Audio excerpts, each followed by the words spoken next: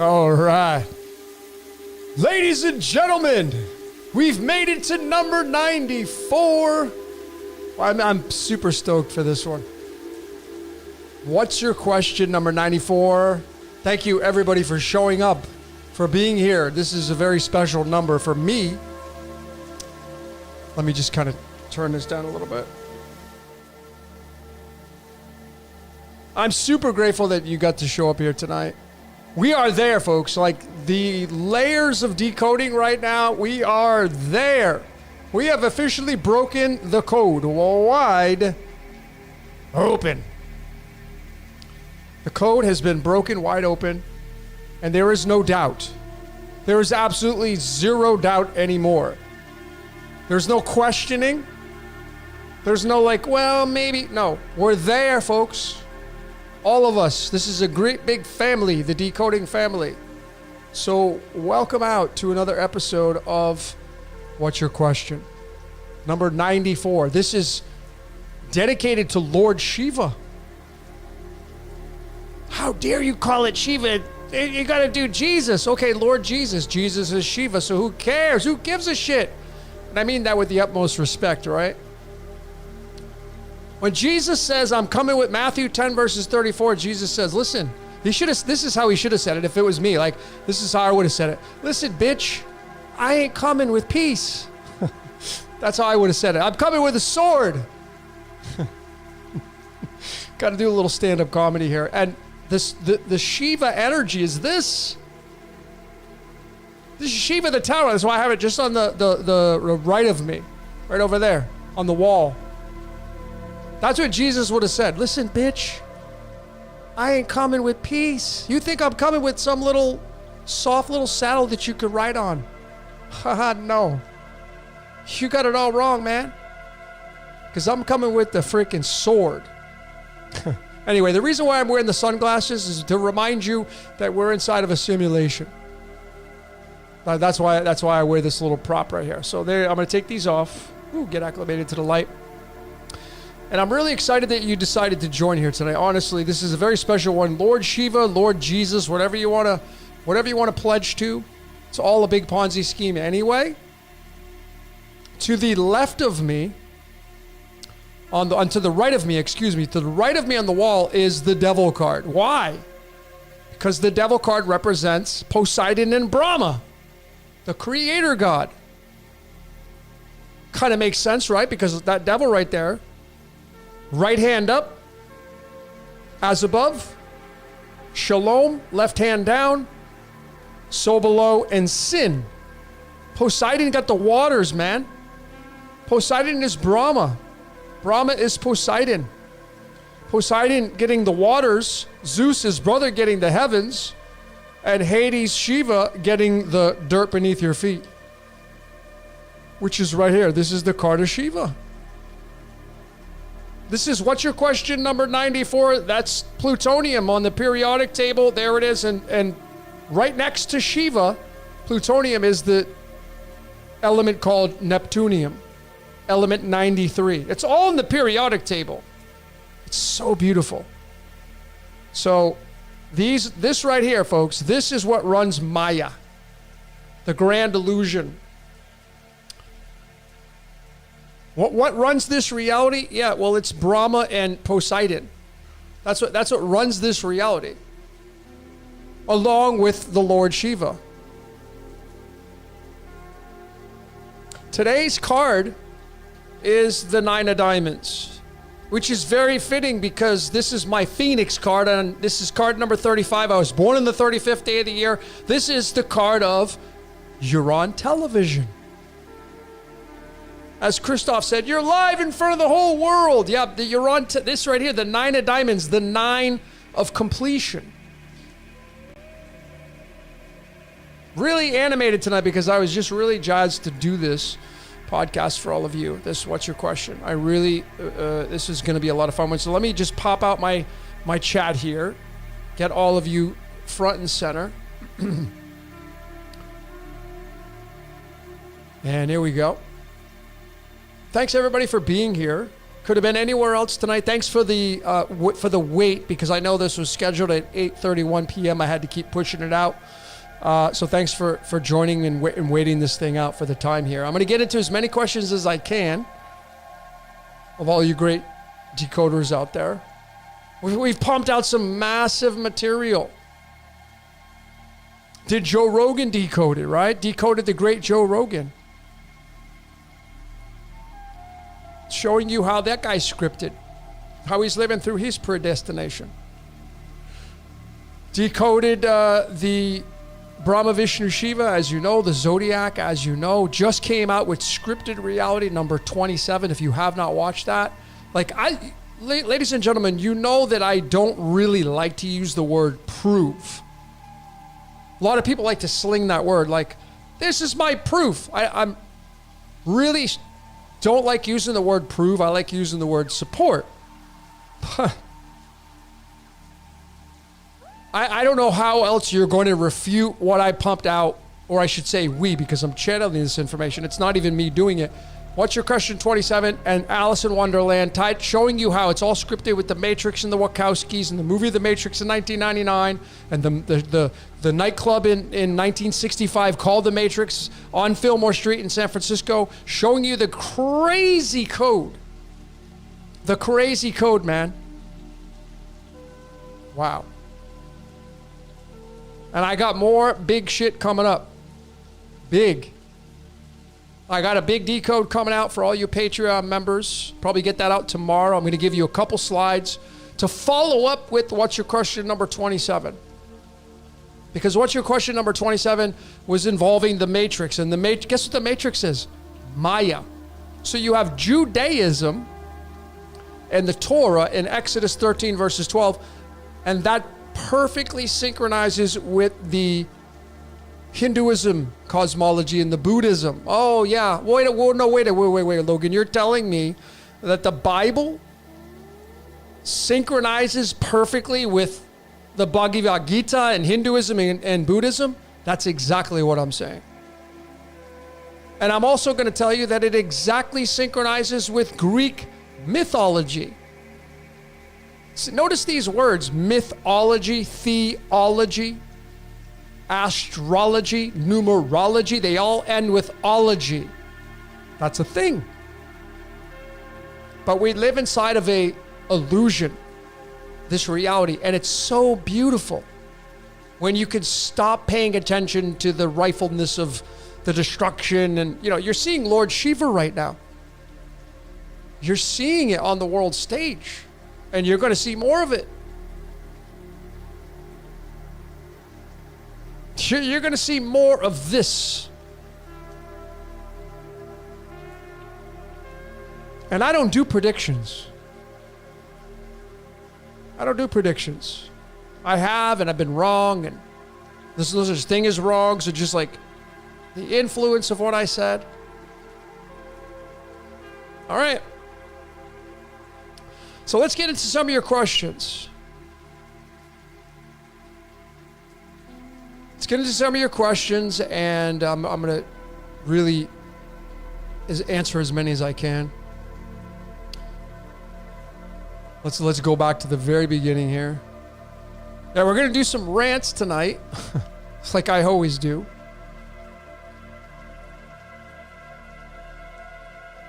By some familiar names here. Thanks everybody for joining in on this podcast. I really appreciate you, every one of you. We got Australia in the house. We got the US in the house, of course. We got England in the house. We got Amsterdam in the house. We have Greece in the house. We have Germany in the house. We have Italy in the house.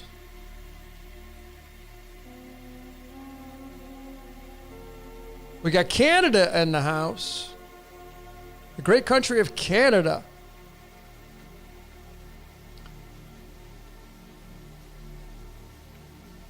So let's start off with a question by Dick P.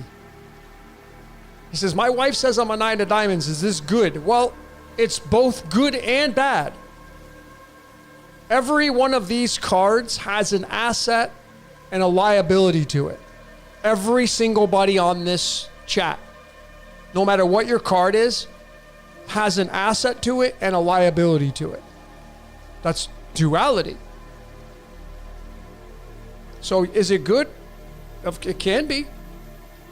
It's the card of the simulation, man. This is the card of the one who gives. This card right here. The one who gives. So when you're functioning at a very high level, you're going to be somebody who is able to bring in finances and then give it away. Because the 9 represents humanitarianism.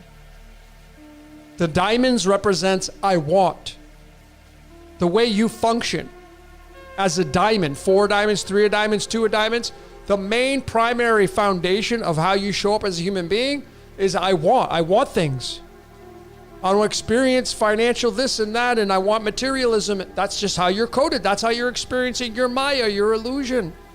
Well, when you get to the 9 level, the 9 is going to do best when it gives some of that away. The one who gives. The humanitarian. And doesn't the simulation give itself away to us? This is the card of the simulation through numerology. Does it not give itself away to us? Of course it does. It does it unconditionally. It doesn't ask questions to you. It doesn't ask you permission.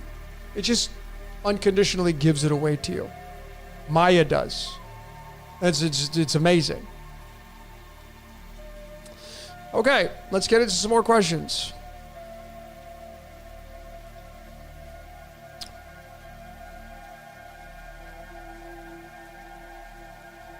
Lisa says, so what's expected to happen exactly? How long do we have left? How do we prepare? You don't prepare. There's no preparing. You just do. For me, my code is that I have relinquished much of the mainstream from my life. And that's not being heartless or non-compassionate with the things going on the world stage, but like, it's not my reality. If I had some nasty shit happening here in Mexico, it'd be part of my reality. And I would get people to say, oh, Logan, you okay? And I would get compassion on stuff. But it's irrelevant because it's in this reality, but it's not happening here. Maybe it will one day. I don't know.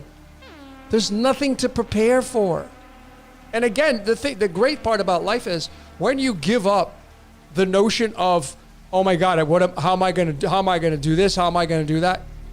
What do you mean you're already living in a predestined reality. It's already scripted for you. There is no how am I going to do this? You're going to do it. And if you're not going to do it, you're not going to do it.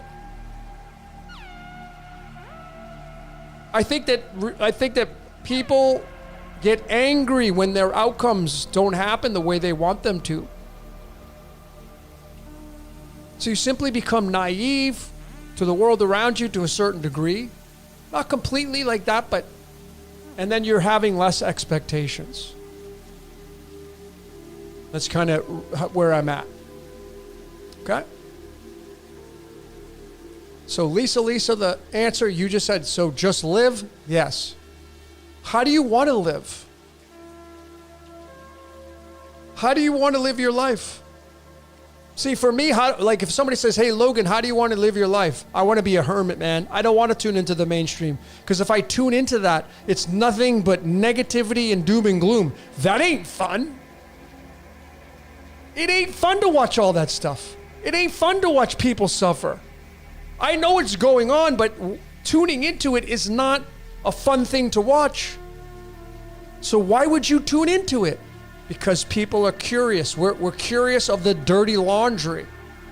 That's why people tune into it. And we're in the habit of doing it.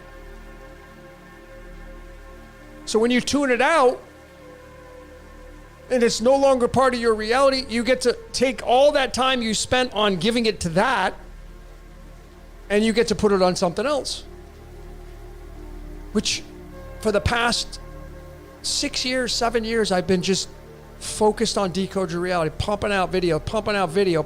I wake up, I go in front of the computer. If I don't go to the beach or I don't go to the gym, whatever, I'm in front of the computer and I spend 10, 12 hours pumping out videos, study, decode. Why am I doing it? Because I'm the instrument to do it. What do you do? What are you the instrument for? What are you being used for as a human being? That's where you're going to find your beauty. And a lot of you are going to move towards disassociating yourself with the mainstream because it's like, that's not fun.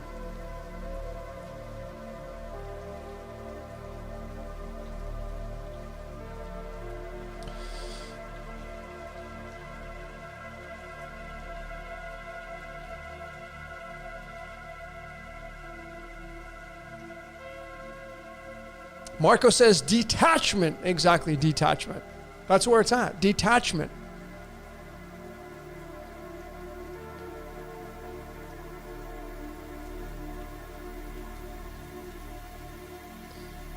Thanks, TJ. What's up? Love all you guys too.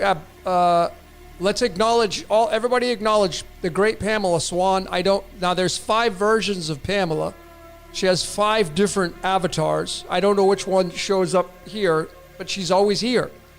So that's why I'm saying there's 5 of her. I don't know how she does it, so I know that there's 5 of her. So give Pamela some love here. Say hi to Pamela Swan with the wrench. She's the only one here with the wrench. And I'm grateful that she shows up, whatever version I get of her. It's always the same person that shows up, just a different avatar. 1, 2, 3, 4, 5. I don't know.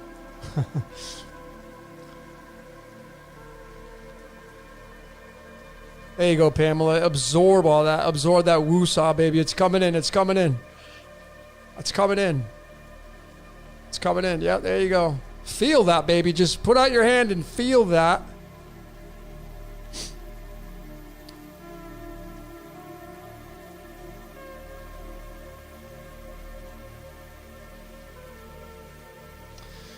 So, ladies and gentlemen, I honestly, like, what's your question 94? This is dedicated to Lord Shiva. What's your question 93? Dedicated to Lord Poseidon, Neptune, Pluto, Shiva, Brahma, Vishnu, Shiva, Brahma, Poseidon, Shiva, Pluto, Hades. Everybody's got it right. What happens when you realize that everybody's got it right? What happens to your world? See, a lot of shit gets removed. Wait a minute. Your culture has it right? Wait a minute. You got it right too?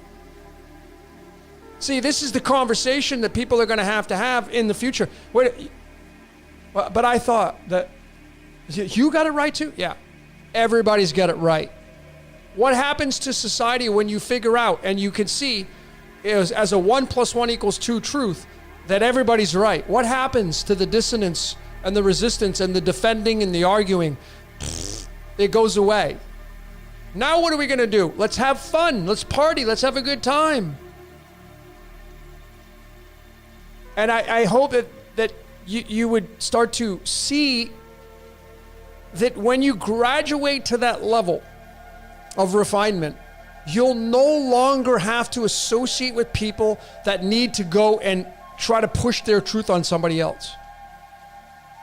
You'll no longer have to associate with people that need to defend or to put people down because they're not following in. Well, I got it figured out and you don't. You'll no longer have to be a part of that energy anymore. It's such a liberation because we're in Maya, man. And Maya it owns it all. Everything. All the stock. All the Akashic records. Whether it's fiction, non-fiction, whether it happened, whether it really didn't happen, doesn't matter. So the true graduation is realizing that non-fiction is fiction and fiction is non-fiction. And it doesn't matter if there's a Trojan horse. It doesn't matter if someone's lying to you or but they didn't tell me the truth. They tried to do this. Doesn't matter anymore, man.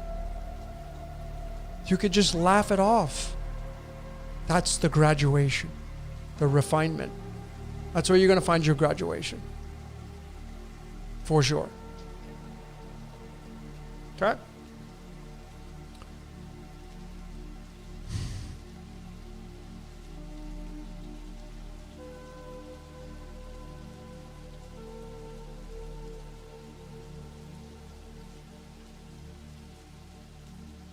Folks, if you go watch somebody who is an influencer on YouTube, and I want to be very clear, this is just the channeling that I'm doing here tonight.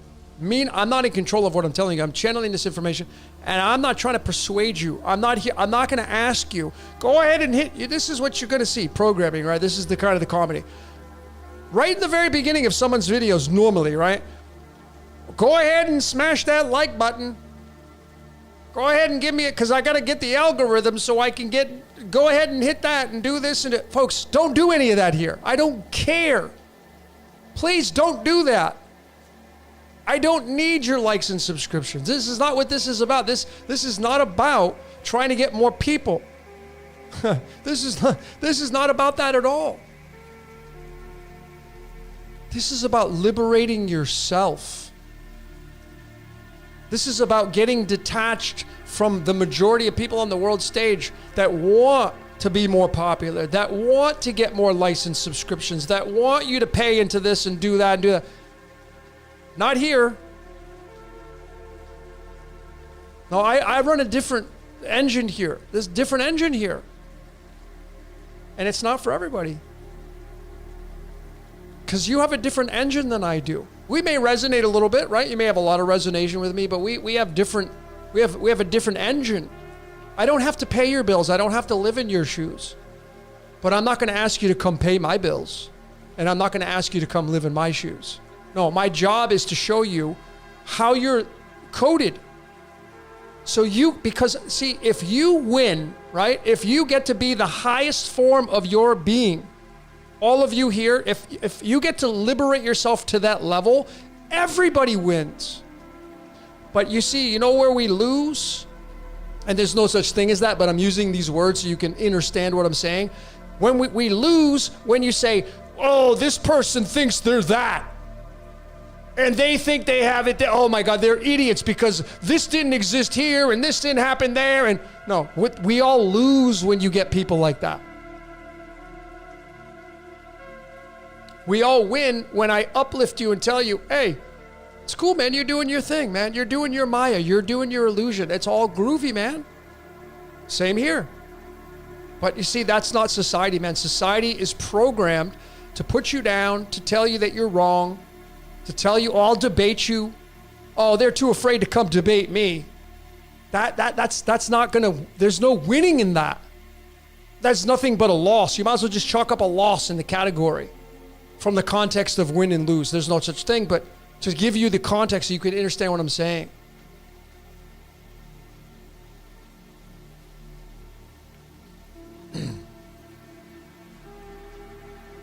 Not of the World says the meaning of life is to find your gift. The purpose of life is to give it away. Yeah, that's beautiful. Absolutely. When you wake up and you say, I can't wait to start my day today, you're there, man. You're there. You may not be there. That's okay. You'll get there. You'll get there.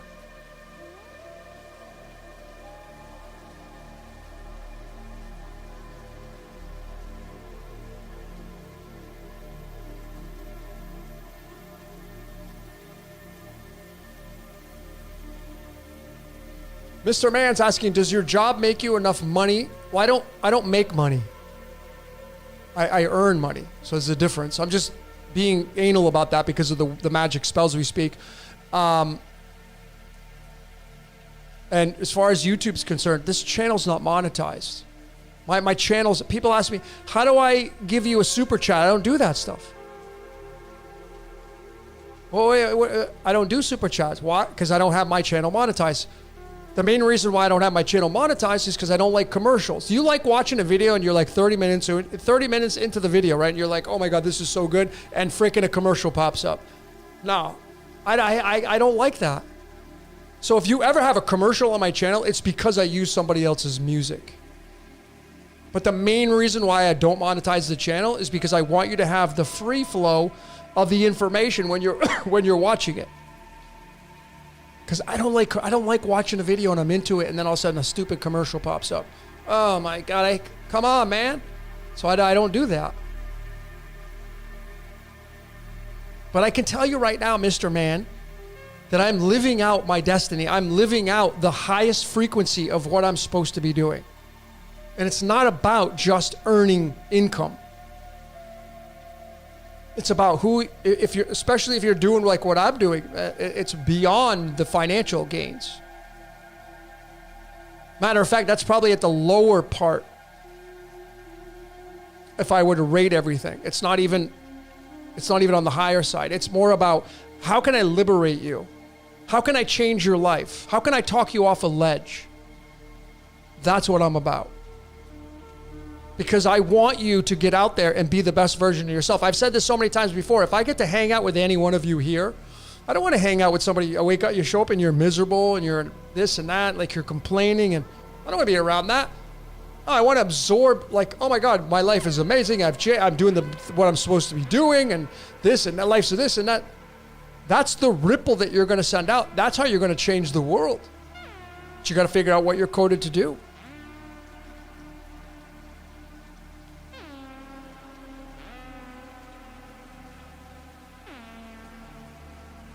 Someone asked me about maiden name, vibrational attitude. Do women use their maiden name to decode their number? The married name is secondary. The birth certificate name is the primary name you go with in numerology. Then you can add the maiden name, that's extra stuff. But the birth certificate name in all capital letters, that's what you were given. And it wasn't given to you by your parents. It was given to you by Maya.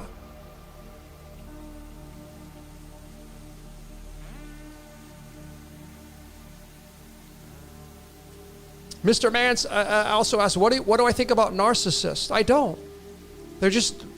Aren't we all? Except for you, I know. I'm not saying you, Mr. Man. I'm being like funny. This is my comedy. Everybody's a narcissist except for you. Because people say, what do you mean? I'm not a narcissist. Everybody's have narcissism too. Everybody's bipolar. It's a gradient of it. What is narcissism? Hey, you got to do things my way. I want the attention. No, I don't like you doing that. That's narcissism. Isn't that how we all are programmed? You get into a relationship with somebody, well, I don't like the way you do that. Oh my God, why did you behave that way? You embarrassed me. I embarrassed you. What are you talking about? Yeah, you said that and you shouldn't have said, I shouldn't have said that. Oh, I see. See, now you're having narcissism.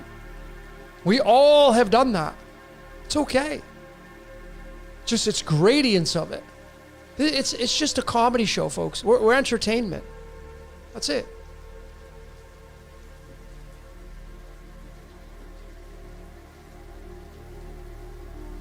Dr. Johnny Echo asks, what does I am in scripture mean? Well, if you're talking about theology, then you're talking about the God. Is that what you mean? I am is a Hebrew origin. I am is from the Torah in the book of Exodus. And you're talking about, that's Ra. The I am in theology is Ra. You could say it's the Yod, but the Yod is Ra. And you get Prometheus in there, and you get Poseidon in there. It's a Ponzi scheme. So it's a very complex answer, what the I am means in Scripture. But I've already shown in the Tower of Ra Decoded, the Watchtower, Jehovah's Witnesses, all the religions pledge to Ra. Now, you may not agree with that, but I've supported it. See, so without just saying what I'm saying, that's an opinion, but I've supported it. I broke down five different, the Quran, the King James Bible, the Latin Vulgate Bible, the Greek Codex Sinaiticus Bible. Guess what they all say? They all pledge to Ra. So what does the I am mean? Ra. The law one. You could bring in that context. And again, I'm not saying that as an opinion and leaving it just as an opinion. I have supported it in multiple videos now, showing you the code that is in the Bible. That's undeniable, the code. And it ain't me. Like I said, I'm just here to be the tour guide to show you. I don't take any credit for this stuff, man.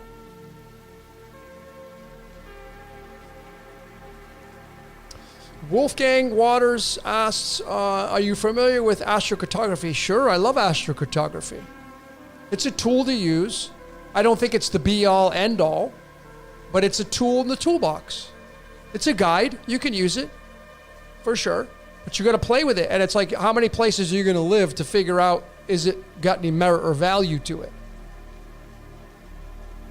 You're going to have to play with that. But I mean, I can tell you right now, I know people that they're in a certain place and they should be living the high life and they're not. So the astrocartography takes a big dump.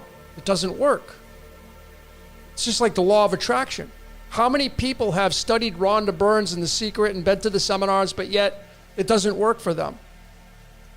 More people do not succeed with the law of attraction than do succeed with it. Why? Because they're not coded that way. Simple.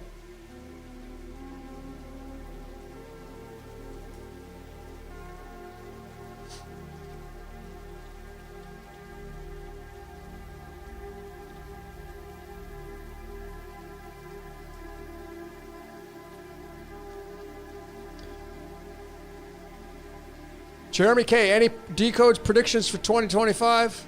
Nothing. We're in, I will tell you this. And then you can make the determination. That's all I'm going to say. You'll make the determination based upon what tarot card it is off the Gregorian calendar of 2025. I'm actually going to give you the Hebrew as well. Then you make the determination, and that's why it's very challenging to do predictions. Most people that do predictions do not get them right. But you'll see people jump at videos when you see predictions.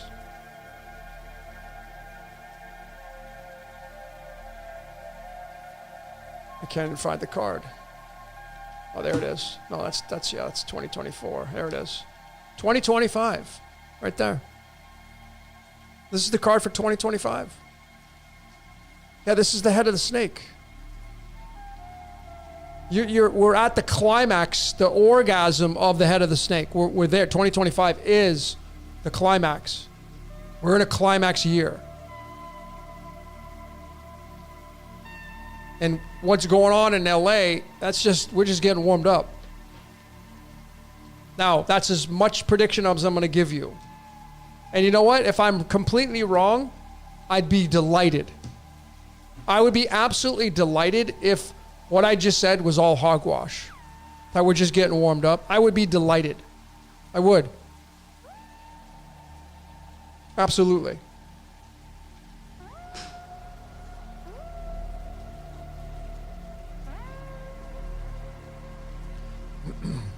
Dominic's asking, how do I know what's coded to me? You got to study your code. Astrology, numerology, human design, Enneagram, personality types, color types, Mayan astrology.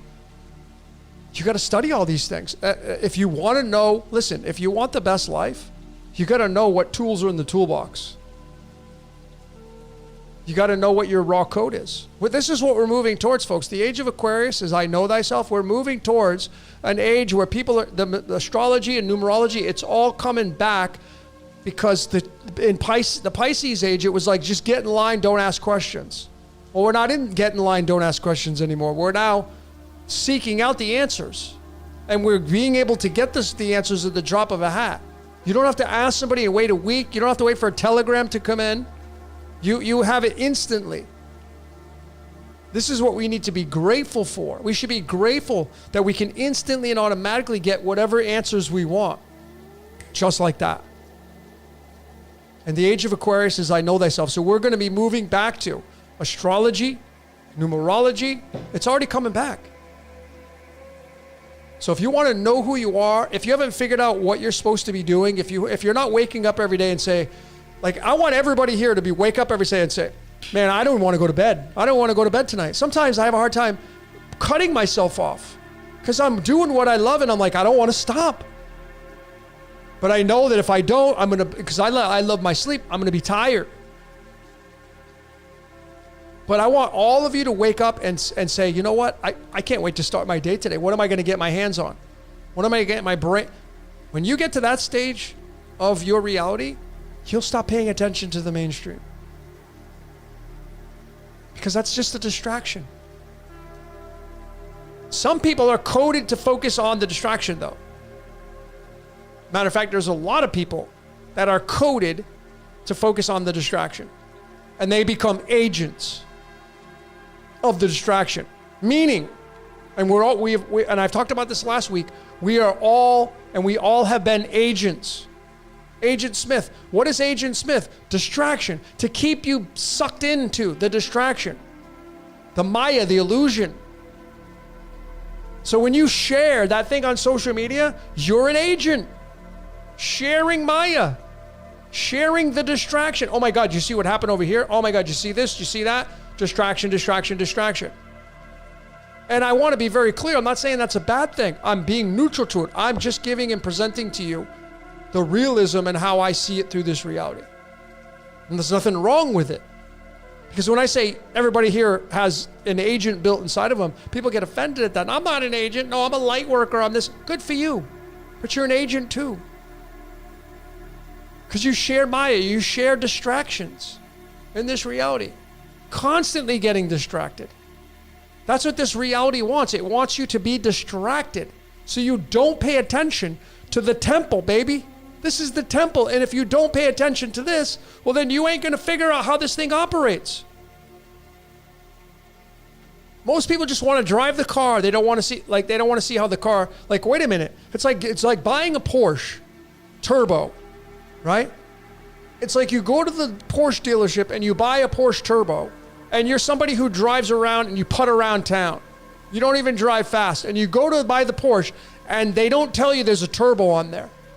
And you buy the car and you drive the Porsche around for the time that you own it, 3 years, 5 years, and you never get on the gas.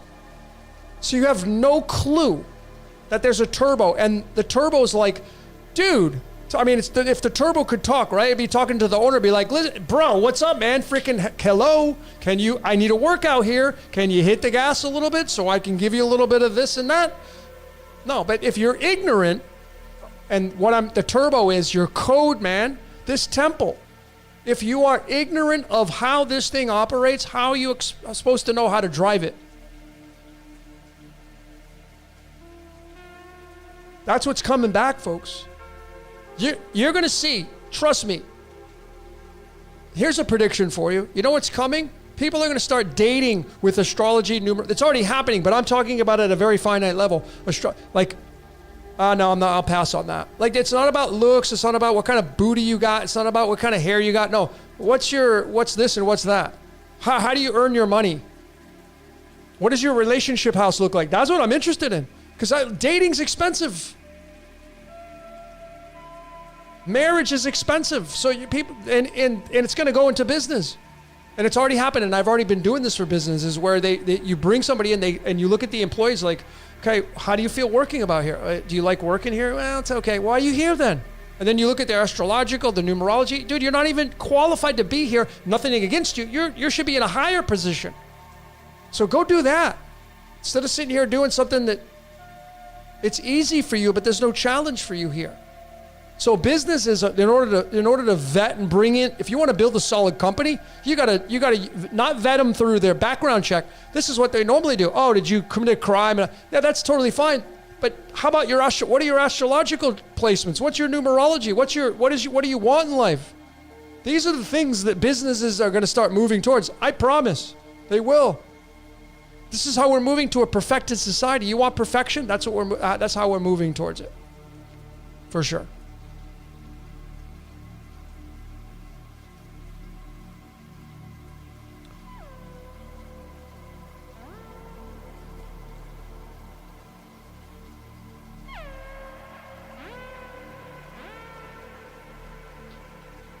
So I said I wasn't going to do predictions, and there you go, I did one. But that's kind of how I see the future through my mind. Is that we're moving to a perfected society based upon, folks. Listen. Let me tell you something. This is the world that we live in right now, and this is something that I learned new. I had a really very close friend of mine just come here to Mexico for his birthday, and he brought his family, and he has one son who I resonate with a lot because of his birth details. So I'm having a conversation with him, and this kid, he goes to a lot of MMA, UFC, concerts, restaurants. So we start having this conversation. He's telling me that in Los Angeles, at one of the stadiums, it was the Intuit Stadium, something like that. Whatever the new stadium is in Los Angeles, in order to buy a ticket to go to a concert, you got to do it online. You have to register and you have to upload your bank information.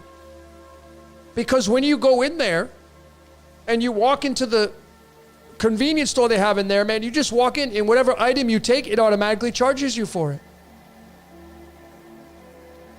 This is the new stadiums that are coming out right now. Now, unless some big bomb goes off and the world gets dissolved completely, how's that going to change? I don't know. I'm going to do more research on that stadium in LA. I found it blew my mind on the technology and what you got to do just to go to a concert.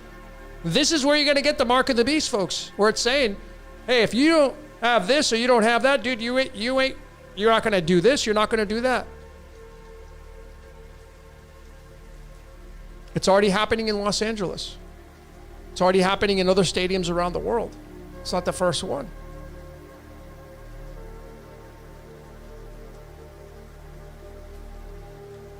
I'm going to do more research on it because I'm going to talk to my friend because he's been there. He gave me all the rundown. I didn't take notes. I was doing mental notes and I just didn't remember everything. I'm just giving you kind of, and I probably even jabbed that up. I probably didn't even give you the right stuff, but that's what's going on. That's right. That's in order to go to a concert, a sporting event, that's what you got to do. And I was like, wow, so it's here. Yep, it's here.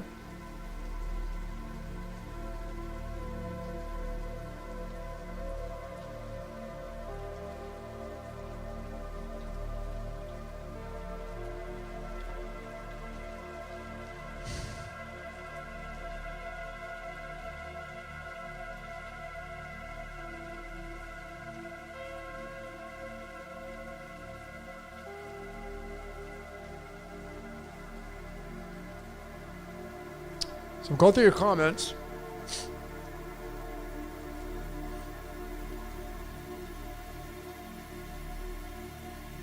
Modima Rose says, I have a Panamera Turbo. I love those Porsches. I remember when they first came out. I have a friend that has one as well.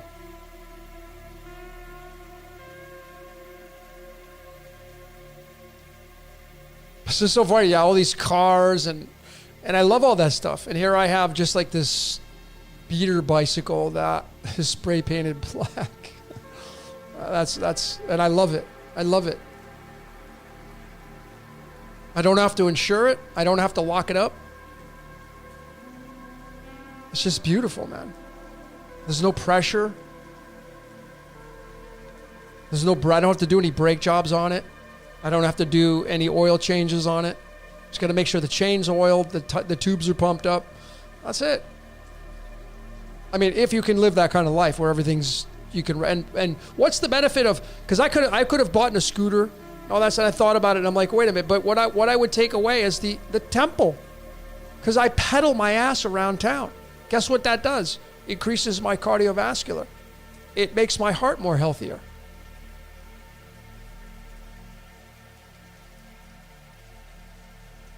It's a big win, man. For me, in my life. It's not for everybody, but it's beautiful.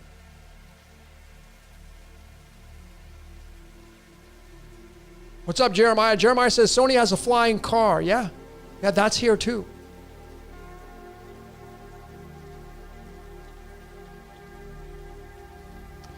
Yeah, electric scooters are great. They are, and I've looked at them several times. I've had them in my Amazon cart, but I'm like, yeah, but what would I give up? My exercise. And this temple is very important to me because this is my only house that I get. I only get one. This is my only one I get. So I have to make sure I take care of it. So if I get the scooter, I take away the cardiovascular. Now, if it'd be different if I have to travel 5 miles, but I don't. The farthest I go is like 2 miles. That's easy.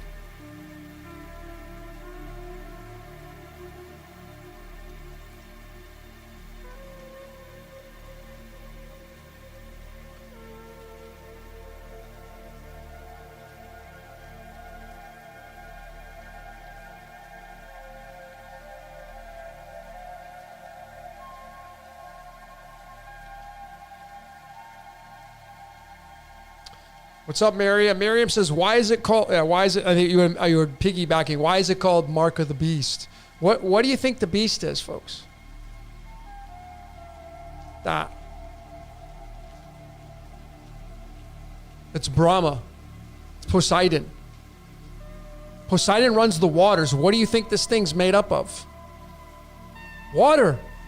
Even your bones are made up of water.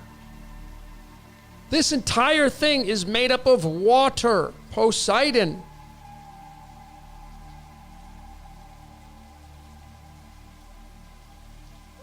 Why, if Neptunium, let me just take you on this little journey here. Hold on, let me just make sure I got this.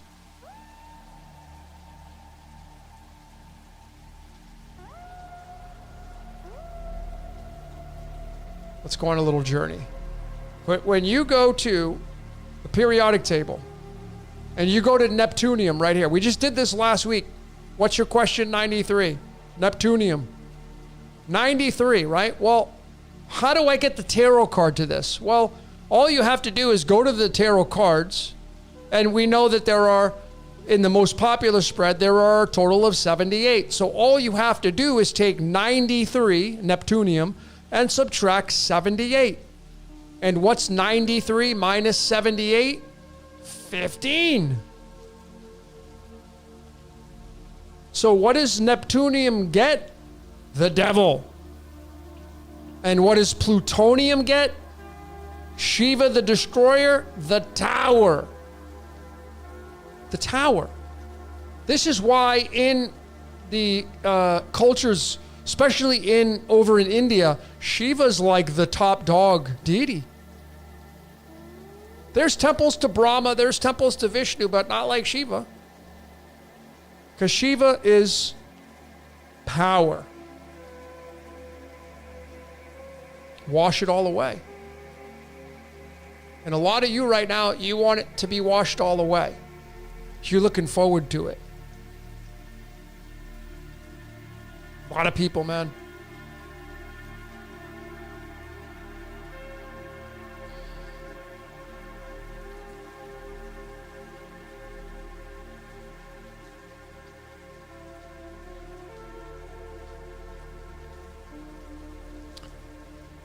Mojave Ghee, I would assume you probably knew. Yeah, that's a tattoo. That's the logo, which chose me.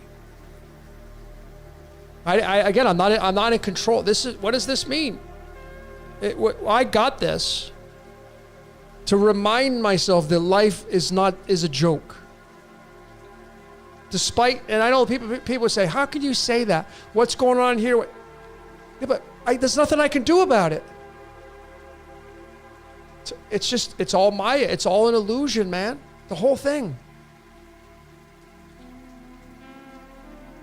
You know, Ronnie James Dio from the great Black Sabbath, off their album Heaven and Hell, in that song Heaven and Hell, you know what he sings? If it appears to be real, it's an illusion. If it seems to be real, it's an illusion.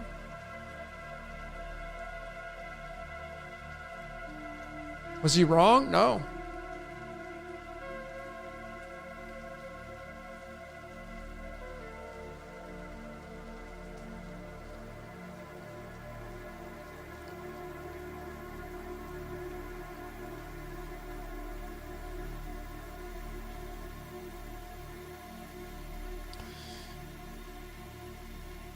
Nat Zay asks, what if the condition to go online will be the jab? What will happen to your business? I don't give it any thought. I don't live in that world. So it's not even in my thought process. I don't even think about it. If something happens where it pushes against me, I'll deal with it then. But to answer a question that is not even in my scope of my being right now is not even worth talking about.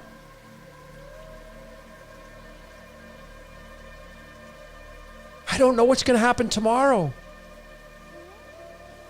I'm in the middle, baby. I'm the middle path. I'm in Vishnu. I'm not Prometheus. I'm not Poseidon or Shiva. I'm in the middle, Vishnu, which is Zeus. I'm in the middle, man. Poseidon and Shiva is duality. That they make up Maya, the polarity, which they just happen to get, the earth and the water, or coincidentally. No, I'm on the middle path, man, the path of neutrality. So I don't know. I couldn't even answer your question.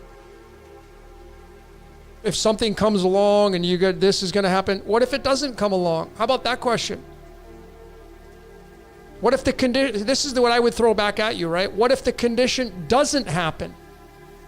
See, that's what I'm looking at. I don't even look at that. It's like I'm not paying attention to the mainstream.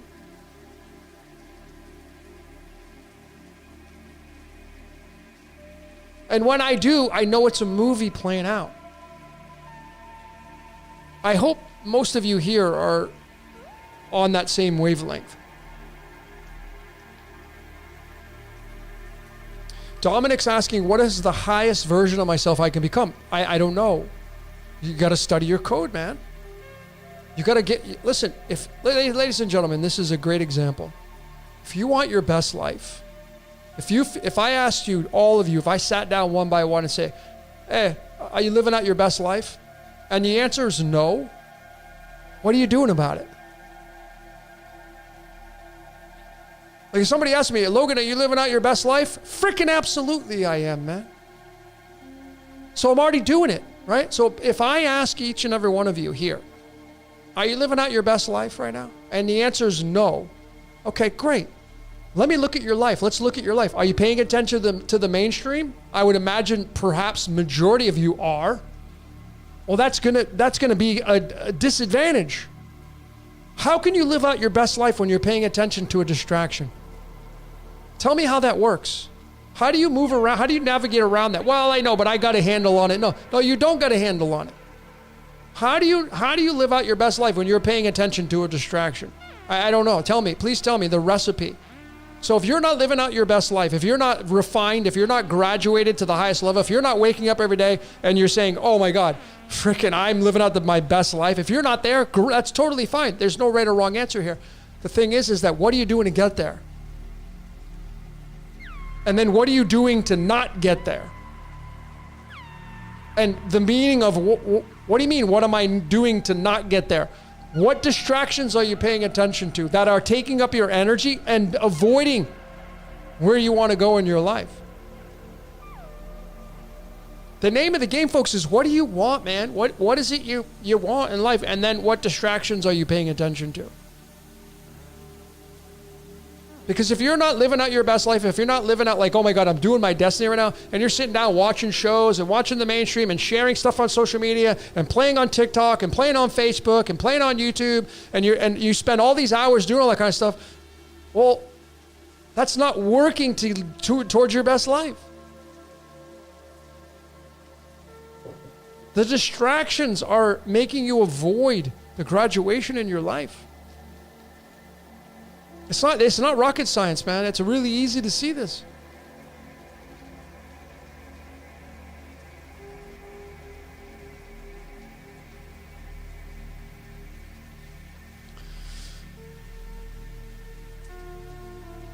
Dominic goes on to say, how can I better understand and work with my thoughts, emotions, paying attention? What are you thinking about? What are you giving energy to? Being consciously aware. See, the first thing I would suggest to get in line with refining yourself is focus on your gratitude. Don't worry about anything else. If you don't know how to read astrology, numerology, tarot, if you don't know how to read an Enneagram, personality types, forget all that. Wake up tomorrow and your sole objective is, I'm going to focus on my gratitude. And get in the habit of doing that for about 3 or 4 weeks. And when I say gratitude, I'm talking about when you wake up and you go take a leak in the bathroom, you're giving thanks to your bladder. You're giving thanks to your kidneys that filtered all that water and whatever else you're drinking. That's the gratitude that I'm at. Because this thing right here takes care of me every single day. This is my house. So I have a book on my cosmic sugar, and it's about naming your body, personalizing your body. I have a name for both of my eyes. I have a name for a lot of my body parts. Why would I do that? Because it gets personalized. And then you get into the state of gratitude. Every time I wear contacts, I wear glasses. Every time I put my contacts on and take them out, I say thank you to my eyes. Absolutely. Because these things right here are one of the 5 senses that I depend on to do decodes. So I've named them, they've become personalized, and now they know that I'm acknowledging them. So gratitude, man, gratitude, gratitude, gratitude. That's how you start refining yourself. Then when you get into the consciousness of being grateful, and you get into that habit, then you add on something else. Like, oh, I'm going to study my astrology. So you start to consciously pay attention to your astrology chart. Or you pay attention to your numerology. But you got to turn off some distraction in your life to pay attention to that. Something has to be sacrificed. So a lot of you here, I already know, and I'm not saying anything bad here, so don't feel like I'm insulting you. A majority of you here pay way too much attention to this thing. Meaning, and I'm saying, meaning that with all utmost respect, you're sharing too much information on the mainstream. You're actually enhancing and making it bigger. By sharing these videos, oh my God, did you see this? Did you see that? Oh my God, these poor people. And I get it. It's not that I don't have compassion, but you are sharing. What are you going to do about it? Go do something about it. Go to Los Angeles. If you've been sharing that stuff, why are you not there in Los Angeles? Go and help these people. Go on the front lines and go help them if you're that interested. But a lot of you are just share. Oh my God, see this video? Can you believe this happened? And then a lot of you are doing, oh yeah, this and that happened and this was controlled. And okay, fine. Isn't it obvious? But it's a distraction, man. There's nothing, you can't do anything about it.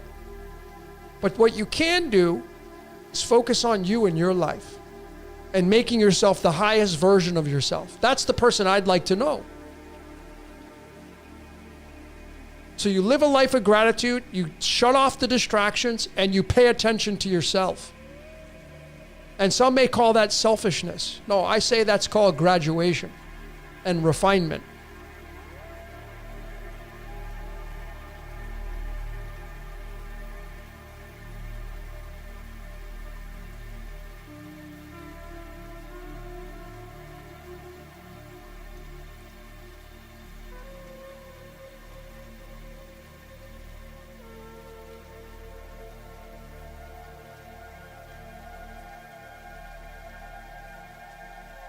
On average, Joe is talking, when gang stalking enters your life, it's a challenge to reach where you want to be. I totally respect that. So what would you do in this case? Chip away at what you want.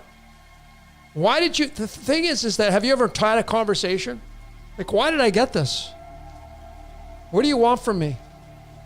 Who do I need? Maybe there's something in your biofield you need to forgive. Maybe there's some kind of silver lining you have attached to somebody that you still are pissed off or have anger towards. It could be ancestral. That could be a thing, maybe. I don't know. I would start there, though. To make sure you're squeaky clean, to make sure there's no silver linings attached to anything. So I get it, man. Not everything is peaches and creams in this world. You think everything is peaches and creams in my world? No. Just because I'm not getting gang stalked doesn't mean I have to live a life of that I'm free of pain and suffering. No. We all have our own challenges, folks. There's not one person here that is escaping from challenges in their life.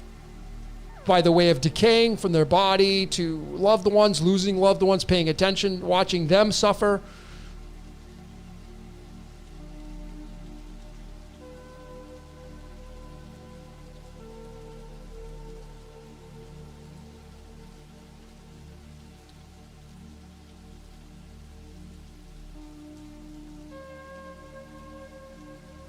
Not of this world says, I'd like to get offline, but I'm addicted. I admit it. Well, I'm addicted to decoding.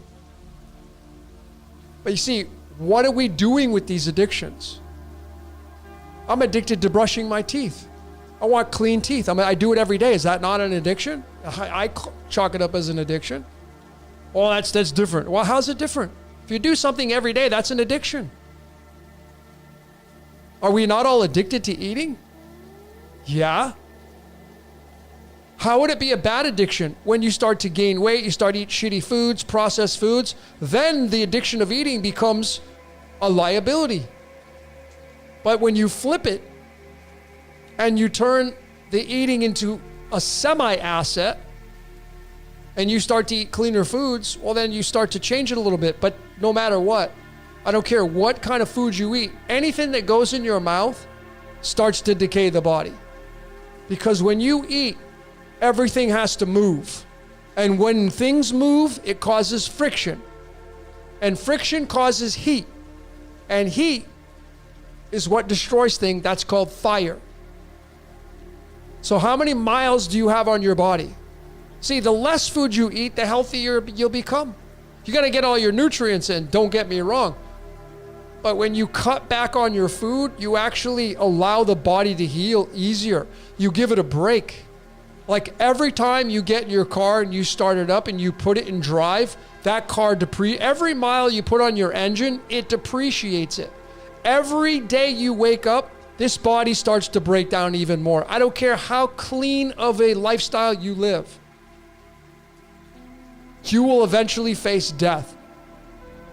The car will eventually end up in the majority of them, right? Unless they become a collector's item, they end up in the junkyard or recycled. How you get there, that's the journey.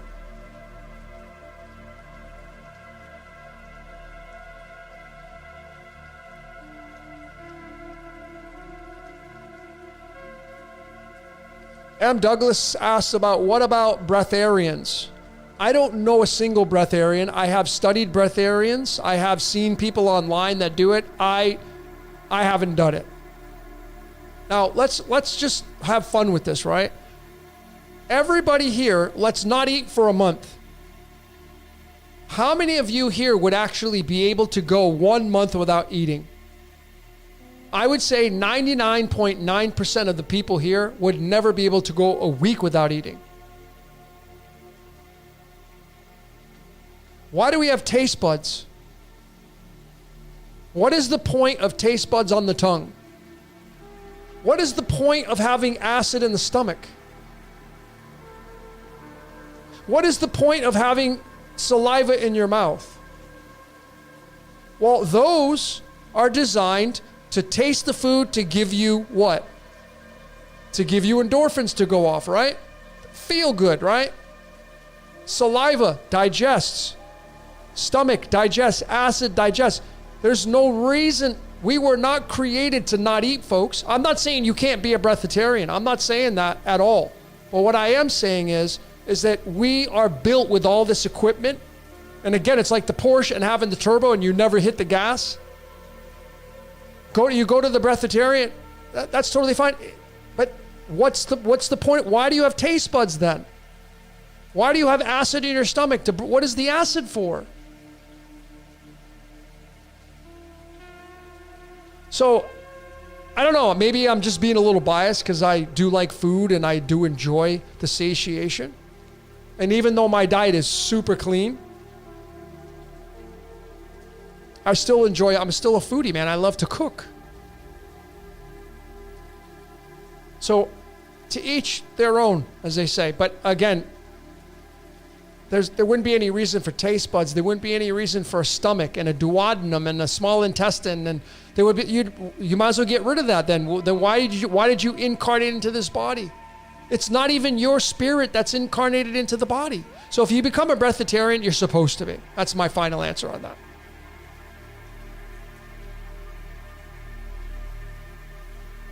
That's my final answer. If you're going to move towards breatharianism and you're going to do that, that's totally fine. But the question is, would you want to? Maybe you would. I would say that the majority of you here would end up saying, nah, I like this, I like that. Then go do that.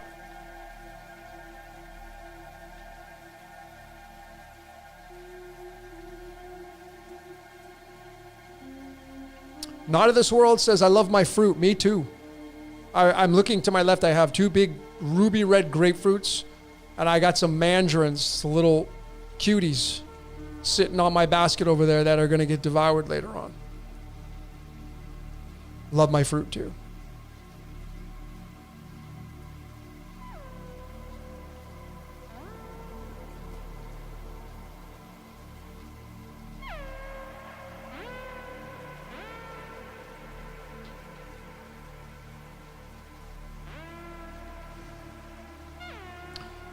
So a lot of you here fasting. Yeah, I mean, I love fasting. I do intermittent fasting all the time. I love it.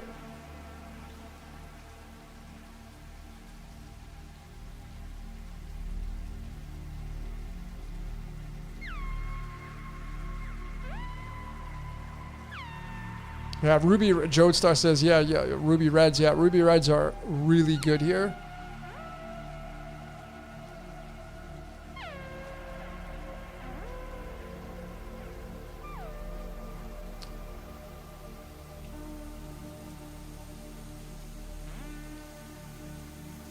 I'm a huge, I don't think I've ever eaten so much fruit in my life.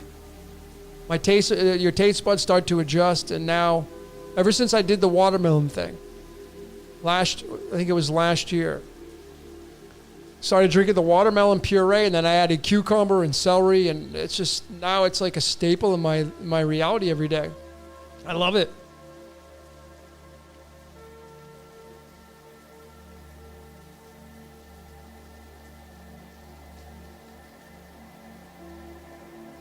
Your mouth, Joe says, my mouth is watering.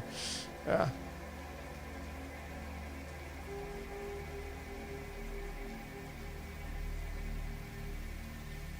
Jesse says, I don't consume food until dinner, but I have 2 shakes during the day. Awesome. Whatever works for you, folks.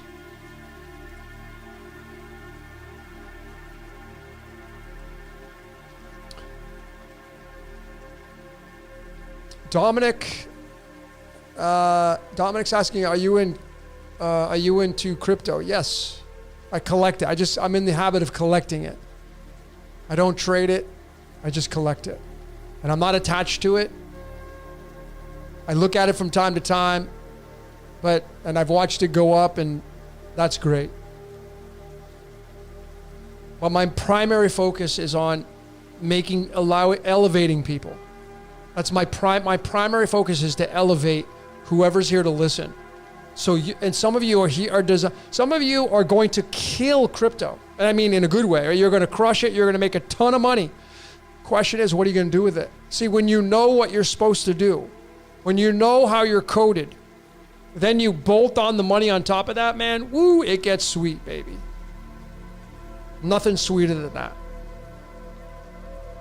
But if you don't know what you're supposed to be doing in life, and you're distracted by all these illusions, and then you get all this ton of money coming in, you could easily go down the path of self-absorption.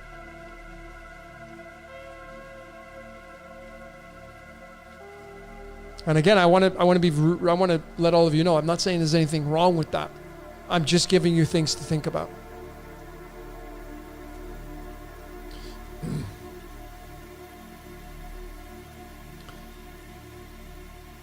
Lawrence, what's up, Lawrence? Lawrence asks, are you eating meat? I'm an omnivore, yes. I've done the veganism. I did it for 5 years. My health went down the toilet. Didn't work for me. I fiddled and faddled around with a whole bunch of different regimens. I did blood work. And then I eventually went back to how I started as a human being. But my main primary food source is fruit. And vegetables. I have more of those than anything else.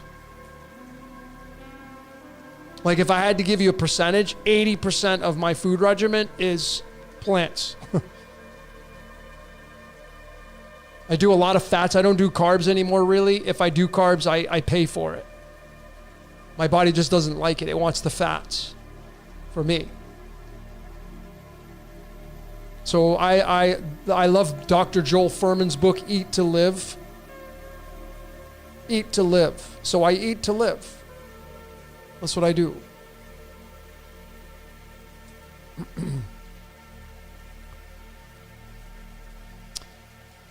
What's up, Lane? Lane asked a question. Logan, do you think whoever or whatever is watching us knows what the next scene is in our lives? Of course. 1,000%. I mean, if you're God and you're omniscient and omnipresent, you would know. And that's what we're told. So we have this idea of the God. Whatever it is that you believe in, what it is. Allah in the Quran, the Yod-Heh-Vah-Heh in the Torah in the Christian Bible. The Krishna and Brahma and Vishnu and Shiva over in Hinduism and Buddhism. Whatever it is, it's all knowing. So yeah, it's automatically. That's automatic.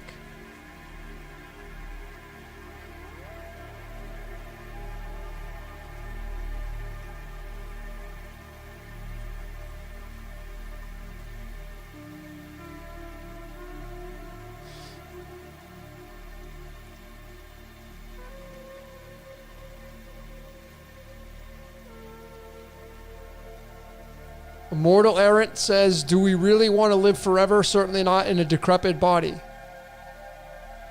Well, I would just remove the word decrepit. I would just say, certainly not in a body that's going to decay.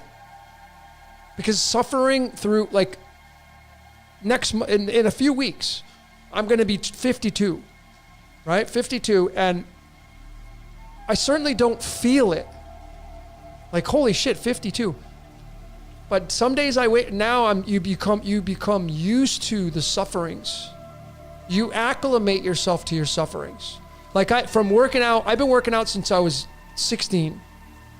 I've been working out consistently since I was 19. over 30 years, I have been in the gym more than I haven't. And I got busted rotator cuffs. I got a busted right knee.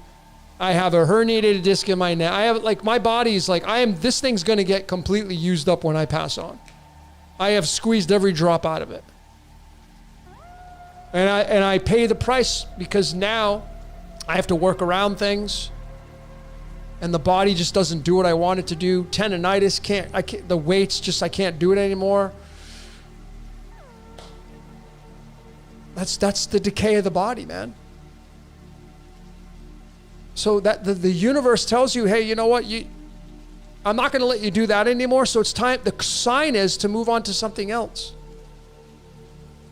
Spend more time, because I used to spend a lot of time in the gym. Now I don't. So the time I used to spend in the gym, I don't do it anymore. Now I dedicate it to doing this passion. So it really works to the advantage. Like the decay of the body, I'm working it to my advantage instead of looking at it as a disadvantage. You see, there's always signs coming in from the universe. Always. You just got to be willing to look. That's how I see it anyway.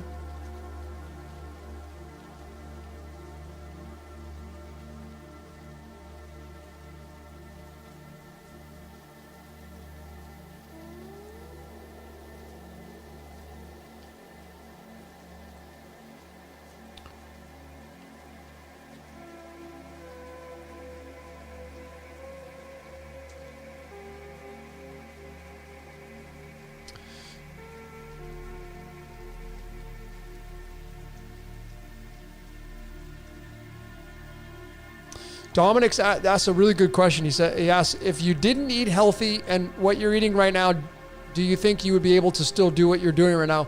I would be limited.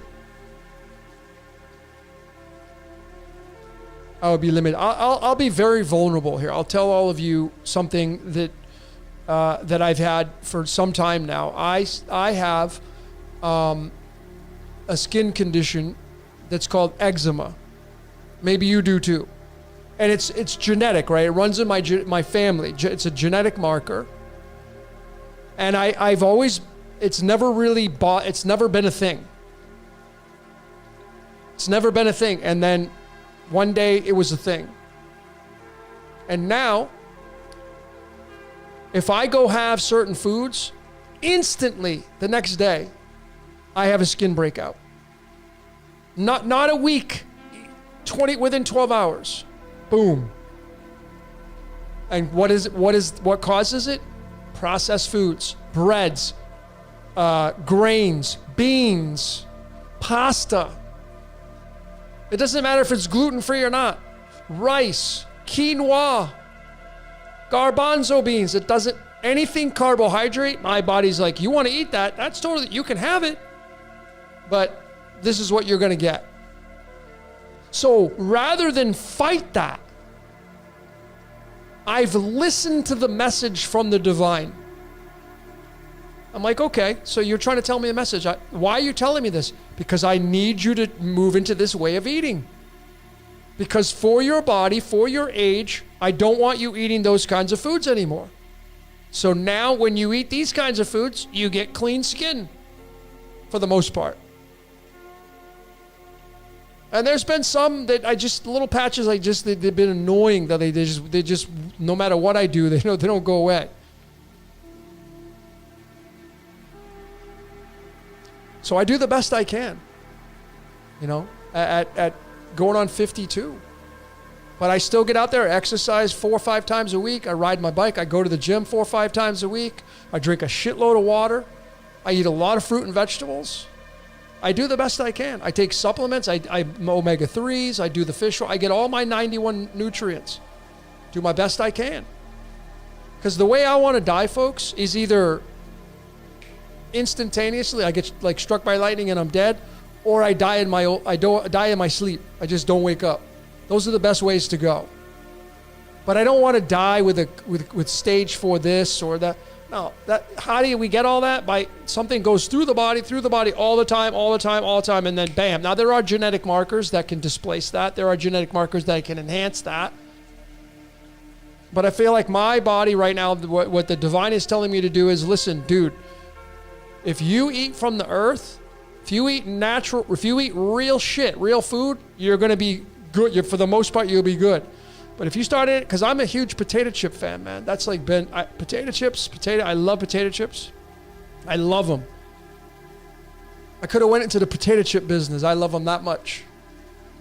But if I go buy a bag of potato chips right now, I'll devour the whole bag. And then I'll pay the price the next day. That's what I get. It's like a punishment. So I eat from the earth, man. And of course, what's the benefit of eating from the earth and eating real foods? It's the cleanest source of fuel. So the decay of the body when I eat that way is the slowest. Right? The slowest form of decay for me is eating from the earth. Foods that are from the earth, real food. But if I want to make this decay quicker, I put in shitty foods and I'll instantly get reminded within a few hours. Dude, what are you doing, man? So I don't look at it as a disadvantage. I look at it as just neutral. It's not a disadvantage. It's not an advantage. It's just the divine telling me, hey, listen, I got to live inside this temple and use you as the instrument. So you better get cracking on doing this. I'm telling you, you got to eat this way. Okay, fine.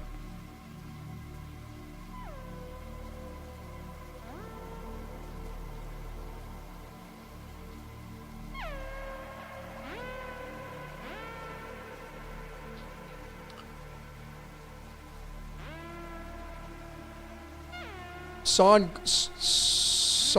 Goku says, when you put it like that, the issue is a sign to change our ways. Folks, there's always a sign. That's the thing. We just don't listen because we're too distracted from the drama in our lives. That's why minimalism, and it's not for everybody, is so beneficial, because then you're wusa. You're one with your thoughts. You're not frantic and you're just... It's just me and the divine, man. I get to be centered and pay attention to the things around me. So there's a huge benefit of not having attachments. That to me is nihilism, nirvana, all that stuff wrapped into one. Now there are gradients to that and all that kind of stuff, but there's always signs coming in. We just don't pay attention to them.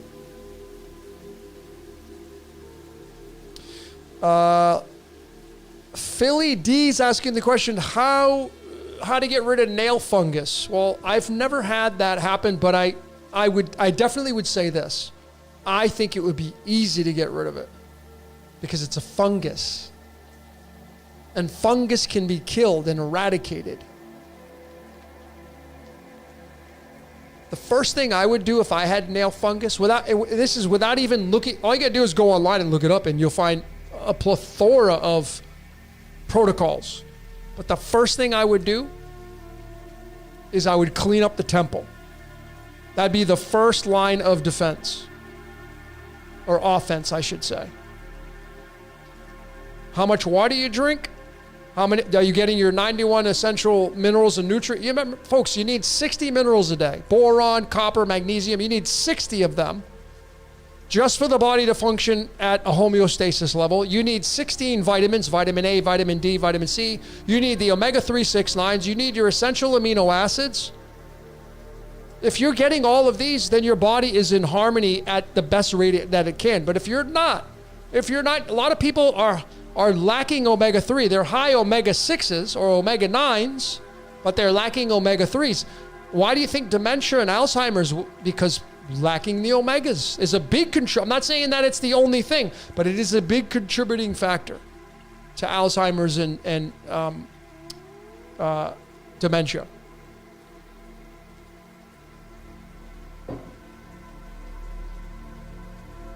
But that'd be the first thing I would do. First thing I would do is I would clean up this thing. Focus on that only for the next month. And you might be surprised it may go away just by cleaning up your regimen on the daily. Okay?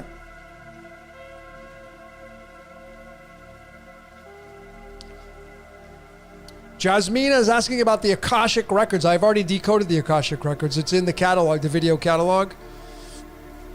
If you're asking me that, or Brian, somebody's asking me, I've already decoded the Akashic Records. I think that's what you mean. Akashic Records. Already decoded that.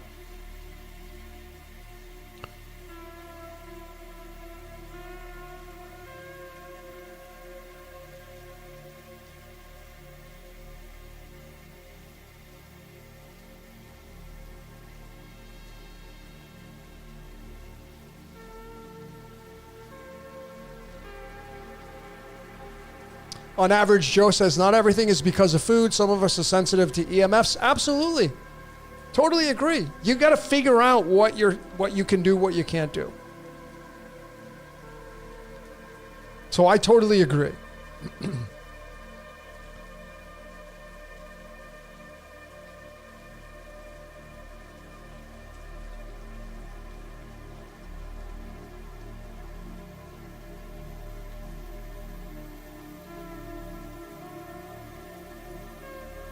There you go. Nail fungus is removed by tea tree oil. Jasmina, that's what she says. So give that a try. I got tea tree oil in my cabinet.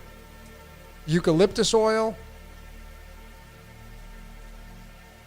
Castor oil is great. I love castor oil.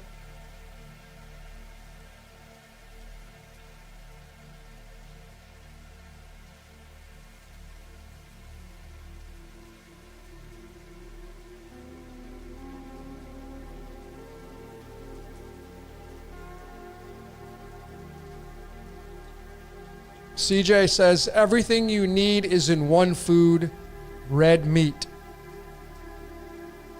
For the most part, you are absolutely correct. I would even say, yeah, it probably has everything, every single nutrient in it. Yes. I'll just leave it at that because we don't need to go any further.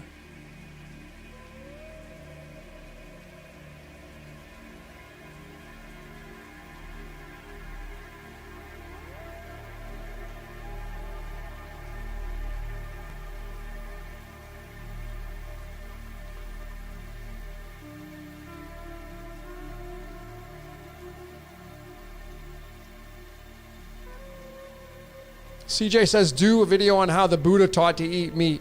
Well, see that? So if we talk about this, I'll talk a little bit about this. For me personally, like I've done the veganism. I've done it. I've lived it. I did it for many, many years. I think 5 years. So I'm not somebody who's just speculating on it. I've actually done these protocols. And ladies and gentlemen, you know, I'm not going to sit here and try to justify everything will die and get into all these kinds of talks and all that kind of stuff. And to remove the dissonance and resistance and to keep it all about love in here, all that matters is what you end up adopting as your truth. We are not cookie cutter in the way our genetics are. We are not cookie cutter in the way we think, the way we feel, our ages. There is no cookie cutter way to live out our lives physically with the presence of food and water. That's not my opinion. So when you are allowing yourself to refine yourself, when you're going to move to graduation, you're going to look at somebody that's doing a certain protocol and you will not judge them. That is when you're going to have bliss on the world stage. But you will not have bliss when you get people telling you, oh, if you're not this or you're not that, you're this and that. What is that doing to the world? Is that giving any kind of the removal of dissonance? No. So if you're going to be an advocate for a certain way of eating, awesome. I'm a fan of that because it's something you believe in. It's something that you adopt as your truth. But when I see people out there and they're putting down this and they're saying that and now I'm not a fan of that. That causes dissonance. We already have enough dissonance out there. You know, if you go and if you take the vegan and the carnivore and the vegan and you bring them together, what's the happy medium? Oh, you're vegan? Cool. Oh, you're carnivore? Cool. Okay, great. Let's go save the world. Because not every person that's saving the world is vegan, and not every person that's saving the world is a carnivore. There is both. Who's to be judged here? Oh, I know, but I'm doing it without harming this. No, you're not. Stop lying. That's a complete fabrication. Or I'm doing this because no, you're always good. No, that's not true. Just go do you. The world needs you to go do you without telling people that they have to do what you're doing. Because right then and there, you're trying to judge. And you're causing more dissonance in the world. And the world has way more than it needs right now.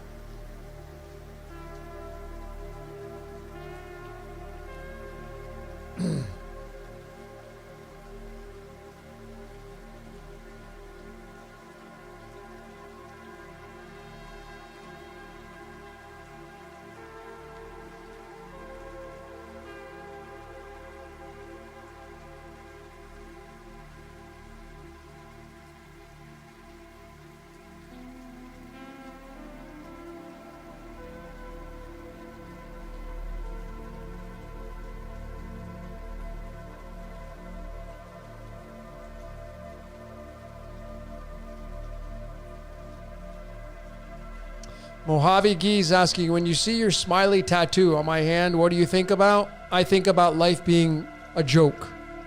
This is the Joker. This is the sun. I was born on a Sunday. This has a lot of significance. This tattoo right here that I got, it will blow your mind on how I got it, who gave it to me, the tattoo artist, which I didn't pick, the day that I did it on, the location that I did it in. It would blow your mind. It would completely blow your mind wide open. So when I just look at those layers, I realize that I'm not in control of my reality. Like this whole sleeve I have right here, these are all phoenixes. I got these tattoos a long time ago, before I was doing really any of this work. Before I met Jason Bashir's, before he ever mentioned the phoenix and all that stuff. Dude, I had all these tattoos long before I met him. In the late 1970s, I was born in 73. My parents, they bought and they had a 1978 Pontiac Phoenix, a silver one with red interior. I kid you not. My parents had a Pontiac Phoenix. And then I get all these Phoenix tattoos. Before meeting any, doing this, decoding any of that stuff, I got all this stuff. Why? Because I was supposed to.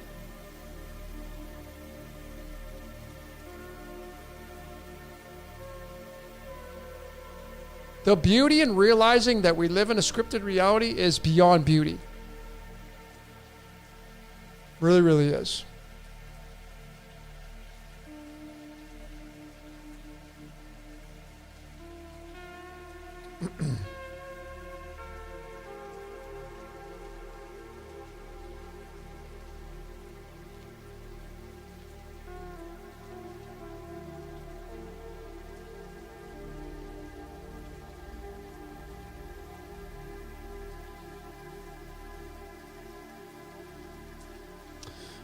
Entheos Energy says, I feel that I contain valuable information, though I hesitate to share because of constant rejection from friends and family members. See, what those people are doing, they are forging your fires.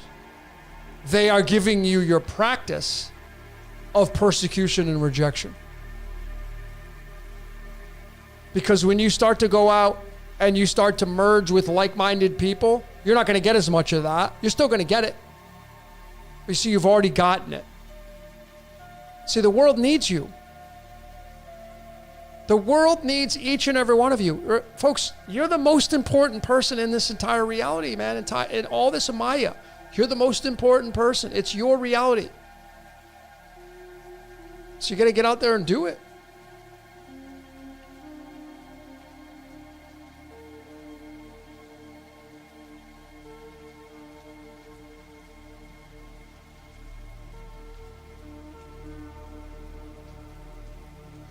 All right, let's go to some. Let me go to a sneak peek here. let me, if you're on the fence, if you're somebody who's on the fence of whether or not we live in a scripted reality, like, well, I think I'm in control of my reality. Fair enough. Let me show you some people that are not. And then I would postulate the question to you. If they're not in control of their reality, why are you in control of yours? If they didn't have a choice, how come you have choices? So let me show you. Let me take you on this little journey. Right here. I'm going to start here. And this is, I got a decode coming out on the Patreon. This will be it. It's called The Grand Illusion. And I'm going to highlight the band Styx. This is off of their 1977 album, The Grand Illusion. Here are the 5 band members. You have John and Chuck. These are brothers. You have Tommy Shaw, Dennis DeYoung, the main lead singer, and James Young. These 5 band members made up Styx. And so you take their birthdays. 20 plus 11 plus 18 plus 14 plus 20. And there you go. It gives you a total of 83. And folks, if you've been paying attention, you're probably laughing your ass off right now, because what is 83? Maya. It's Maya. The Grand Illusion. So, see, why I'm saying that these men didn't have a choice, because their parents didn't conspire to birth them out, because they forecasted that these 5 band members would come together to form Styx, and they would have their album, their 7th album, called The Grand Illusion, and their birthdays. They just made sure that they came together because Maya is 83. And what is Maya? The Grand Illusion. And this right here, folks, this right here is my absolute support that we live in. These men did not have any choice of becoming Styx. Zero choice. Because the word Maya originates from Sanskrit, and there's the 4 letters that make up Maya, the mother, the Ma and the Ya. That's what it is.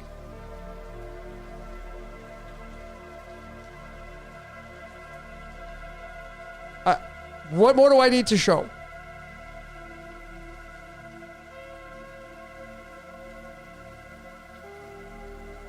So what's the name of the game? Finding out what you're coded for. So you do not leave any stone unturned. Like, oh, that's exactly what I should be doing. How should I be earning my money? Second house of astrology. Where's your Venus? Where's the Lord of the second house? That's going to contribute to it. Oh, my Lord's in the 7th house. Well, then where's Libra? Where's that zodiac sign? That's going to contribute to your money making, your money earning. Once you figure out how you're supposed to earn money and you start moving towards that, there's no trying anymore. You're not trying to fit a square peg in a round hole. You're not struggling. You're doing. You're in the flow state, as they say. You're in the flow state.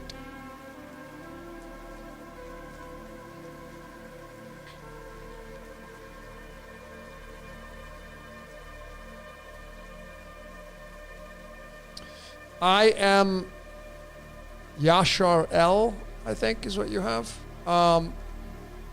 You're asking, does our initial astrology birth chart change? No. It is fixed. It's like a blueprint fused and singed into your reality.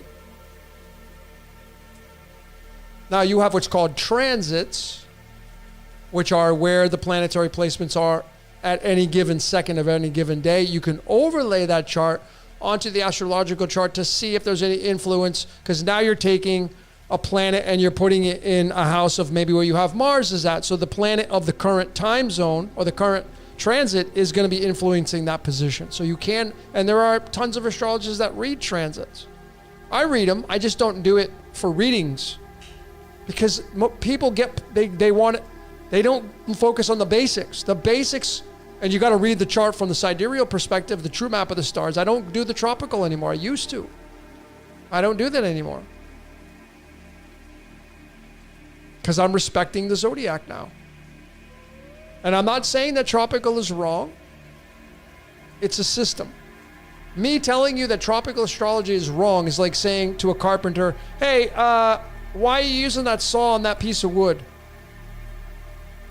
No, tropical is a tool. Just like a saw is a tool.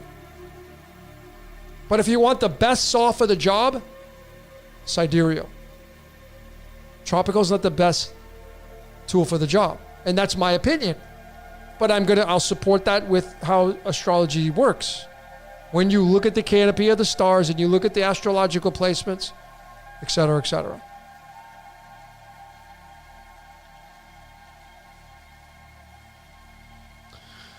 Jeremy K is asking, what's the best way to deal with people that don't agree with you? You got to get in the practice of being neutral to that. You must get into the practice of listening to somebody that doesn't agree with you and saying, okay, I can see your point. That's it. You must get into the practice of persecution, accepting persecution, allowing it to come into your space, but not allowing it to get into your space, if you know what I mean. It doesn't affect you. Practice. That's it. Practice. Knowing that you don't need to defend your truth.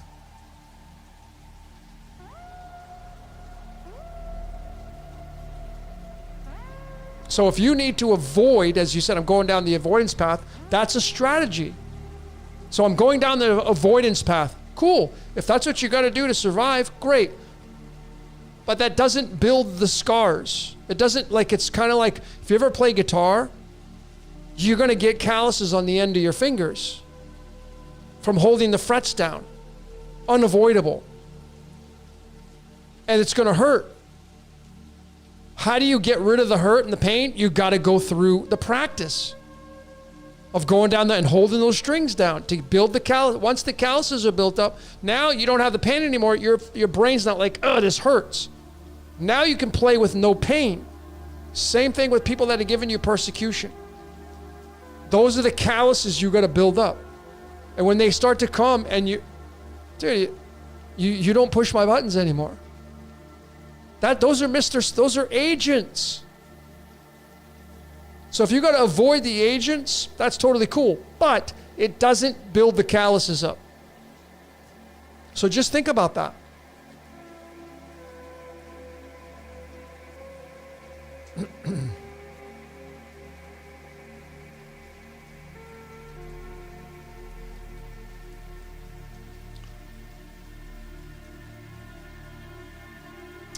Nicholas Hernandez is asking, would you ever decode Alan Parsons? I have. I've decoded Eye in the Sky. I just don't remember what decode he is in.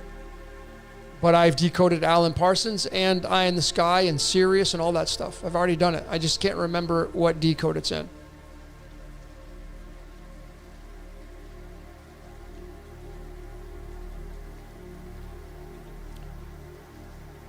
Jasminus asks, would you be interested in decoding us?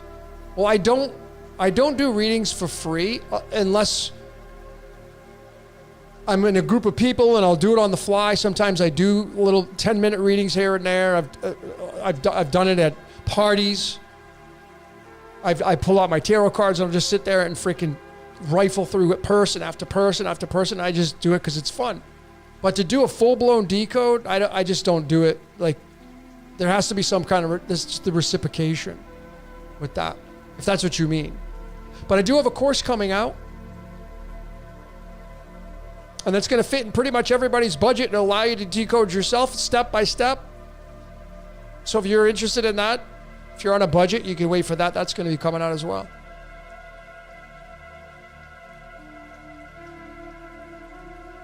Shanti asks, explain how one can flip their script, as I've heard you say before. I don't remember ever saying that you can flip your script. Maybe it was somebody else that you heard say that. There's just the script. You become aware of the script, or you don't become aware of the script. Either way, you're going to live a life of predestination. And that the code supports that. I don't want you to believe me, right? Don't believe what I'm telling you, but I'm giving you an answer. But I've never said you can flip the script. At least I don't remember that. And if I would have said that, it would have been some context after it. I have said that when you start to look at your astrological chart, like let's say that you're somebody who you have Mars in your sign of Aries. Let's say you got Mars in the first house, which it owns, of Aries, which it owns. Well, more than likely, you're going to be somebody who has an anger challenge. You may be somebody who flies off the handle just like that. Because that's the code that Mars wants. Well, there is this postulation of, and the great Ola Wolny, we've talked about this on Exiting the Matrix, where when you read your chart and you're observing it and you have Mars in the first house, knowing that I got Mars in Aries in the first house, it's fire and war and all that stuff, and I have a hot head, and knowing that if someone comes into your field of space and they start to do this, like people say, why'd you do that? Dude, you were pushing my buttons. No, they weren't doing anything to you. You reacted. And Mars is like, thank you. Thank you for the food. So there is this postulation of where when you get good at your astrological chart and you're consciously aware of the placements, like you can recite them. Like if I ask any of you here, where's your Mars at? If you can't tell me, then you don't know your astrological chart. I'm not saying anything's bad about that. It just is. But you should know where every single one of your placements are. And you should also know what would happen if someone comes into your field of space and they present something to you, good or bad, that's going to affect and impact that position. And as Ola and I talked about, there's this thing where like, hey, Mars, like someone, oh, you sending this person in to piss me off? I'm not going to play, dude. So Mars is like, okay, cool. And you do it over and over and over. And is there a thing to that? Yeah. So if I said anything about flipping a script, that's probably what you were talking about. But it was supposed to happen. If you get consciously aware of your chart, you're supposed to. However you found this channel, you were supposed to. Whoever introduced you to this channel, you were supposed to. There are no accidents. There's no contradictions and coincidences and all that stuff. I mean, coincidences.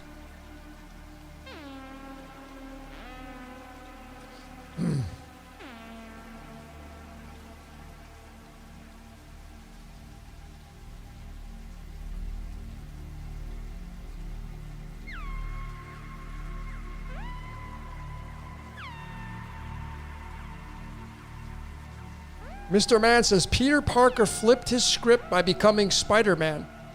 I would say that Peter Parker was destined to be Spider-Man and there was no flipping any script. It was his destiny.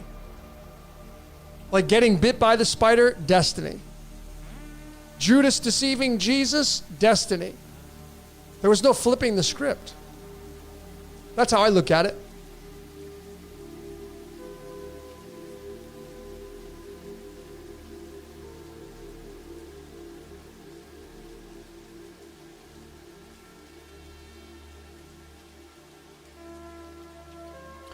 Mr. Mann's asking me who's your favorite band. I don't have a favorite band.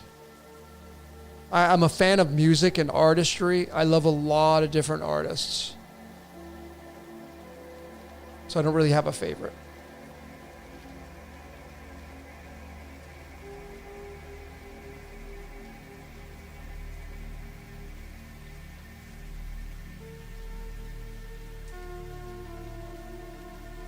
Dancing Deer Mojo says, I have been using your Decode playlist, so have a challenge. The man on my birth certificate is not my dad, so I don't identify with that name. Never met the man. Do I still use that name? Yes. Can you use an alternate name? Yes. You got to look at all the numerology, and you got to take what resonates. So the course I have coming out is going to alleviate that. It's going to show you how to get rid of the dissonance. But to me, the birth certificate name, no matter what, is a blueprint that is stamped into your reality. Whether you when it wasn't your choice. So I get it. You never met the person, whatever, but that certificate is how you came into this world. It's your footprint, your blueprint.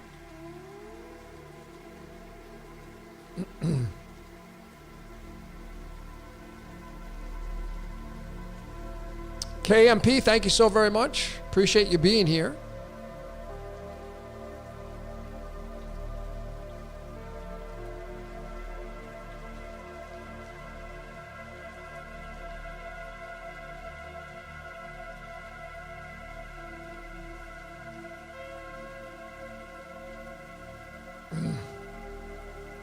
One Up Entertainment says, I have Pluto and Jupiter in my second house in Sagittarius. Can you give an example? Well, the first thing I would ask you is, are you using Mastering the Zodiac?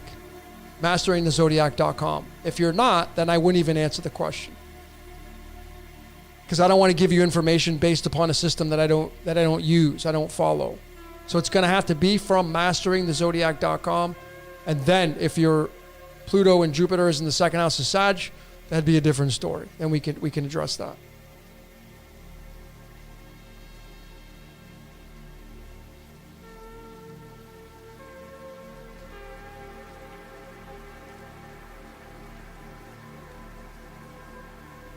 Anonymous, that's kind of cool. Do you think the simulation is created by God or people on Earth? By the supernatural.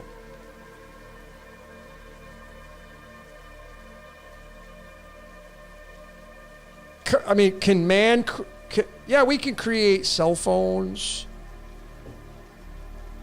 Can you create air? Yeah. But can you create atoms? Yeah, you technically can create all that kind of stuff. But the intricacy that goes into this entire world, the animal kingdom and all that stuff, it's far beyond the scope of mankind. Far beyond the scope.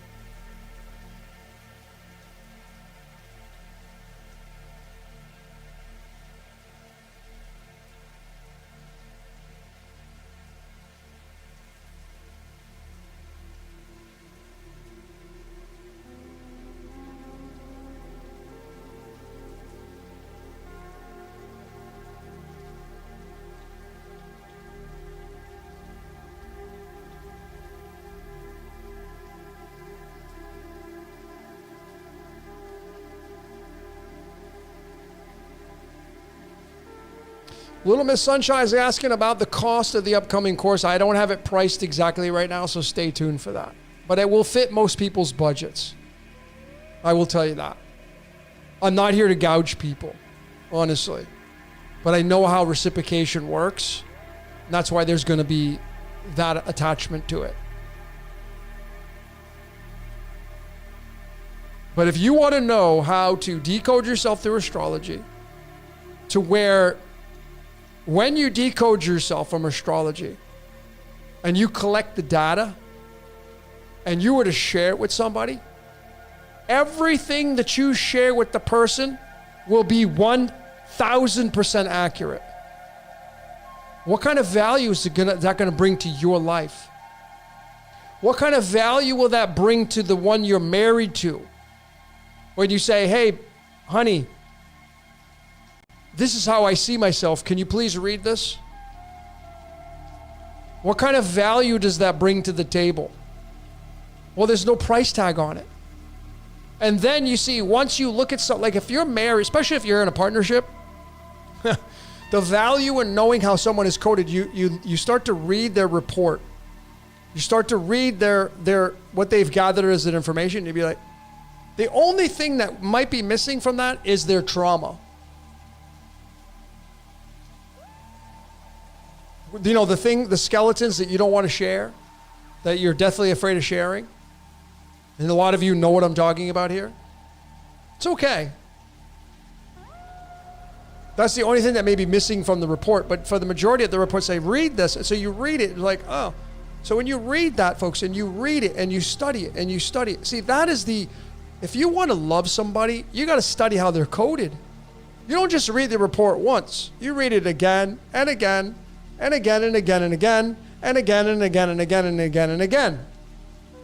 And they do the same for you. Because you see, when they show up a certain way in life, and you'll be like, oh, that's why you're doing that. Oh, I see, because you got this position and that position, and you got this life path, and you're this and you're that. Now I get it. See, if you're a one life path, if you're a one birthday, if you have a lot of energy in your first house, you're probably going to want to be first in everything you do. You're probably not going to like being second place. You're going to have an issue with subordination. So the value of knowing just that when you get into a relationship with somebody, when you look at somebody, if you're gonna, that's what I'm saying, dating, if you see somebody that has a lot of one energy, you know that it's gonna be about them. The relationship, it's gonna be a lot about me. If you're totally cool with that, or you wanna roll the dice with that, at least you know what you're getting into. But when you start going on a date, man, you don't see any of that shit. What you see is, oh, look at this. I've changed. It took me 3 hours to get ready. You didn't see that, but it took me 3 hours. I changed outfit 10 times.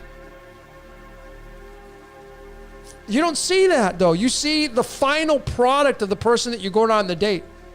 People don't go out on dates without wearing their best clothes, without their best makeup, their hair, without having their hair combed, without smelling the best. Like before you go on a date, you're showering and you're washing extra special in certain areas. Like you normally wouldn't do that yesterday when you went to work, but you got a date tonight. Oh, got to do that though. So let's scrub a dub down there because I'm going out on a date. But you didn't do that for work. Why do we do these things? To impress. But you see, that's the facade. What you're not going to see is how someone is coded. That is the value of these mystical art platforms. It's not the be-all, end-all, but it is allowing you to see the roadmap of this person. Because when you get past the dating, I just use that ridiculous, funny scenario of like, you know, we take 3 hours to get ready. We're scrub-a-dub in places we normally don't do. We're lathering ourselves in cologne and perfume. We're getting all dolled up. We're looking all handsome. We're putting on our best clothes. We're doing shit we normally wouldn't do. And then that's just the first date. Then the second date comes and you do that again. And then after a month or 2, 3 months, 4 months, 6 months, you stop to not doing that. Like the scrub-a-dub, that doesn't really work. You're not doing that anymore because it's like, oh, that's just him. Oh, okay, we've been together 6 months. I'm not going to scrub-a-dub anymore because, we've been together 6 months or a year. But what you're not going to lose is what is the person coded. What you're going to see is how the person's coded forever. And the question you'll ask yourself is, do I want to be... Because when the whole shiny new toy wears off, when the scrub-a-dub in these certain places you'll do on the first, second, third date, when you're not doing that anymore, what's going to really matter is the code staring you in the face. You're going to look at, like, is this the person I want to be with for the rest of my life? Because the scrub-a-dub is going to wear off. The code's not. The code's not going to wear off. So the value of decoding yourself is there's no price tag that you can put on it.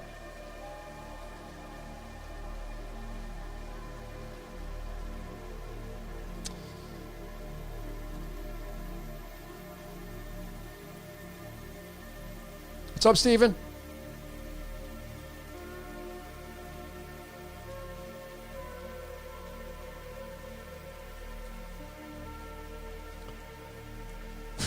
Vitality says, I like to get freaky. That's funny. I mean, folks, if you start to look at the love trap, and I'm saying this for fun, right? What do you mean love trap? Love is the trap, man. Because you'll do the craziest shit for it. Why do we do the love trap? Because it provides oxytocin and dopamine. And that's our drug. How somebody can make you feel, oh my God, I'm in love. You wouldn't believe it. Oh my God, I'm falling head over heels for this person. Oh my, oxytocin, dopamine. You'll do some crazy, wacky shit for that payoff of oxytocin and dopamine. You will. We've all done it. But then, as you know, it wears off. It doesn't have the same luster as it once did. Then you're left with this person that has code to them. You're not distracted by the beauty and the enamoration of like, oh my God, the chemistry. I'm not saying that's going to dissipate, but it doesn't last. So what does last is the code, and you're left with that, and that's what you don't study that on dates. What people look at, they're going through and they're swiping on Tinder or whatever. Oh no, that person doesn't, no. Or oh my God, this person doesn't cook, forget that shit. Like the basics. But what we should be looking at is, what's your rising sign? How do you earn your money? Are you a self-starter? Are you an entrepreneur? Where's your career? Where's your 10th house? This is what people need to be looking at in order to date, because once you wake up tomorrow and it's like, whoa, wait, where'd you come from? When that happens, man, the code is what's left. The code is what's left, man.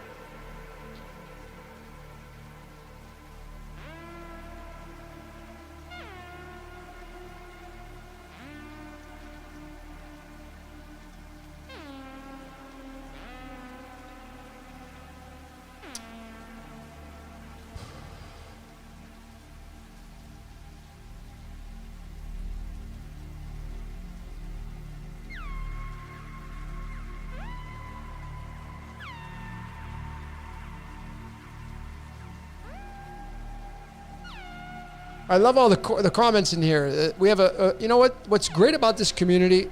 We keep it small. We don't get the huge 1,000-room people. And I love it because I see a lot of the familiar names here, and I could see a lot of refinement. So kudos to all of you. The refinement that you've gone through, and I see the comments of you great people in here. It's just really beautiful to see.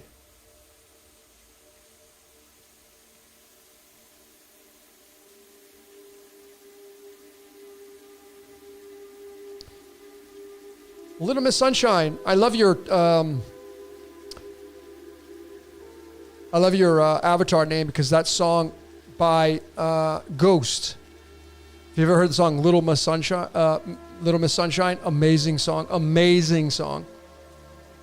Little Sunshine. It's actually Little Sunshine, but it's an amazing song. You asked, have you ever decoded the Adam and Eve story? Several times. Countless times I've decoded it. Yes.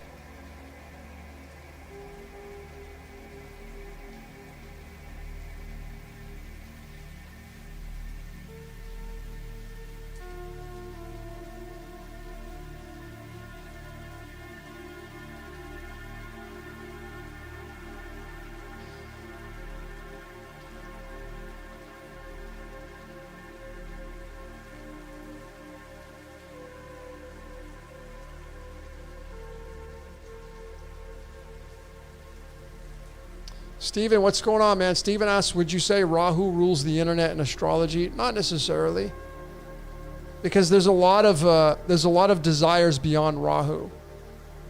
You know, remember that the astrological wheel, it's your eyeball. So your eye that is fixed is your birthday, and the eye that's always moving is the transit chart, right? The wheel that moves. But it's a team effort. So to say that Rahu has the domination in certain areas is like saying that we have domination over ants or butterflies or bees or cats or plants.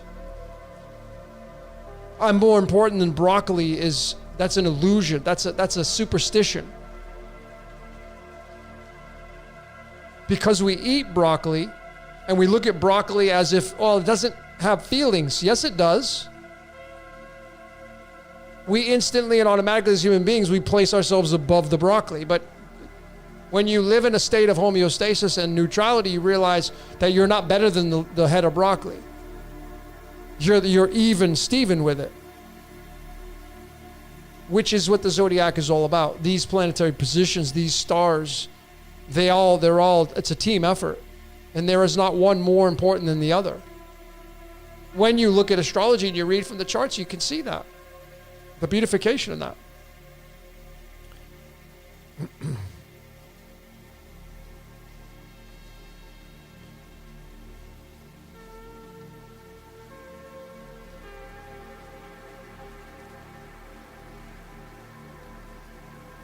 Dancing Deer Mojo says, I've quit dating anyone until I can decode them.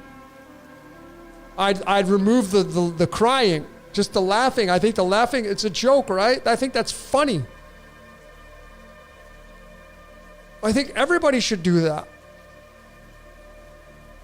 Like, if I were to go out on a date with somebody, which has been like, God, I feel like a dinosaur. It would be like, hey, what's your birthday? What's your, I want to know, I want to see it all first. I want to see how you're coded.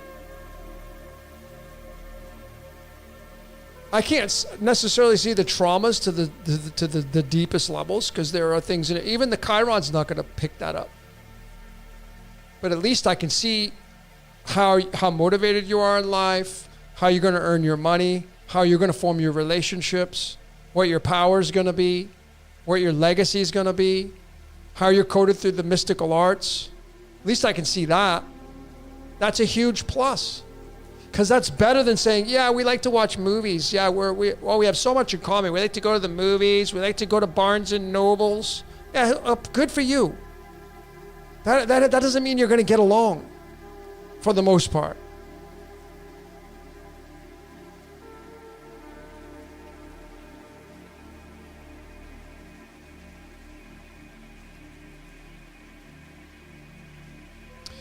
Sifu Stoner asks, Sifu Stoner, how can witchcraft really affect someone?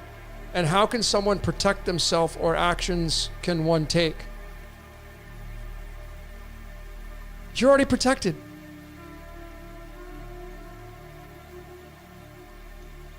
You're already protected. If you got to do this shield over you, if you got to protect, like, okay, what's magic? You can go like this. You can close your eyes, and you can, when you do this, you're putting a shield all the way around you. And you envision this bubble all the way around you. You go all the way around, and you're creating with your hand, and now you're in this bubble, and now you're protected. I can't make you believe that.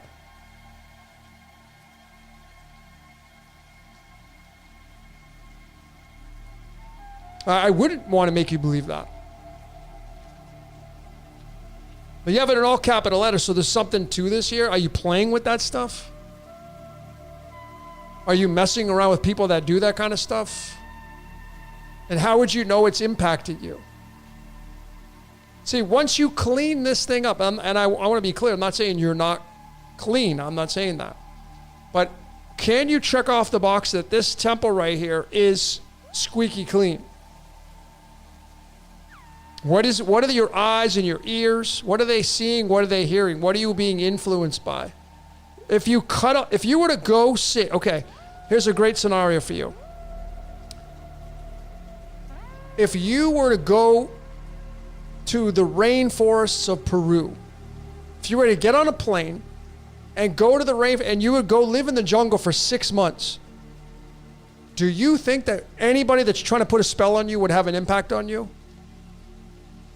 See, what if you paying attention to the witchcraft, you paying attention to somebody saying, yeah, I'm going to put a spell on you, and then the fear allows the lining to attach to allow the idea of witchcraft to be put on you. So if you were to go to the mountains of Peru or the jungle of Peru and you cut off your cell phone and you don't talk to anybody for 6 months, how does anybody get to you? I know that there's a thing, oh, I'll just put a spell on you, you're never going to know. How do you know you are going to put it on me? So if you isolate yourself, meaning if you cut out the distractions in your life, will witchcraft affect you? See, this is how magic works, folks. This is magic. And I talked about this in my Scripted Reality 27. I told all of you that, you know, the organization called NASA, I have no beef with NASA. I don't care. It's an organization. They are doing their job. I have no affiliation with them. I have no bad ill will. Don't care. I have no comment negatively towards it. I have no comment positively toward it. I am neutral to NASA. Don't care. But I showed that their formation date was the Queen of Hearts, which is the Queen of Dreams. And so what they're doing is their magic is they're marketing to the world. Oh, we did this and we did that and we're doing this and we're doing that. And people are saying, oh, wow, yeah, and guess what happens? They strengthen the magic. They strengthen it for the ideas to become real. Now, I'm not saying that the ideas need to be real based upon you giving your energy to it, because it could really happen. But that same scenario is how witchcraft and magic and all that shit works is, oh, I'm going to put a spell on you. Yeah, whatever, dude. I'm not paying attention to that. It's a big distraction. I ain't got time for that stuff, man. It's a distraction. To me, it's a distraction. That's all I chalk it up to. So what action do you need to take? Clean the temple up. Stop paying attention to the distraction. That would be the first line of defense. And there is no defense. It's just your action should be cleaning this thing up, making sure you're not smoking a bunch of dope all every day and being in a trance. And when I say that, I'm saying dope, I say cannabis, because it can put you in a trance. And I'm not trying to offend anybody here. I'm just saying, when you do that every day, all day, because some of you here do that every day, all day, man, how can you think straight? You're in this trance and you leave yourself vulnerable for things to start to maybe come your way because you can't pay attention. You're not consciously aware of your surroundings, yada, yada, yada. If you completely cut all of the distractions out, you put a force field around you. That's how I see how magic works. And how to protect yourself is what your offense is, not your defense. What is your offense? Offense is way more important than defense. Offense is what points on the board. Most sports teams have to score a touchdown, kick a field goal, kick a goal, hit a home run, cross over home plate to score a point. Offense is what wins games normally, not defense. You don't need to defend. What's your offense look like? That's what I'd be focusing on. What is your offense?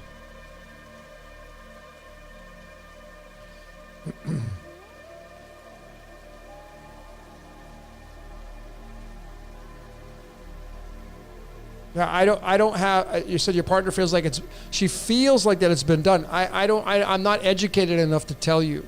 I'm giving you very basic fundamentals that I would see here, but I'm not the guru on the situation that your partner is going through right now. But again, if you clean this thing up, squeaky clean, that's the first line of offense, not defense. The first line of offense is to clean this temple up, to cut out the distractions, and then gauge what's going on around you.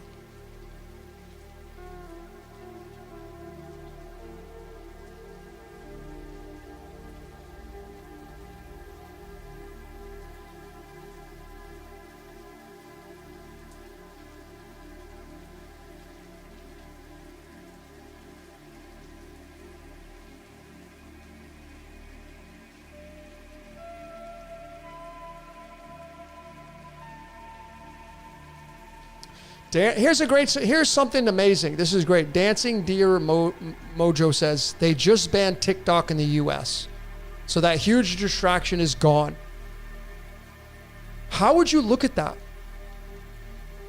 A lot of people are angry, upset, dissatisfied. A lot of people are having an emotional reaction to the situation that has been presented to them. Where instead, how about if we just congratulate ourselves from moving on from that program that got pulled, for refining ourselves, becoming non-reactive to it. Because yes, that's one less distraction in your life. That's a win when it comes to win and losses. And there's no such thing as that, but you know, I'm just giving you that as context so you can know what I'm saying. Logos 1 says, are you saying the entire universe is a movie? Yes.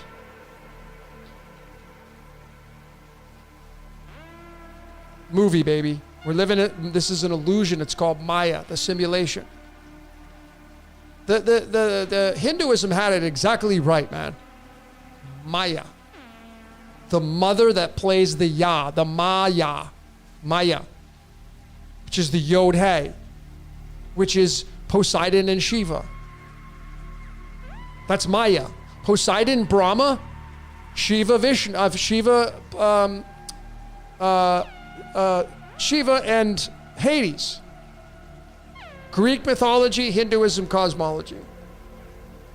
Brahma is Poseidon, Neptune. Shiva is Hades, Pluto. Maya. The illusion. That's earth and water, baby. Yep.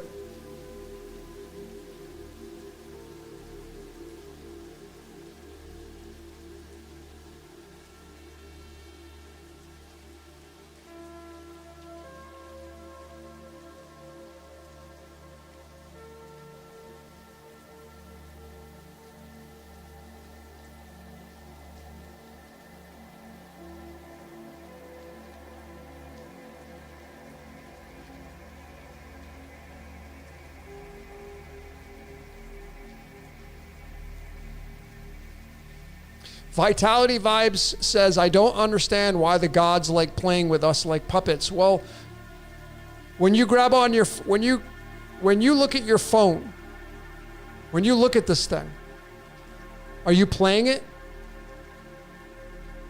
Yep. Every button you press is a program.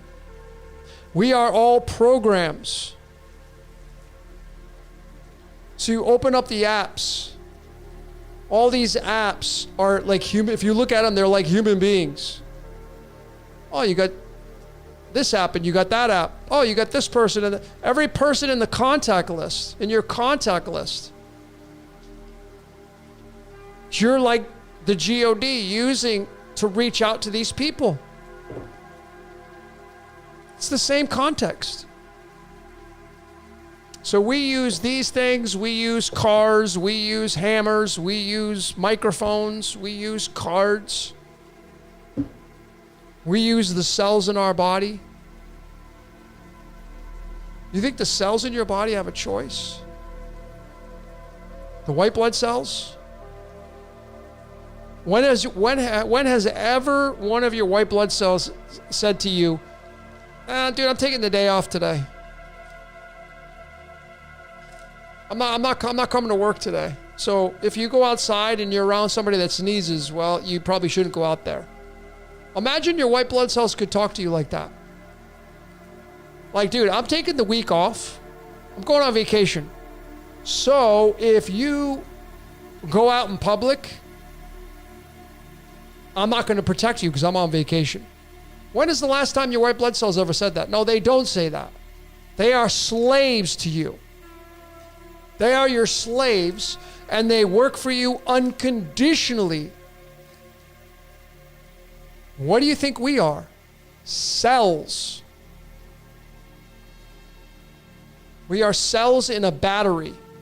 We are batteries, and we have cells.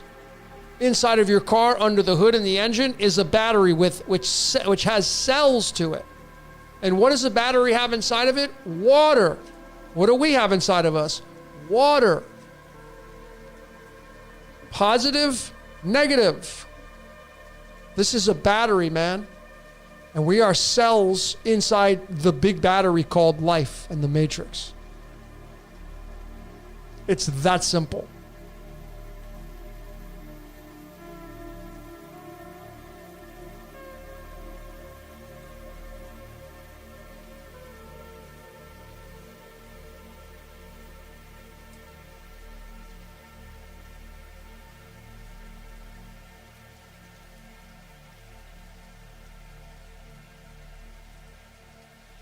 Travis LC says, you are God in the flesh, like Squid Games, you're God experiencing your creation.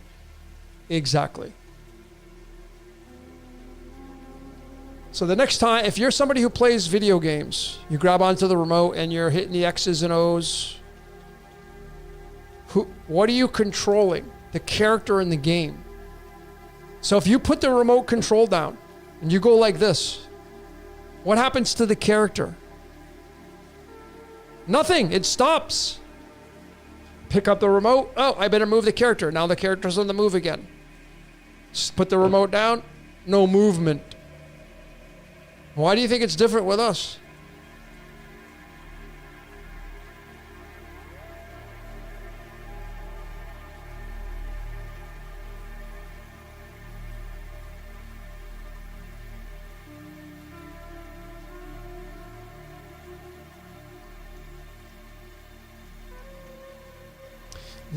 Nicholas Hernandez says, Logan, do you think God is perfect or you think God is sick and twisted? I don't have an opinion on the perfection thing, and I don't have an opinion on the sick and twisted.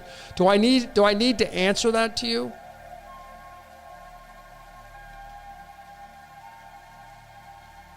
See, the thing is if God was perfect, how could it create an imperfect world?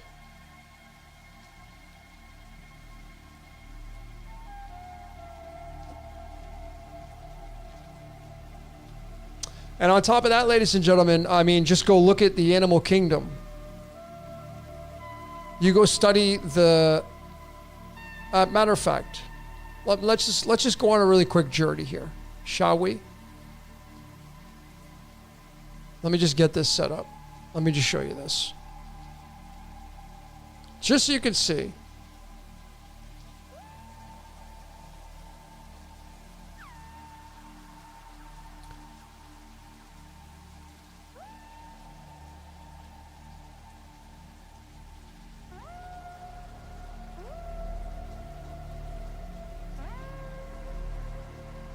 All right. Maybe you're already here with me. No, not yet. Here we go. Here's a praying mantis. Okay? A praying freaking mantis, a straight up predator killer, and a mouse. Right? And now what it's going to do is it's going to start to eat it alive.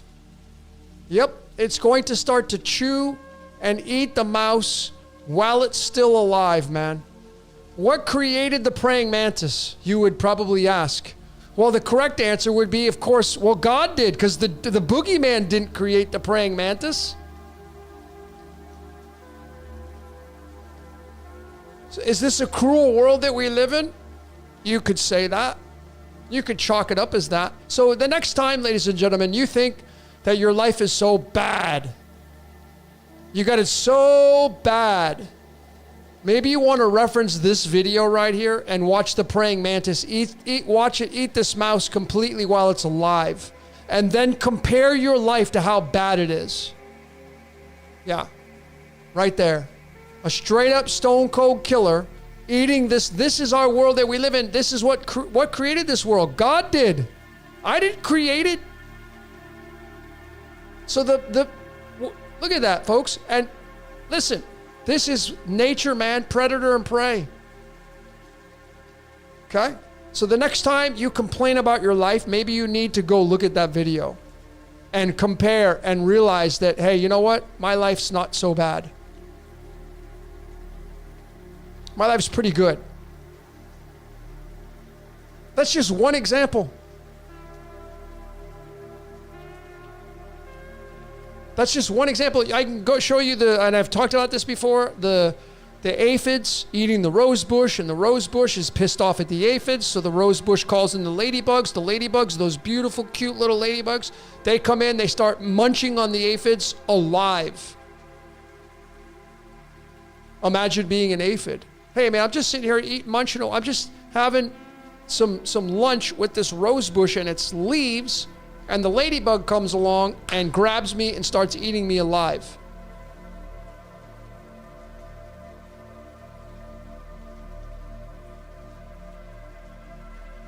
That's our world, man. So the next time you want to complain, about how bad your life is or how bad it is around you, go study that. And again, the question is, what created the praying mantis? Well, do we even need to answer that? You know what created the praying mantis. What created your immune system? Your answer probably would be, well, God did. That's pretty much the most popular answer. Okay, great. What did God create the immune system for? Well, to take care of the foreign invaders that are coming into... what do you mean foreign invaders? Yeah, bacteria and viruses and fungi and all that stuff. Oh, so what created the bacteria, fungi, and viruses? Well, God did. Oh, well, no. God didn't create the bacteria. Well, then why would God create the immune system then? See, if God is perfect and it's omniscient and it would know all these things. So this is harmony, man. We're not meant to live forever. In this reality, folks, I don't care who is in the driver's seat, who you think is in control. They're not in control. They're not in control, man. They're a subordinate position. It gets good, it gets better, it gets worse. It gets good, it gets better. It gets really good, it gets good, then it gets bad. Then it gets shit. Now my life, oh my God, how was your year? Terrible. How was your week? Terrible. Oh my God, how was it? Oh my God, I had the best year. Oh my God, I had the best month. I won Employee of the Month. It gets good, it gets better, it gets bad. It gets good, it gets better, it gets good, it gets better, it gets good, That's the way it's going to be, folks, for the rest of your life, man. You love the bliss, but you crave the chaos. You love the beautification of life, but you crave the dirty laundry. That is how you are wired. That is how we are wired in this reality. We are wired to focus on the chaos. That is why majority of you here are sharing these chaotic situations on the world stage to your friends and family. You're commenting, you're liking, you're not liking, you're mad, you're angry, you're getting emotional reactive to it because you don't like it, but you are addicted to it. Why? Because that is Maya calling, like, come on in.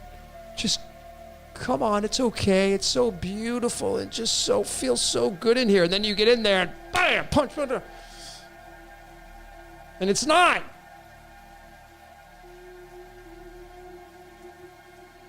It's just hilarious, man.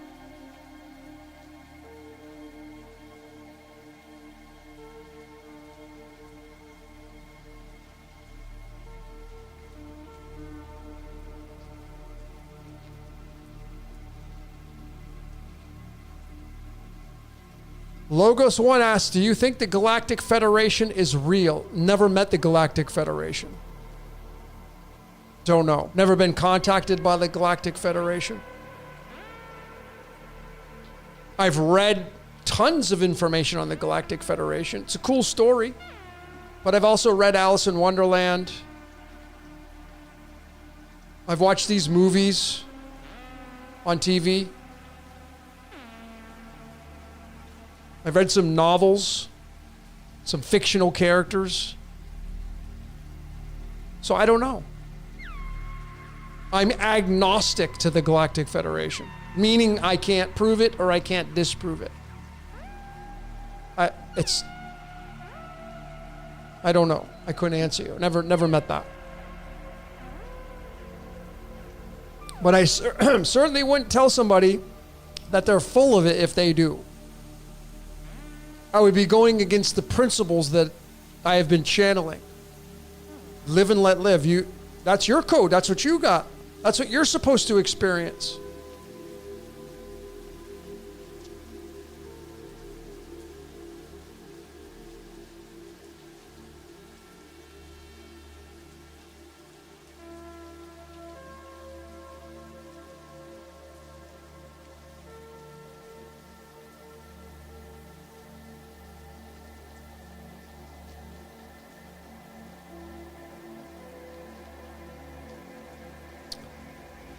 Stoner is asking, have you seen the movie Have Bliss? I have not.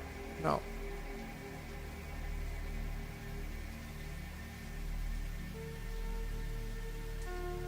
Someone's asking about my birthday, February 4th, 1973.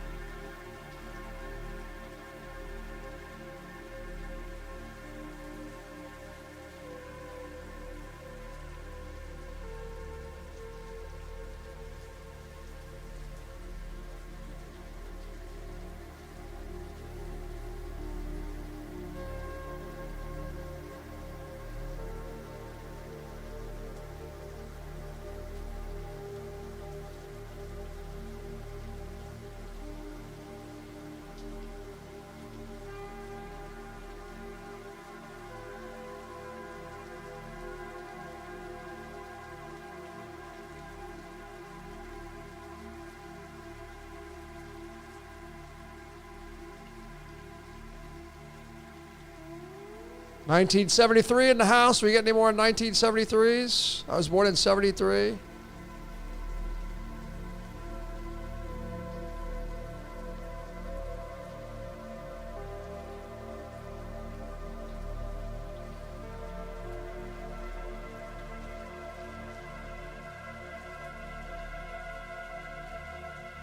Thanks everybody for being here. I appreciate each and every one of you.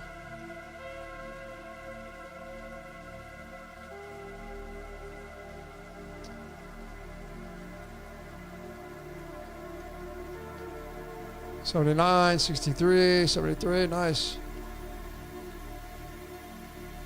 Jill Robbins, 10-5, great birthday. That's the Yod Hey. 10 and the 5.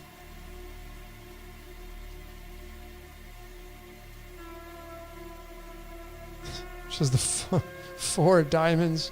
That's pretty funny. Thanks for that, because that's a big, I'll remember that.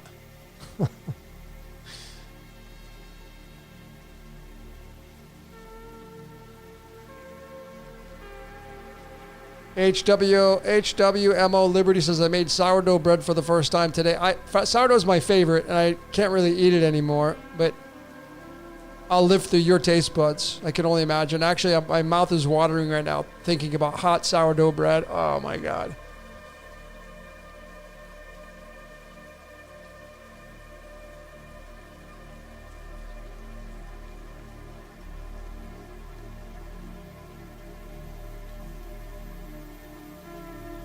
All right, so announcements, ladies and gentlemen. Most of you should know by now that, let me just open this up. Let me give some credit here to,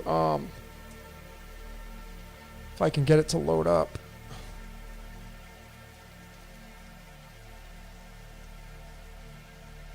Let's see how quick I can get this to load up.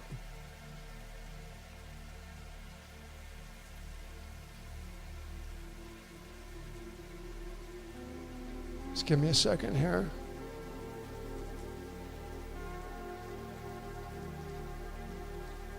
All right, wow. So, next month, in February, I'm going to be at this event in Acapulco, Mexico.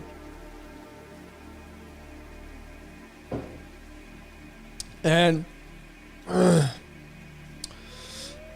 if you can't be here in person, you can actually, I think you can do the online. I think they have an online. I don't know why it's not coming up, but this event I will be at, this is the 11th year Jeff Borwick's event in Acapulco. It's called Ascendance. I will be speaking on the main stage on Monday the 17th. So if you can join this event, I'm going to be there all week. So I'll be so fortunate. I'm going to be so grateful to be here. I get to speak on the first day. But it's going to be a lot of fun. And yeah, I think you can do, virtual. So you can, if you want to do the virtual, I don't know anything about this. I'm just helping them out because, of being at the event here. But If you can't travel, you have the virtual access. I don't know how it's going to look. There's going to be an opening party. Oh, they want you to dress up. God, I'm not going to be dressing up, but we'll see. We'll see. I just noticed that. Damn, what do you mean? I only have sweatpants, really? But no, I'm just kidding. So this is going to be a lot of fun. So I'll be doing this event. And then I'm almost close to making a decision on being at an event in Croatia in September. I'm almost ready to make my decision on actually going to Croatia and speaking in September at the Pine Resort.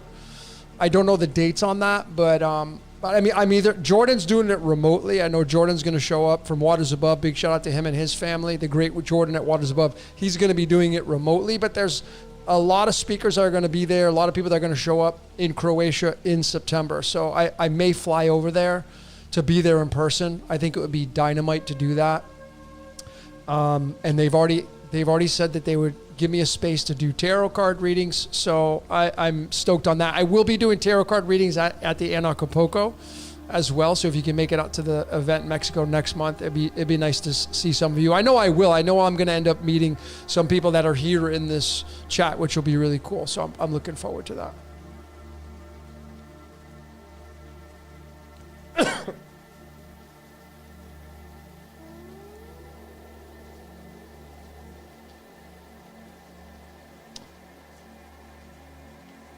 Coincidence there says, Logan, have you had real bread milled by, real bread meaning that it's natural ingredients? I would probably say no. I would probably say no.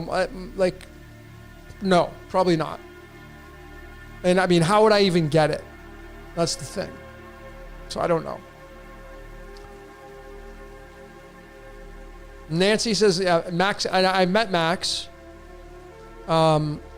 He's going to be there. He's already there. Okay. Yeah, he lives in Acapulco. So yeah, and I met Max at Jason's event last year in San Diego.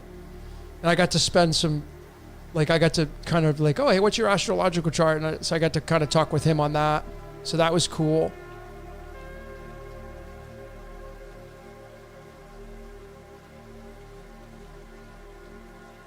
Oh, so Shanti says you can go online and the password, you can get a discount. Let me just pin this to the top. There you go. So I pinned to the top of the chat some kind of discount code for the online access. So if you want to watch that, the online stuff, if you can't be there, then definitely tune into that.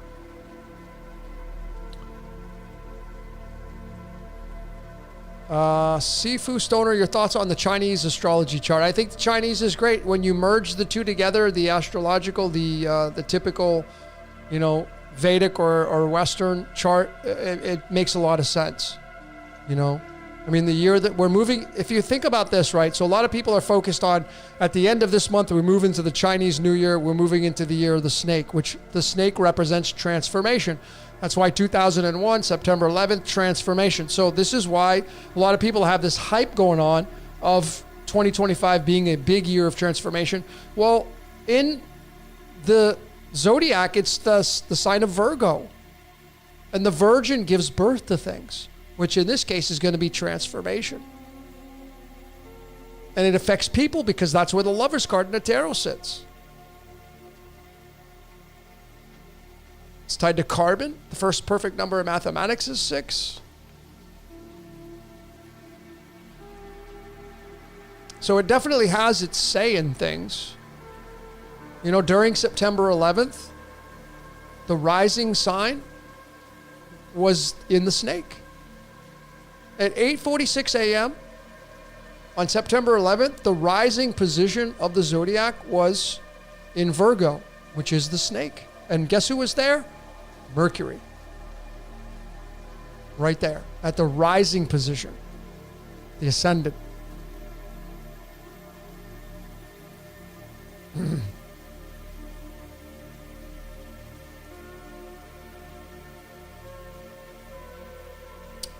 Is Mark Vitality's out? Is Mark Pasio? I don't know if Mark Pasio is going to be there. Not sure. I should probably know more people on the docket. I don't, or the ticket, not the docket. The ticket, I don't know.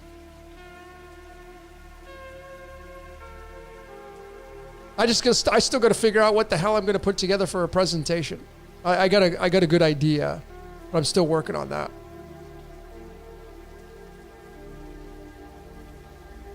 I mean, my topic is scripted reality, so, and I think I'm going to end up releasing to the world that all the religions worship Ra, and I'm going to support that. I think that's what the major things that we're going to talk about.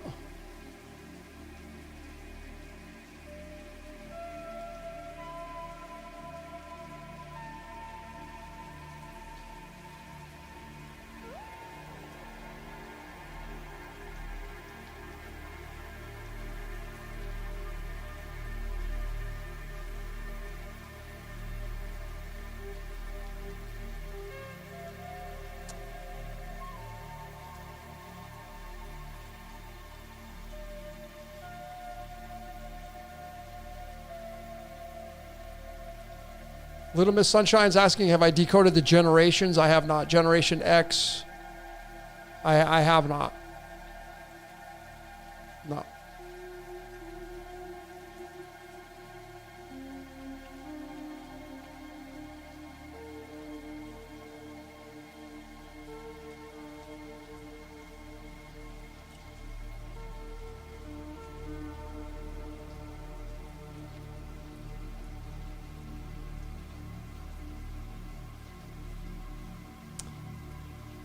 Whoop to Virgo, says Lisa S.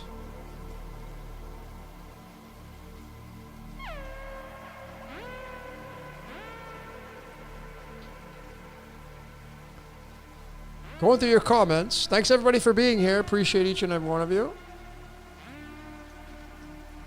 Lane's asking, how do you decode what to decode? I just listen to the voice in my head. I don't try to figure it out. I just go with, like today I woke up and I couldn't wait to start my day because I just pumped out Scripted Reality 27. So a lot of great comments coming in. And I get inspired by some of these comments, but I went right back to the drawing board and it instantly and automatically led me to Styx and the Grand Illusion because I had mentioned it in that Scripted Reality 27. So I started to look at the band, I started to look at the album, and what the slides I just showed you, that was all she wrote. And now I have, with the Grand Illusion, I have, how many slides do I have? I don't know, 25? Just like that, I just pumped out 25 slides. And I mean, I'm getting really good with now I can do it in hours, whereas it would take me all day and all night. Because of, I have a lot of things saved. Makes it much easier. But this one right here, that's going to be out on Patreon, the Grand Illusion, there will be no doubt left in your mind if you're still on the fence. Like, well, maybe, I don't know if I... Okay, so I don't even like say prove me wrong, but go ahead and try to tear that apart, what I'm going to show you, the numbers and the synchronicities.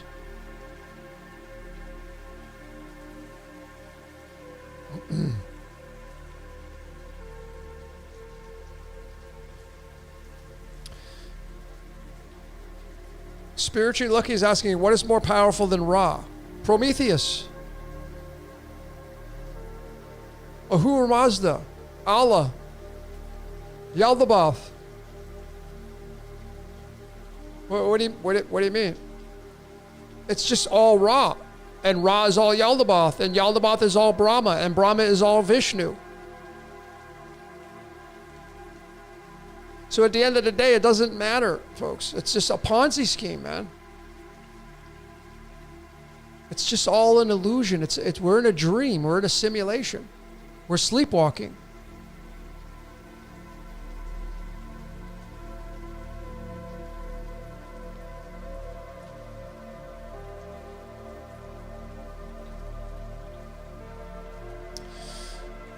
Someone's asking about the Nephilim. Yeah, I have a decode coming out on that as well, the Nephilim. Let's see if I can...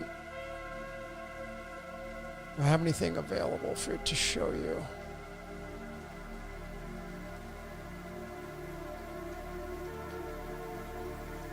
Well, this would be very fitting.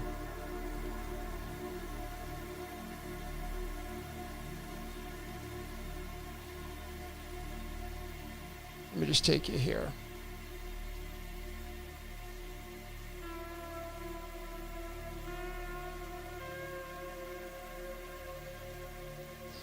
There we go.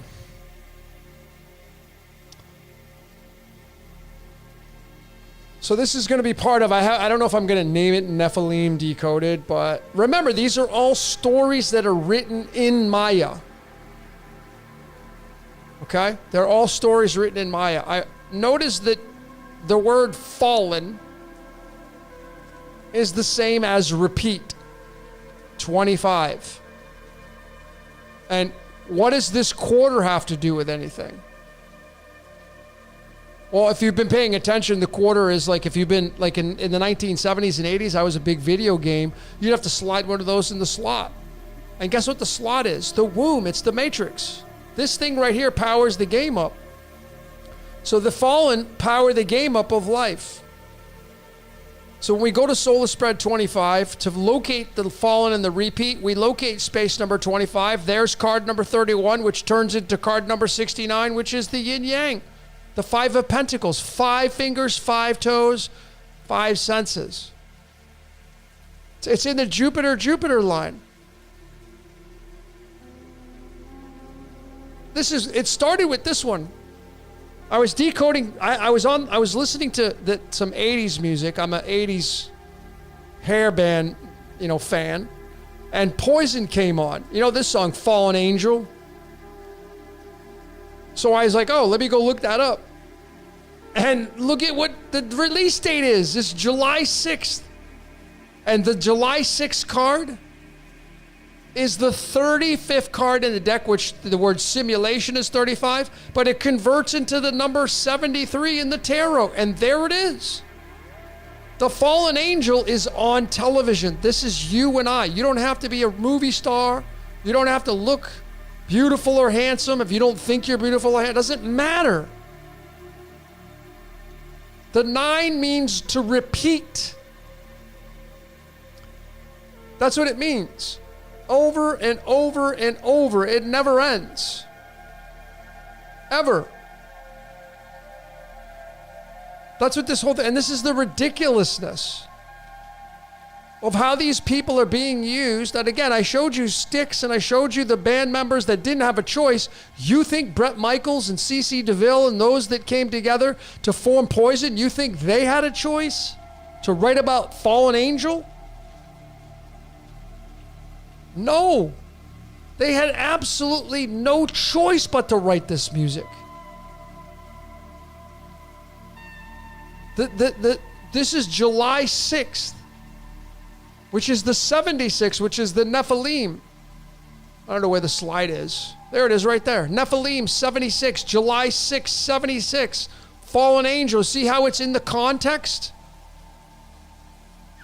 Now, do you think that Poison knows the numerology of the word Nephilim? And they decided to come out, the producer, Tom Werman, decided to put it out on 7/6 to match up with this? And the question is, why, if you did know this, why the hell would you do this? Why? I've shown too many times now, folks. There are just too many times to show this. That mankind, humankind, is being used. And I say that with a lot of fun, with a light heart. I'm not serious in anything, on any of my endeavors when I tell you that. Because I don't care. It doesn't matter. As we add these silly definitions to our reality, it's irrelevant.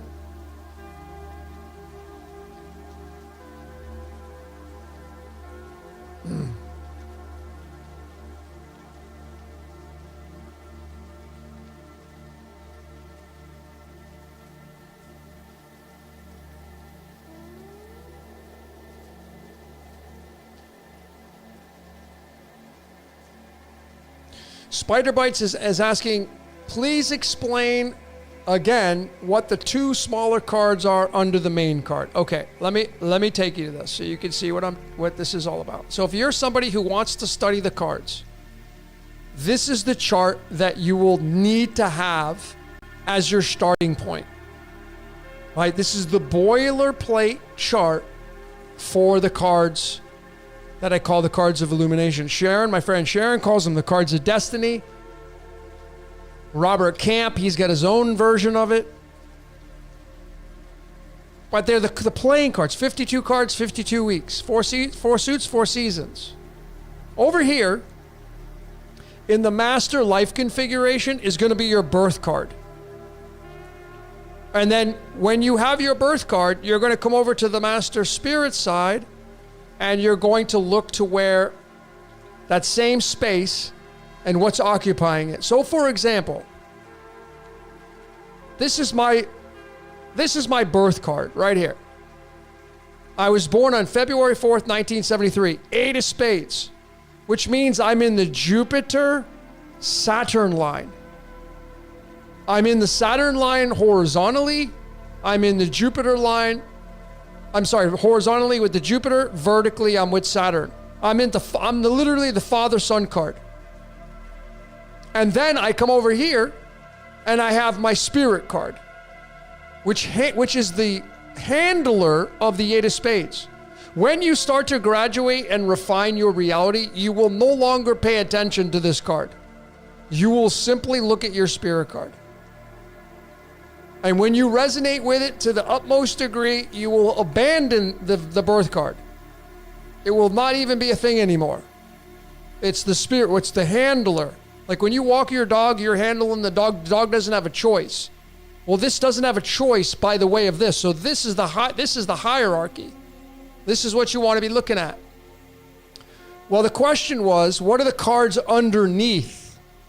What are these cards underneath?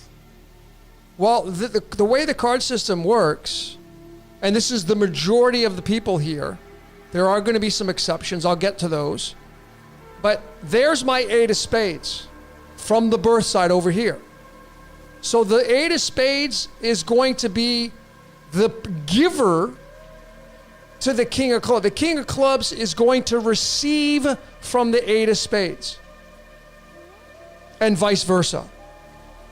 And then the king of clubs is going to then hand the baton off to the 2 of spades, which is card number 41, which is tied to Elohim and Matrix. This is what I'm tied to. This is why I've been showing all this kind of stuff, because I'm being used to show it to you. And then over here, the card that is giving to me is the 6 of clubs. So those are my 4 primary cards. The 6 of clubs, 8 of spades, king of clubs, and the 2 of spades. Those are my 4 primaries, if you look at it this way. And I do. So if you're somebody who, let's say you're a 2 of diamonds, well then the ace of diamonds is going to influence you. Robert Camp calls them your karma cards. They can be called your partner cards, your complementary cards, whatever you want to call it. All I can tell you is this card will influence your reality. It's going to impact this 2 of diamonds. And the 2 of diamonds is going to impact the 6 of clubs. And then the 6 of clubs over here is going to impact the 8 of spades. So this is in my branch of my cards and my spreads, the 6 of clubs. Now there are 3 cards that do not have any of those actions happening, and that is, I'm going to go over here, the Jack of Hearts. Notice that it is just the Jack of Hearts. The 8 of Clubs, you'll notice that it is just the 8 of Clubs. And then the King of Spades, it is just the King of Spades. So if you have one of these cards as your birth card, you only need, and it makes it simpler for you, that you only read from these energies. Now, you can do your classical lineup of your 13 primary cards, meaning that there are 13 cards per suit, and so there are 13 primary cards for you in your birth line. So if I use my 8 of spades, you become the card that is the sun. the sun that shines above your head, you become the sun.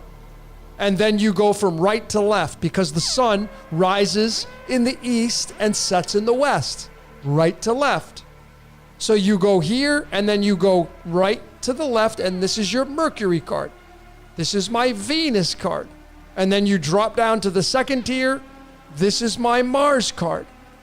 And so on and so forth. Jupiter, Saturn, Uranus, Neptune, Pluto. And then you have these other cards and you get into, and the final 13th card is right here. This is my 13th card. It's the 9 of diamonds, which is so funny because it's card 35. I was born on the 35th day of the year, and it means you're on television. And what do I keep telling people? I've been telling people this long before I studied the cards. Because I'm living through a predestined scripted reality. And you become aware of this stuff, and then you're like, oh, well, that's why that happened. Yeah, exactly. That's why it did happen. And you have what's called planetary ruling cards, and I'm not going to get into all the nitty-gritty on that, but I think Sharon said she's going to come out with another course. I'm going to probably do a mini course myself to teach people what I know about the cards, but I'm giving you a little mini freebie right now. Is those are your 4 primary cards. Now, if you want to look these up, I'm going to show you how to do that. So if you just go to a web page and you go to it'sallinthecards.com right there. It'sallinthecards.com. This is Sharon's website, right? And you come down here, you scroll down and you click on your birthday. I'll just use me, February 4th, and there's the 8 of spades. And you come down here and you can read about all this. And I'm very confident that the majority of you will have about 90% or higher accuracy as to how this describes you. Okay? Now, obviously, I have the King of Clubs. She doesn't have it set up to where you can click on your spirit card, but there's a shortcut. If you come back up to the web address, and you can see right there, I know it's a little hard, I can't blow this up, but you can see, actually, yes, I can, hold on. Let me show you how to blow this up. No, that's not it. Hold on, let me just try to get this.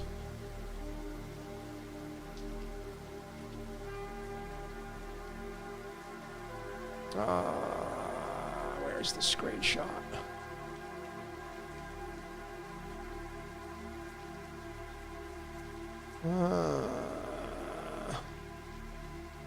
I don't know where it's at. Anyway, I'm just going to show you from here, folks. Up here, it says it'sallinthecards.com/ and there's the card. 8, and then the little S is spades. So if you need to change this, you just go up to that 8 of spades, and you just move it to, you just go there, and you just backspace 2, and now you just type in, mine's the King of Clubs. You have to make sure it's in lowercase, King, K, Club, C, and you hit enter, and just like that, you're at the King of Clubs. Really simple. You can change any card with that, right there. So if I want to go Jack of Hearts, I just go on to this, I hit JH, hit enter, and the Jack of Hearts is there.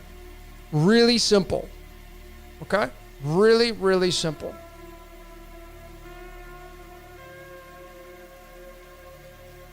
Okay, so I hope that helps some of you.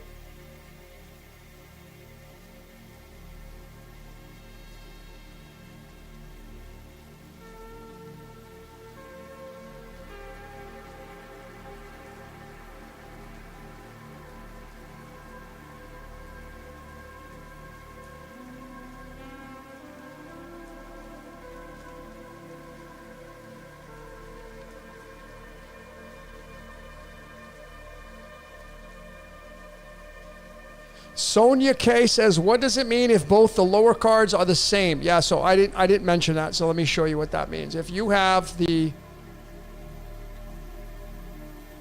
like for instance, Jordan from Waters Above, this is his birth card. 7 of diamonds. And you can see that it is only the 9 of diamonds. So this 9 of diamonds right here, when you come over here, the 9 of hearts, it's going to be the 9 of hearts. And this is only the 7 of diamonds and the 9 of hearts. The other card that does that is the Ace of Clubs. The Ace of Clubs has the 2 of hearts, and the 2 of hearts has the Ace of Clubs. That's it. Those two are the only other two cards that only have those two cards at the bottom. Everybody else has a changing of the guards. Okay?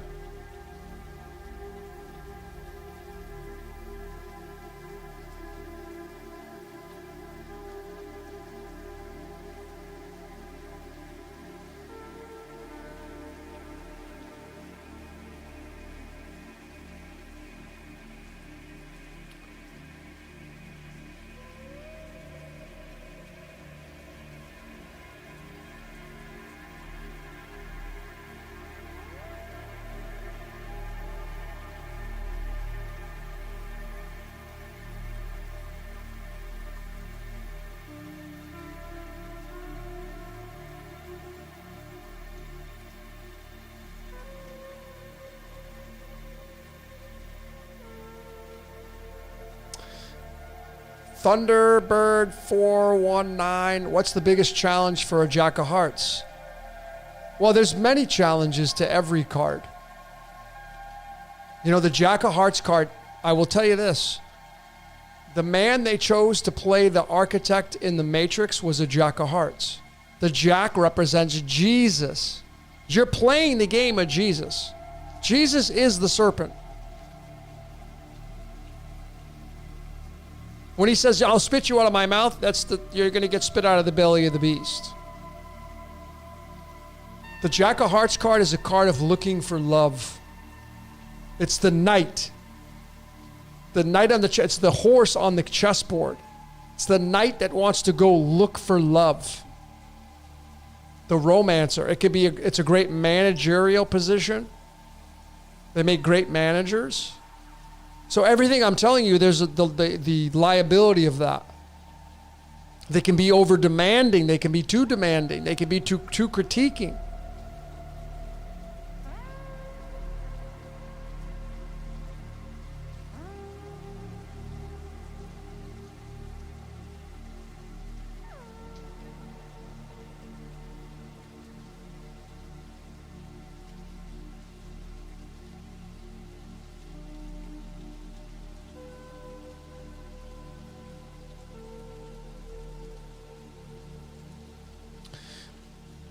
Lisa's asking, can I decode the death date of someone? Yeah, I've done it.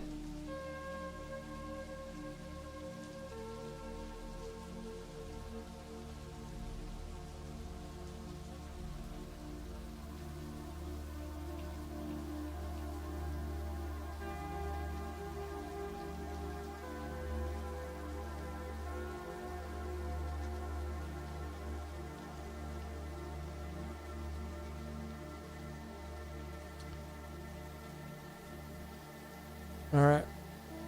Let's shift into some astrology.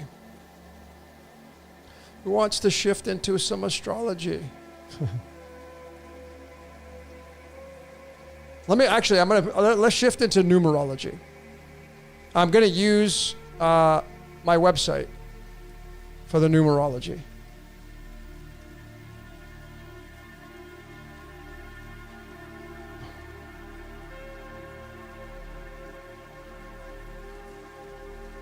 So when you go to the Cosmic Sugar website, my only website, which has all my readings on here, and I have a blog on here, some resources.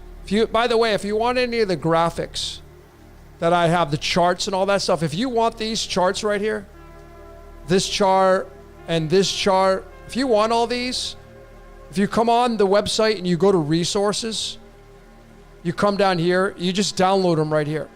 They're all there in a zip file, right? Make it really easy for you. But let's go to the numerology section here. And I've created all these fun characters for each of the numbers.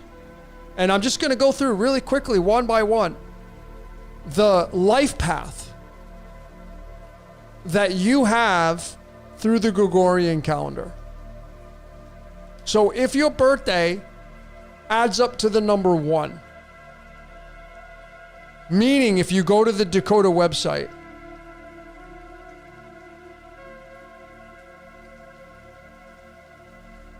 and you type in a birthday, let's say, I don't know, 1/9/1974. No, that's not going to do it. Whoops. There you go. January 9th, 1971. If that's what you have as your birthday, you're going to be this is going to reduce down to the number 1. So you have the 9 as your birthday. So there's hermit mode here. 9 is a humanitarian energy. It's an old soul, many lives, many masters, whatever you resonate with. But it's going to reduce down to the number 1. So we just go to this number 1 right here. And so this is what you're coded as. See, the number 1, let me digress. Everything comes from the mighty 0. Everything. This is the womb, the matrix. And the 0 has all possibilities. So everything emerges from the womb. Okay? This means infinite potential. So if you ever have any numerology output that has a 0 in there, it's going to give it infinite possibilities. So if we go to the number 1, if you're a life path number 1, your spirit wants to be first in everything you do. Well, for the majority of what you do. I shouldn't use absolutes. For a lot of what you want to do in life, you got to be number 1. You don't like to be in a subordinate position. I've provided liabilities and assets of both of these, above of this number. But you're somebody who wants to lead the way. Do you want to be the leader in what you do?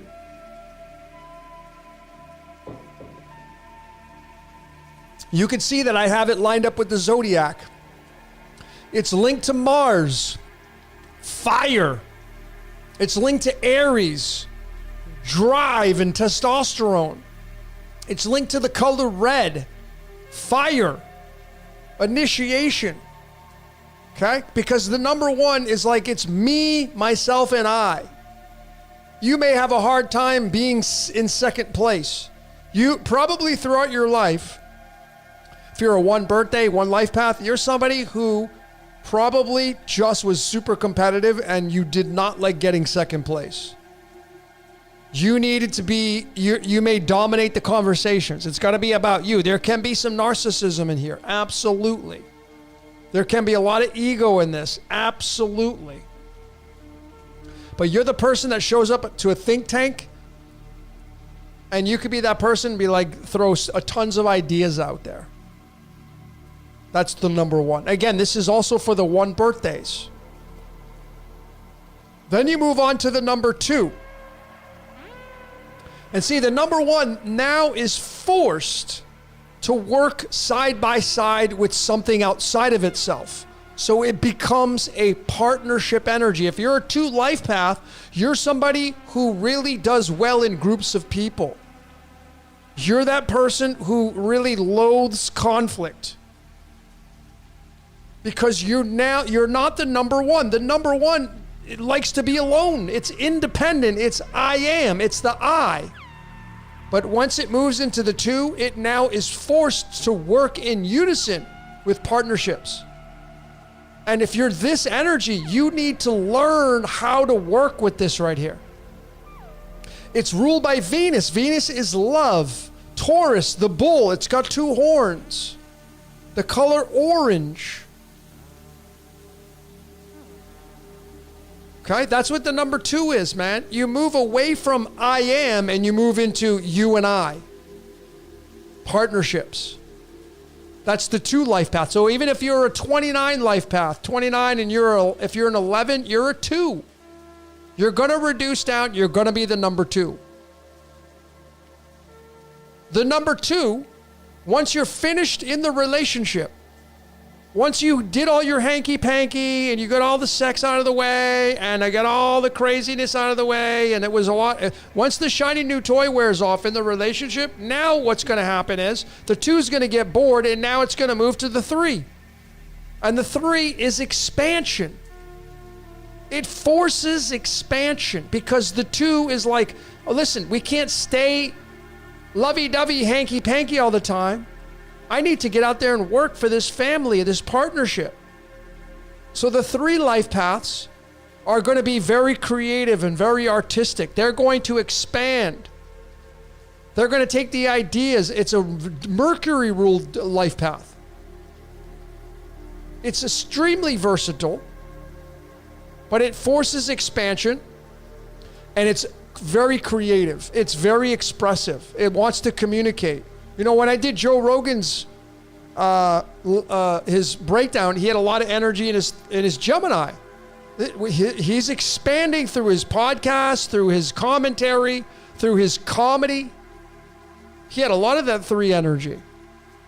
So if you're a 3 life path, you study this stuff and you realize, and it's Gemini, it's ruled by, where's your Mercury at? See, when you know your life path, then you're going to look, okay, well, Mercury rules the number 3. Where's my Mercury? So that, whatever that placement is in astrology, you're going to have to look to see where that Mercury is influencing, and you're going to have to consider how it's influencing your life path. Now, after you're done expanding, and you finally settle on these ideas that take shape and grow, you then move into the number 4. And the 4 is the 4 blood types. The 4 is foundation. The 4 is fire, air, water, earth. The 4 is hearts, clubs, diamonds, spades. It represents stability. If you're a 4 life path, you work on structure. If you're a 4 birthday, I'm a 4 birthday, so this is absolutely true for me. You're a student of life, but you're a teacher of life. It's ruled by the moon, so it represents your emotions and Cancer and the color green, which is balance. This is balance.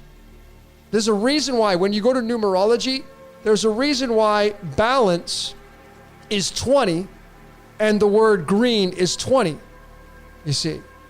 Because balance and green are the number 4, and 4 is the cube, the square. Okay? The square, the moon forming that squaring the circle. So it wants to learn. If you're a 4 life path, you want to learn, but you also want to teach.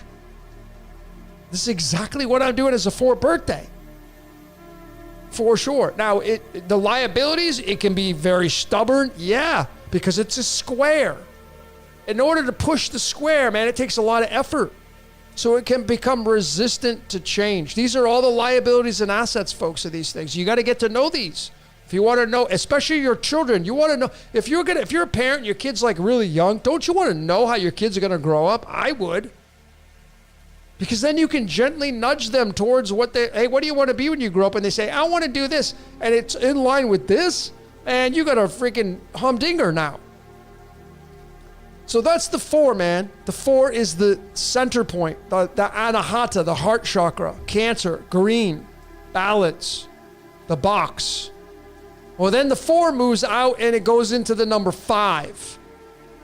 And this is the Indiana Jones of the life paths. If you're a 5 birthday, if you're a 5 of clubs, 5 of diamonds, 5 of spades, this is going to pay tribute to you. Because the number 5 is the only number that looks like the letter S, as in sun, soul, and the fifth house of astrology is ruled by Helios, the sun. It's spirit into matter. We're playing out the light game, folks. And that is why you have 5 fingers, 5 toes, 5 senses. 5 sits in the middle of the dial pad. Sits in the middle of your calculator. It gets all the energy. It's the center point. The bullseye is the 5. So there's a lot of energy on it, and it wants to go on adventures. If you're a 5 birthday, 5 life path, you're one of those people that have ants in your pants. You can't wait to go on your next adventure. Your claim to fame is variety, change, and freedom. That's what you're all about. Versatility, curiosity. But you can get impulsive. By the liability is you get impulsive and you like went down this path like, oh shit, I wish I never would have did that. Yeah, but what did it teach you? There's no wrong path. The impulsiveness and the liability of the impulsiveness for the number 5 is the greatest teacher for you. These people, you got to look at your Venus and your 7th house, but you may struggle, as it says, you may struggle to settle down. You may struggle with procrastination because you get distracted because you're like, I just want to go on these adventures. And once the adventure and it's lost its luster, you're on to the next venture. So you people, the 5s, you're the ones that'll raise your hand and say, I'll go try. Who here wants to volunteer? I will. That's the 5. That's the number 5. But then the 5 moves into and finally calms down and becomes the 6. And the 6 is a pregnant woman. Looks like a pregnant woman, right? So it's a cosmic parent energy, mother or father. 6 is the first perfect number in mathematics. 6 is the element carbon. 6 is the lover's card in the tarot. And 6 is tied to Virgo, the virgin. So if you have a life path number 6, you got to look to where your Virgo is, and Virgo's ruled by Mercury. You got to look to where Mercury is at. That's going to influence this. 6 it can be very artistic, but this is legacy and masterpiece. This is a service to others kind of energy, where you willingly give yourself to people as a cosmic parent. And the liability of this is that sometimes as a 6, you feel like you're not appreciated because a lot of people just are takers. And you just give. And if there's no reciprocation, you'd be like, dude, what's your problem? I freaking spent a month trying to help you out and you have no consideration. See, that's the liability of the 6. You need to give with no expectations. That is how you're coded. That's how you're coded. So this is about legacy and compassion. Remember, this is the last day of creation in Judeo-Christianity, so it represents perfection. Virgo is the virgin. The virgin is, I don't want to lose my virginity. So this energy being tied to Virgo is an energy of perfection because it doesn't want to lose its perfection. So it can definitely be a critiquer of itself and life around it to keep the perfection. And that's going to be offset by the placement of Mercury and where your Virgo is and all that. But then the 6, after it gets tired of this energy, it moves into the number 7. And it finally kind of gets a break here. It's the mystic. 7 birthdays, 7 life paths, 7 diamonds, 7 of hearts, 7 of clubs. It's in the crown position. So now it becomes somebody who is a mystic and it's on that journey of truth. 7 life paths are on this journey of, I need to learn more. I need to figure out more. I need to go deeper. And what you'll do as a 7 is you will critique life around you because that's your job. Your job is to look at things and to critique it. That's what you're being used for. Okay, that's what because why? Because see, Libra is the ruler of this. And Libra is the scales of justice. How would you create a balanced reality? By critiquing it. And how do you do that? By seeking your truth. Your truth. Remember, man, this is your reality, not mine. I'm just here. You invited me here. I'm only real because you make me real. That's how valuable and how big of a deal you have no matter what your life path is. So I mean, even I have it here. If you want to excel in your reality, analyzation and research, this is something that a 7 is really good at. And it's the spirit of contemplation, the 7. And then the 7 moves on to the number 8. And I got the little devil here, the hourglass. This is the infinity symbol, which is the Taurus field, the self-containment. Now, this is my life path in the Gregorian. And the number 8 is about power and domination. Because if you own everything, do you see any breaks in here? See, if I go to the number 7, where's the break? This is broken right there. This is not complete. The number 5, there's breaks here, there's breaks there. The number 6, there's a break here. The number 2, you have breaks here, you have breaks there. The number 4 has breaks. This is not the normal 4. But the only numbers that really don't have a break is the 0 and the number 8. That's why the number 8 is the number of power and domination. Infinite. So if you're somebody like me and you have an 8 life path, it is about how to use power and domination to make the world a better place. You can use it for your own benefit, service to yourself. Absolutely, and a lot of people do that are 8 life paths. This is about Scorpio. Scorpio is about transformation. It is about Pluto and traditionally Mars energy, power. It's the occult. This is the occult. This is the Akashic records. This is the sands of time.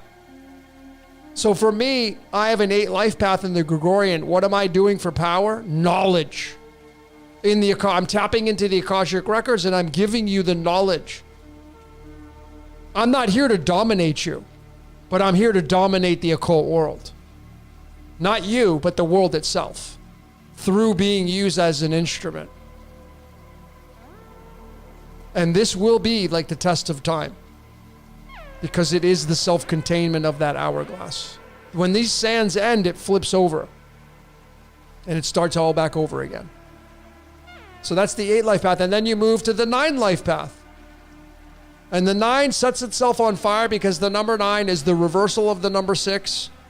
And why I have the fire there is because it's the eternal fire. The 9 is the great repeater number. Anything you put next to the number 9, it repeats it. 49, 13, 4. 29, 12, 29, 11, 2. 59, 14, 5. 5 plus 9 is 14. 1 plus 4 is 5.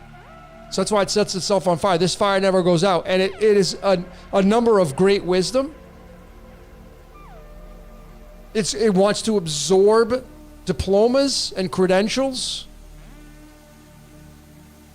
It's a humanitarian. It has all the knowledge of the numbers 0 through 8. So it's the smartest number. It's why it's the hermit in the tarot.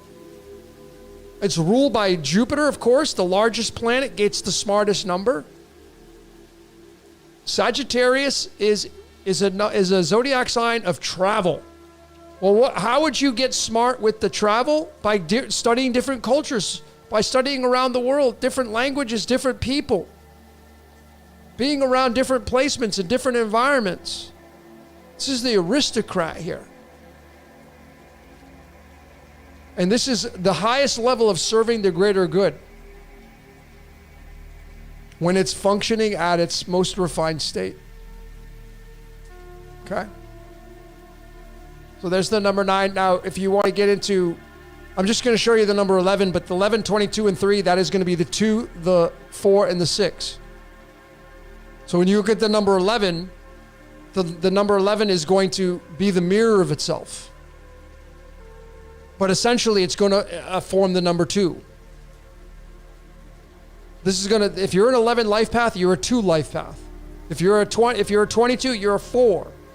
And if you're a 33, you're a 6. I would just relate you right back to, if you're an 11 life path, you're a 2.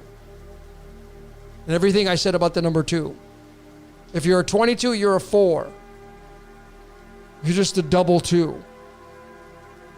Okay? The origins of who you are. So that's the numerology, ladies and gentlemen. And I have all the way up to number 12. So far, 10, 11, 12. Probably add on more as I go. But these are a fun way to look at numerology.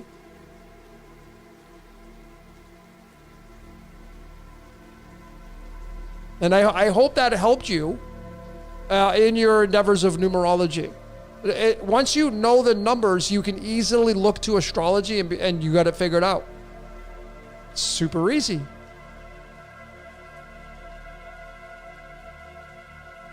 It's very, very easy to see how numerology fits right into the context of astrology.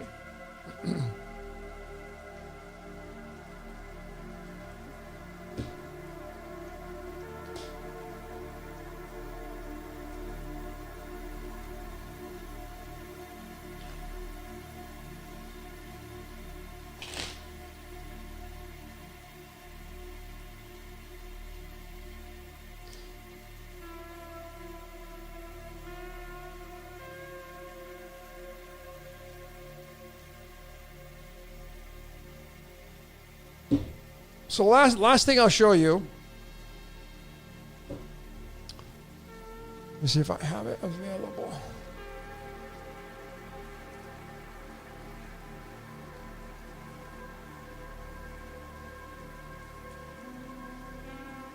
Right now I'm decoding YouTube.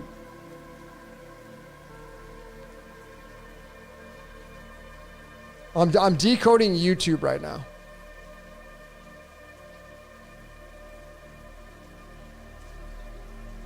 I'm just let me just show you how ridiculous this is. So right here is the chart for YouTube. Now YouTube has two different dates to it.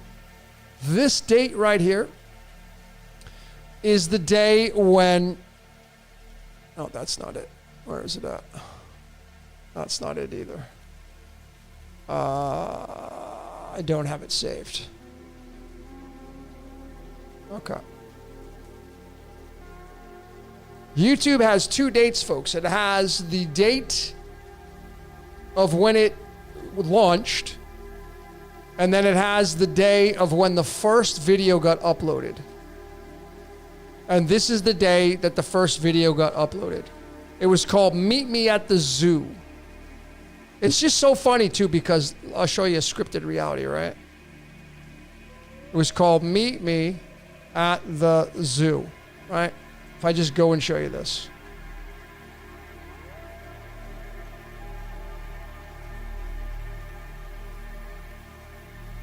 Right here.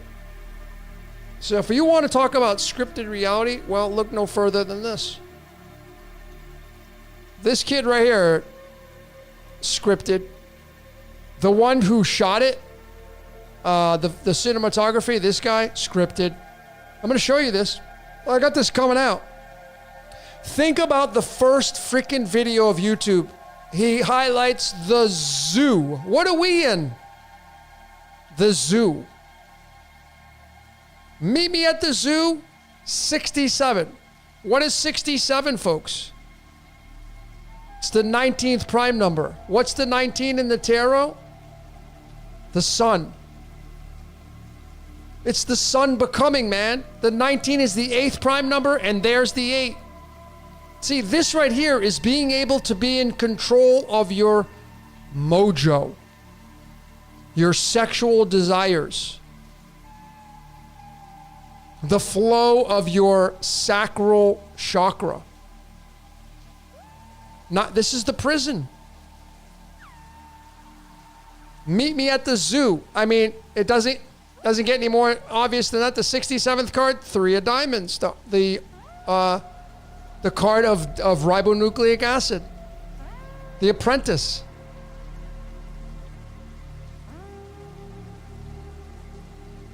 So when you look at this chart, man, it got uploaded at 8:37 in San Diego. Look at the crazy script of this. Leo, midheaven, being in the spotlight. Yeah, that's YouTube. For sure. Where's the sun conjunct with Venus in the sign of Aries? Yeah, that's ego. Aries is me. Venus is I love myself. And the sun is I love my spirit. The spirit and I love myself in the sign of Aries? Yeah. And it's got Rahu there in the 6th house as well of legacy. This is the YouTube video, folks. The biggest one here is that Uranus, which is the ruler of Aquarius, was in its own house, in the 4th house, which is the root So they post this video on the 23rd of April. And Uranus was in the 4th house of home, and it's Aquarius. And what is Aquarius? www. YouTube. That's what it is. YouTube. The Jupiter expanding Virgo, the presence of your legacy, and the expansions over here in Aries where Venus and the Sun is. Getting you to feel about it with the moon. Getting you to talk about your experiences here in Pisces, being the artist, being crafty about it in the 5th house of manifestations. This is just the first video that was pumped out, not even the origination of when YouTube first started. This is the value of astrology, folks. And I want to tell all of you here, I'll finish with this, why I have now exclusively used just this zodiac system. Because I started with tropical, and I'm not saying it's wrong, but it is a system that is designed for tropical astrology. But if you're looking for precision, I'm going to suggest that you look to this chart. And why I tell you that is because when you go to the zodiac canopy above, and you start to look at this, Aquarius, and you start to look at Pisces, and then you get to Aries, would you agree with me that Aries is nowhere near the size of Pisces? Would you agree with me on that? That Pisces is way bigger than Aries? I would hope so that you would agree with me. I'm not trying to twist your arm, but yeah, Pisces is way bigger than Aries. They give it way too much real estate over here. It's right here. It's dinky. Compared to Pisces, Pisces is the second largest. Let alone if we go over to Virgo, look how big she is. Virgo from head to toe is the largest constellation in the night sky. Way bigger than Cancer. So how can a system such as, if we go to tropical, astro.com, if we go to, let me just get somebody's chart, Ronald Reagan, I don't know why he came to my mind, but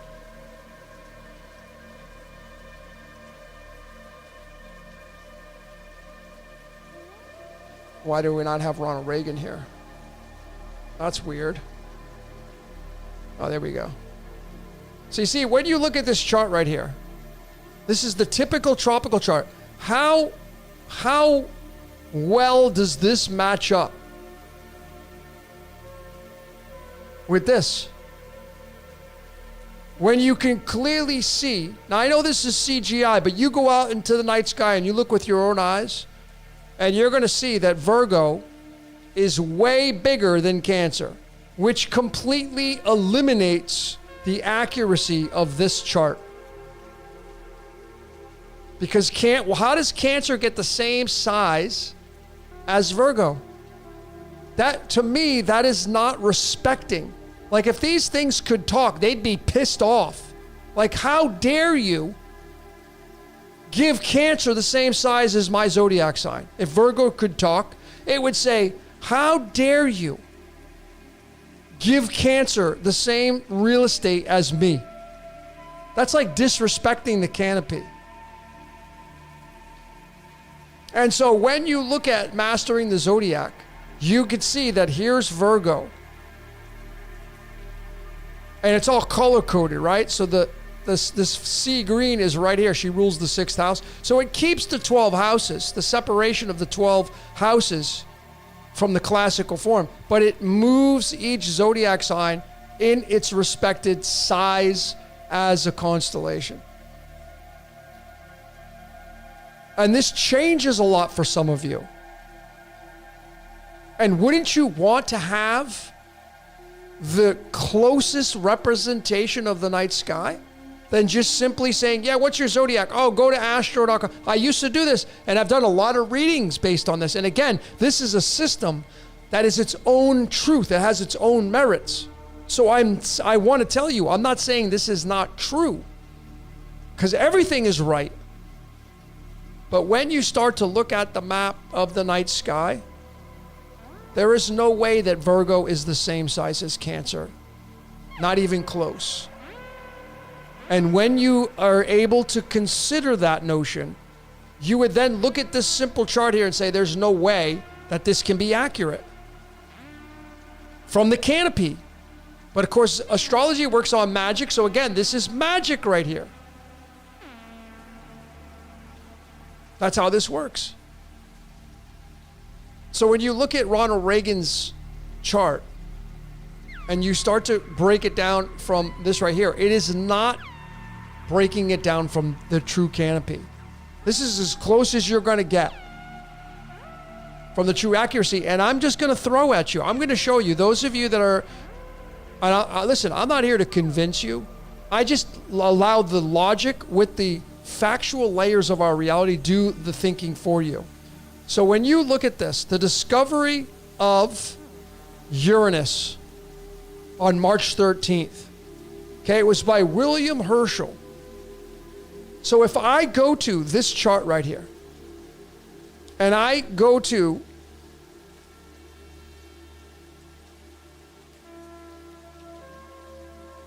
and type in Uranus,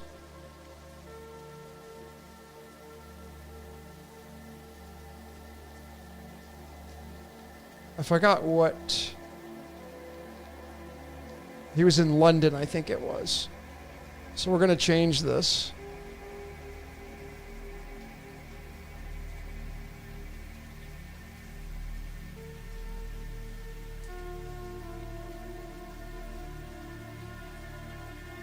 And I think it was in the early morning hours. So I'm just going to go 1 a.m. It's not going to change anything when it comes to the zodiac sign. But when you look at this placement, okay? Why is that still coming up? Ronald Reagan. All right, let me just do this again. Hold on.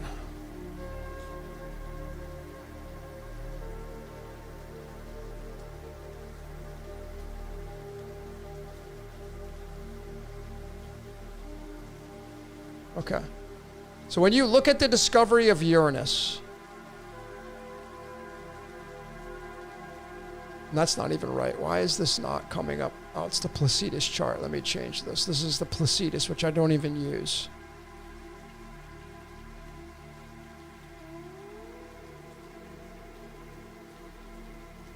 Let me change it to the whole signs. Oh, that's not even right. Something's not right here. What the hell's going on here? Oh, 1781. Why did I have 1871? Okay. Are you guys still with me? Let me just double check. Okay. No, you guys weren't with me. Okay. So here's the tropical. This is what tropical astrology is going to show you. Uranus, on the discovery date of Uranus, March 13th, 1781, by William Herschel, it's going to tell you that Uranus was at 24 degrees Gemini. When you go read what William Herschel talks about in his diary,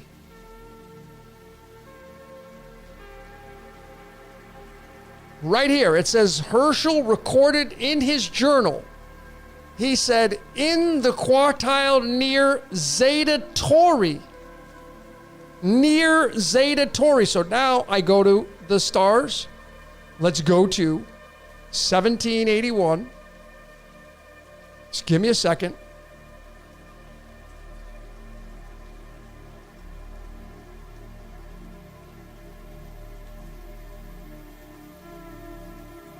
(1781) March 13th. Let's type in Uranus. There it is. Where's it at? Make sure it's got this right. 1781 to March 13th. There you go. 13 March 1781. 13 March 1781 right there. Where is Uranus at? It's near Alpha Tauri, which is right there. Zeta Tauri right there. You see it right there? This is exactly what William Herschel's journal says. In the quartile near Zeta Tauri. So the question I have is, how the hell does Uranus get all the way over here in Gemini when it was all the way over here in Taurus? How do you go from here, which is right here, how do you get Uranus to plug all the way over here? Way the hell over here? It's not possible. It ain't possible, folks. You can't have a planet in two places at the one time. I don't care. People say, well, it depends on your location. No, it doesn't. It does not depend on your location. It may move it like a little millimeter, but it doesn't depend on your location. Was I not showing you guys and gals that? Damn it, it's because of my keystrokes here. So again, Uranus, right there in Taurus, clearly, on March 13th, 1781, and it is exactly what Herschel says. It was in the quartile near Zeta Tauri.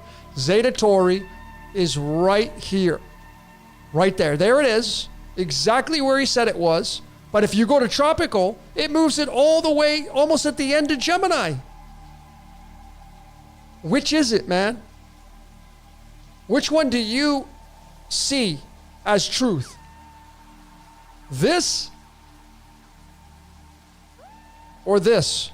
Which one makes more sense when you confirm it with the journal that Herschel recorded? Well, obviously the answer is it was in Zeta Tauri, near Zeta Tauri, which means that it could not have been over here in Gemini like tropical astrology will tell you. Not possible. So again, I'm not saying tropical astrology is wrong, but if you're looking to find the precision of your life, if you want to know how you're coded, you need to scrap this system. And you need to move towards the Mastering the Zodiac system. Because this one gives you the authenticity of the sizes of the Zodiac, and it's the only system that I know of that presents itself this way. Because we know that Virgo is not the same size as Cancer. This is an impossibility. And we know that Uranus was not in Gemini at its time of discovery. That we know is this is not right. And that is why I wanted to take time to show all of you how this stuff lines up and how I get anal about it with the precision. All right, you guys saw my screen though, right? Okay.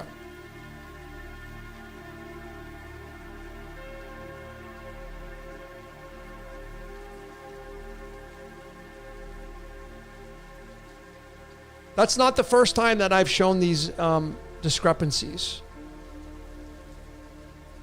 That was a big one though. That was a really, really big one.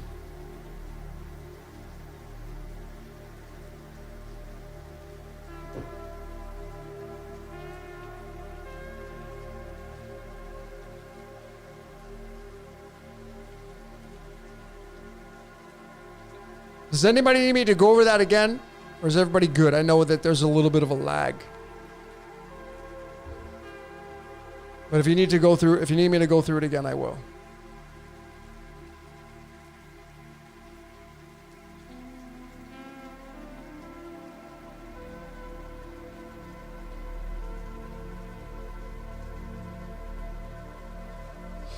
Thunderbird 419 asks, what book do you recommend on numerology? Well, I like Numerology and the Divine Triangle. That's a good book. Numerology and the Divine Triangle. I started kind of reading that book a long time ago. Chihiro's Book of Numbers is really good. Chihiro's Book of Numbers. That was a good book. But if you just listen, I'm not saying that I'm the authority, but I've given you the ease of going through all the numbers. All you need to know is the numbers 1 through 9. You get to the 10, you get the 1 and the 0. You just look at the singularity of the 0 and the 1. So if you just go to Cosmic Sugar and you just go to the website and just read on there and you memorize that stuff, you'll have all the information you need.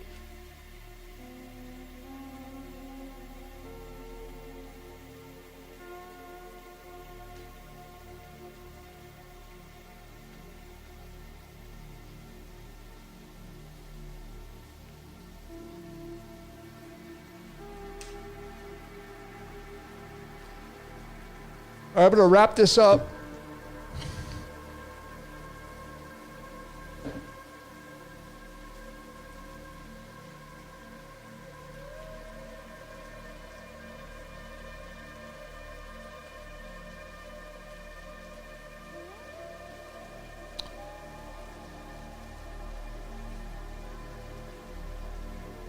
RM's asking, I've had dreams where I didn't have a body but felt attracted towards Aries and had a whole relationship with it. What would it mean? I have no idea. I don't mean to not be able to give you an answer, but that's just very vanilla. I don't know. Oh, I wanted to share something with all of you. Something that I found was super interesting. So there's something that I do at nighttime before this kind of ritual that I do. An event that I do. I not even use it as a ritual, but this is something that I do before I go to bed. And that is that as I'm ready to get into bed and climb into bed, right to the right of me, I have my little nightstand. And I have my selenite there and some other stones and all that, whatever. You don't even need to have any of that kind of stuff. But what I can tell you is, let me get the tarot card to show you, is that the card that tells you that the card in the tarot of to get the hell out of here, to leave out of this reality, is going to be an 8.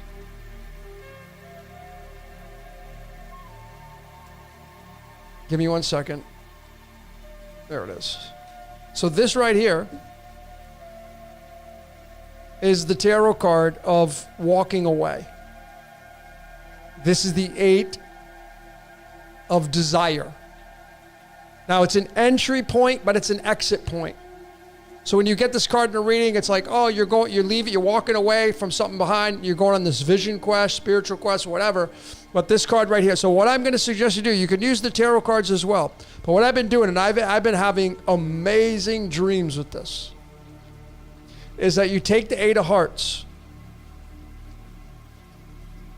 and you take your spirit card. Let's say your spirit card is the Queen of Spades. You put these by your nightstand. I have mine like leaning up against my nightstand. And I have my selenite there and whatever. So you take the 8 of Hearts, which is walking away from the matrix, and you take your spirit card and you combine them together and you put it by your nightstand. You can lay them flat on the table, doesn't matter. You can take the tarot card if you want to and use your spirit card through the tarot, but give it a try tonight, tomorrow. Take the 8 of Hearts and combine that with your spirit card.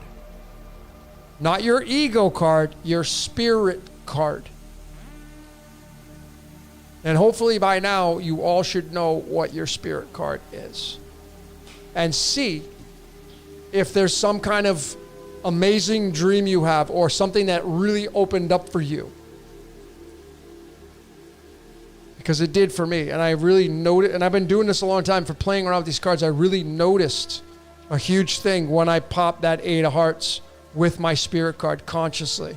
I really noticed that something opened up with my dreams, and And I'm like, normally I change them every night. I'm like, okay, what do you want? Like in my head, I'm asking these questions, and I just randomly pull cards, and I pull 2 cards, and I sleep with them, and I measure my visions and my dreams.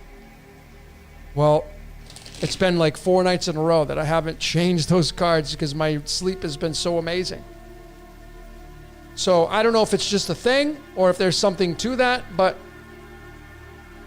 give it a try. And if you have something amazing that happens to you where you notice a difference, send me an email. Just don't send me a long email, just very short. Hey, I had this dream. Tell me about your vision. Cool. Like, oh my God, it worked. It was absolutely amazing. It was fascinating. You ain't got to tell me anything. Just tell me, oh my God, it was sick. So I know if this is a thing, maybe. Because this is what I'm playing around with the cards. Playing around with these cards. And they affect, when they're sitting by you, man, they affect you. Okay? So check it out, try it out, see if it works for you. Well, it will work for you, but just at what degree?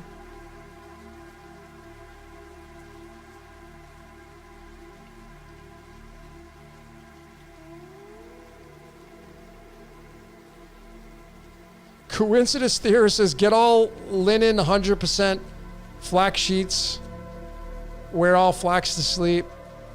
I do none of that, man. I do the bamboo. It's not even, and I have amazing sleep. So to each their own. Not to say your way doesn't work, but this is synthetic. All the time. That doesn't do shit for me. That's me though.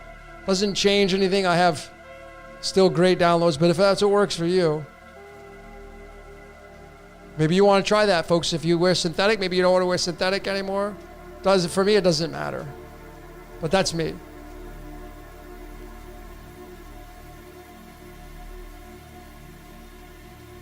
Dr. Zom asked, do any cards work? Of course. What I'm saying is that the 8 of Hearts, this is the card right here of walking away from the simulation. Walking into the simulation, walking away from the simulation. So the intention is that you put this with your spirit card and you're saying, when I go in this dream, I want to walk away from the simulation. That's what you're doing.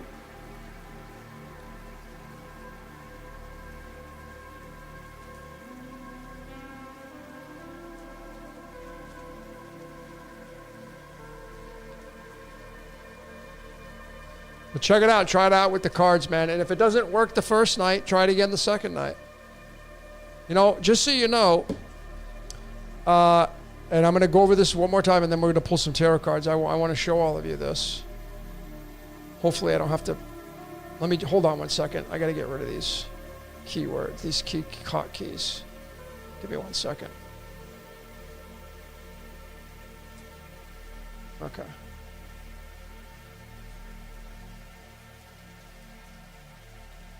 All right, let me just show you this too. If you're somebody who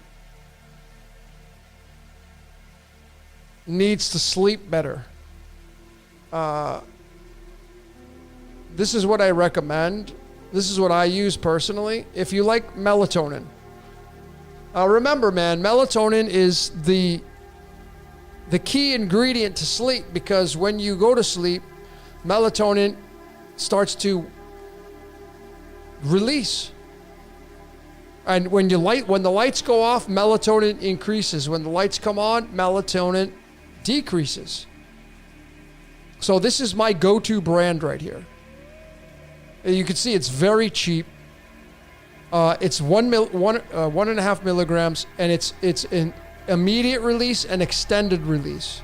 You only got to take one. They're tiny little pills. So I don't take it every day. But when I'm feeling the intuition and I take it, and again, you want to try this with your cards, right? Like you want to like put the turbocharger on the sleep. So you take one of these, or you can do magnesium, which I like the best for sleep, for a natural supplement.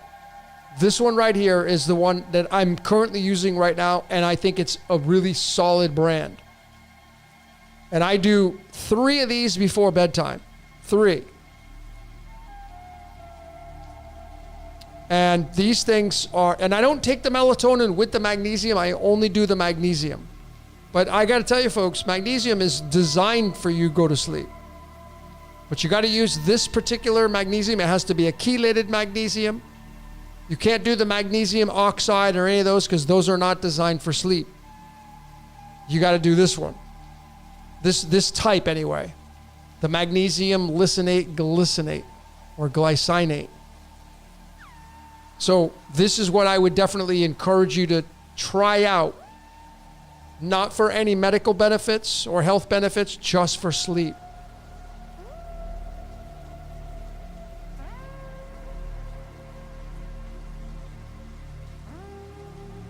And then pull those cards and see what happens for you. Maybe it'll have some amazing things happen to you.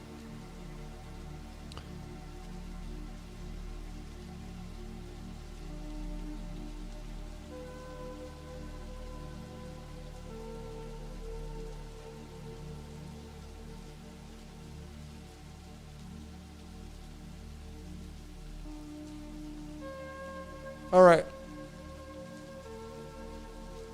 Let's get some tarot cards and we're going to get the hell out of here.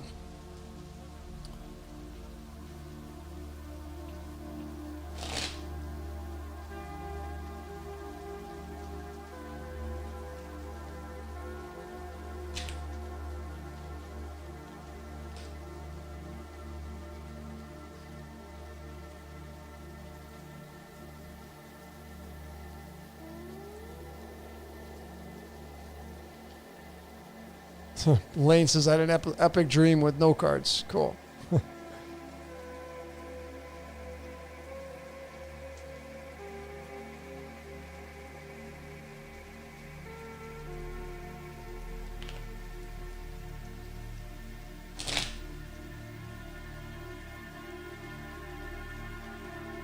All right.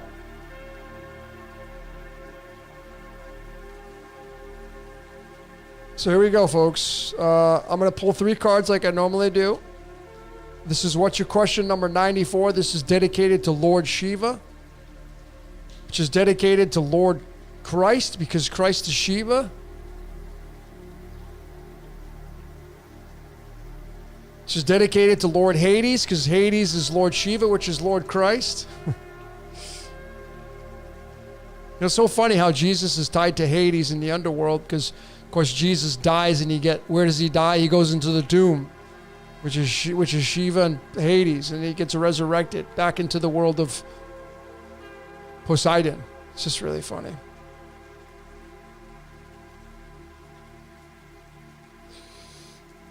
Look at the first card I pull. I mean, the first card that falls out is lukewarm. This card right here is, and I'm not going to use this for the 3, but it just popped out. This is the card of like, see that the cup coming towards this person? This person's like, nah. Are you sure you don't want to play again? Are you sure? And you're like, nah, I'm good. Are you sure? So this card right here is the card of neutrality. This card is the card of neutrality.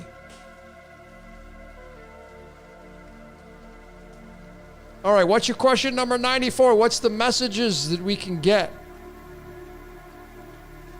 On the left-hand side of me on the wall, you have the Devil card. Why do I have that card there? Because that represents one section of Maya, which is Poseidon in the Greek mythologies, which is Brahma in the Hinduism cosmologies. And to my right, you have the Tower card, which is tied to Lord Shiva, Lord Christ, which is tied to Hades and the underworld, the destroyer. Brahma on the left, creation. Hades, Shiva on the right, destruction. Generate on the left, destroy on the right. That's polarity, by the way. That's being polarized. Okay, so let's get some... Wow, I just dropped 1,000,000 cards. Give me 1 second. Damn, that's too many to pick up, so I'm not even going to bother. Actually, I know I'm going to leave them on the floor. I'm just going to go with the ones I got here because obviously they didn't want me to use those. I dropped like half of the deck on the floor. Yeah, I'm not even going to pick those up. All right, we're just going to roll with this. So here we go. The first card for this message for tonight's What's Your Question number 94 is... Oh, look at that. Bada bing, bada boom. The World card.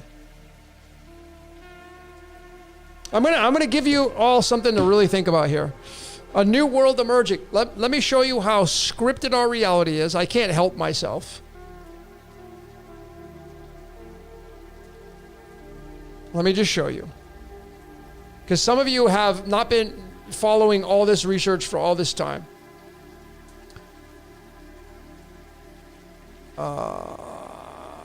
Give me 1 second. Okay. So tonight's What's Your Question is plutonium, Shiva the Destroyer, Lord Shiva. So let me show you this.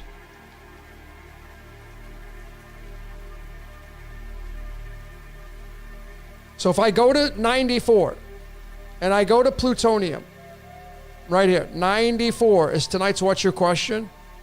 You see Shiva there. Look at the isotope plutonium is. 244. Right? Now, if you don't know what this number is, you'd be like, no big deal. It's just 244. Well, what's that tied to in the mainstream? Pac-Man. Wait a minute. How can Pluto and Shiva be tied to Pac-Man? Well, how many pellets in Pac-Man? 244. How many pellets does Pac-Man have to eat to finish a level? 244.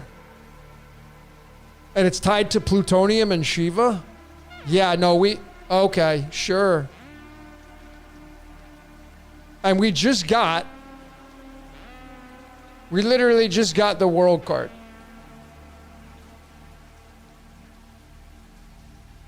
Level up. Let's keep going though. What's the next card? That's how crazy scripted our reality is. Pac-Man. I already decoded Pac-Man out on the Patreon. Broke it all down. Pac-Man has to eat 244 pellets, and then Shiva does its job by destruction to create the new world for Brahma and the generation. Okay, second card in line after the World card. What's the second card? Oh, look at that. The sun, the magical sun. I was born on a Sunday. How about you? Wow, amazing 2 cards coming in. The World and the Sun card. I mean, when you bring these two together, it's like a wow factor. 19 and 21. Woo! Well, I can't wait to see what the third one's going to be. That's pretty magical right there. The Sun and the World card. What's the third and final card?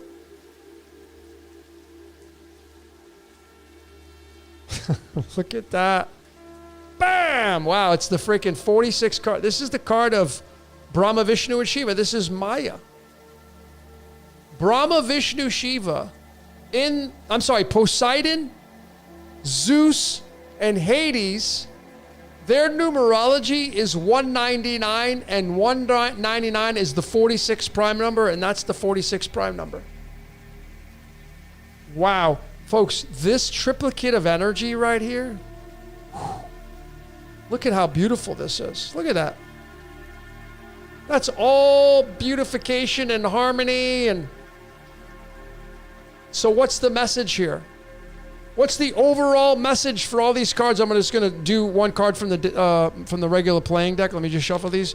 I want to get what's the overall message for these 3 beautification cards. The World, the 10 of Cups, and the Sun card. Holy shmoly. One final card for these 3. What is it? What's the final message? The 5 of Hearts, which is the 5 of Hearts is not content with the format of what this reality is all about. So what is the final message here? You got to go create this. You have to go create this. You can't sit around and wait for it to come to you. A new world is emerging right now. And the sun is the spirit in the sky. And what it wants to do is it wants to make a new paradise right now because it's not satisfied. The Five of Hearts is not content. 5 is Leo. It's the sun. This universe is not satisfied. It ain't satisfied with what's going on right now. So the energy and the information that is coming down right now is telling you, listen, don't wait for them to make their move. You need to frickin' make your move right now.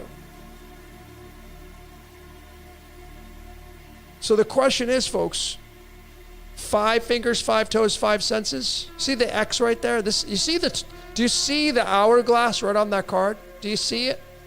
The hourglass sits right on that card. You can see the hourglass if you make an hourglass, and the infinity symbol is right there. The infinity symbol, the hourglass, it's right there, right on the card number 5. This right here is, what do you desire in life? What do you want? And clearly here, the beautification of these 3 coming out right here for this, and Shiva paving the way. Forget about the damn mainstream and the distractions. What do you want? What do you want in your life? If you could close your eyes and I said, okay, hey Logan, what do you see? Well, then you'd have to use your imagination. What is it you want to see? What do you want to see? If you stop tuning into these websites, you stop tuning into these mainstream channels and these news stations, and you stop tuning into social media where everybody's talking about what's going on over here and what's going on over there, you have no distractions anymore, and you get to create this.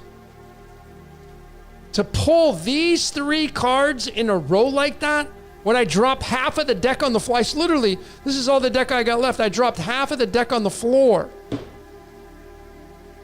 And I pulled these 3 cards, which are all about the sun and the new world and the rainbow bridge and your paradise. And the card that confirms this is, don't be satisfied with what you're seeing on the world stage. Go create your paradise. But something has to get sacrificed for that to happen. And what do you sacrifice? Turning that bullshit off. Stop paying attention to the... You know what I did? One of the best things I did in the past 6 months? I deleted my Facebook account. Oh, distraction. Even though I really just used it to put videos I popped out on YouTube, you'd still go in there. And sometimes I'd catch myself and like, what the hell am I doing? Scrolling, reading all this bullshit. It's just a big distraction. Same with YouTube, same with TikTok, same with X. They're all distractions, but the thing is what distractions can you turn off to make this beauty come true? While everybody else is so fixated on, oh my God, that's doing it, and they're doing it, and they're doing it for this reason, and it's their fault, and and it's just this finger pointing all the time. And because you're doing this all the time, you're not doing you.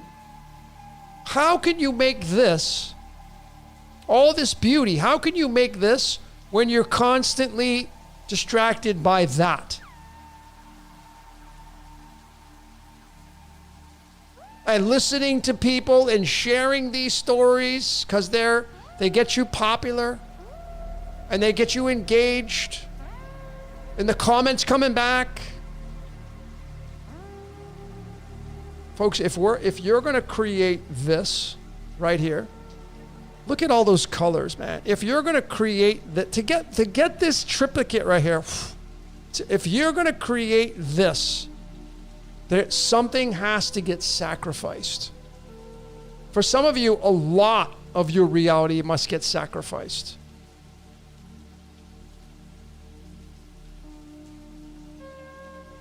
A lot of your reality has to get sacrificed. And the question is, do you want it bad enough See, everybody here wants to change, right? Like you want the change, but you keep complaining about what's going on in the world stage.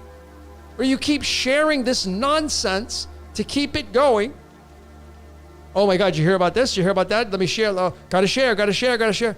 Dude, every time you share something, you continue the dissonance in your life. If you're not there, like, listen, if you're there in the trenches and you're out there and that's different.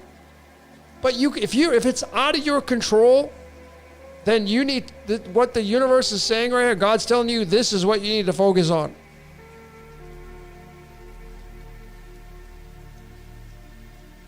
The world needs you to create this, but you can't create this to your highest potential if you're too busy focused on that BS, those distractions. And I'm not belittling the situations, by the way.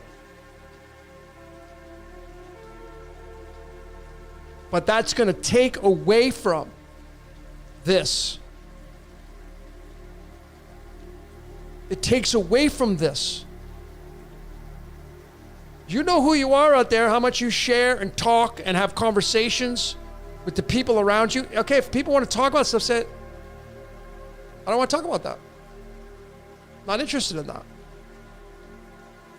You're going to be the one, the commander of that. The world needs you folks right now. The world, if you want change in your reality, you got to start focusing on the change, not what's going on in the world stage, the chaos. It's going to be a lot more of that to come probably in 2025. Snake transformation, yada, yada, yada. See, the person who really refines themselves through graduation doesn't let that influence their making of this.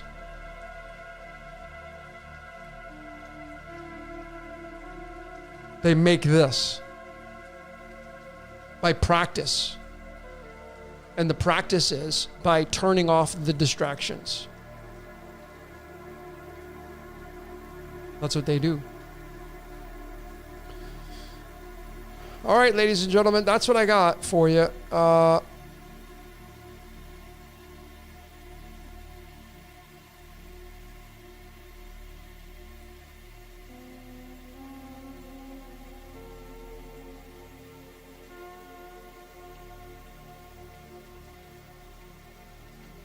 That's what I got.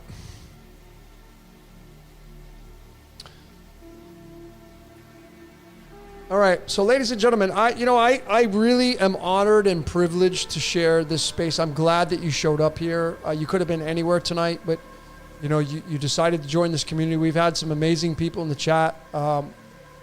This has been a great What's Your Question 94. We move on to 95. Which is the I am, I mean, we're moving into that now. If you can make it out to Acapulco next month, if you can't, try to get on the virtual. Like I said, I'm speaking on the first day. I don't even know what time.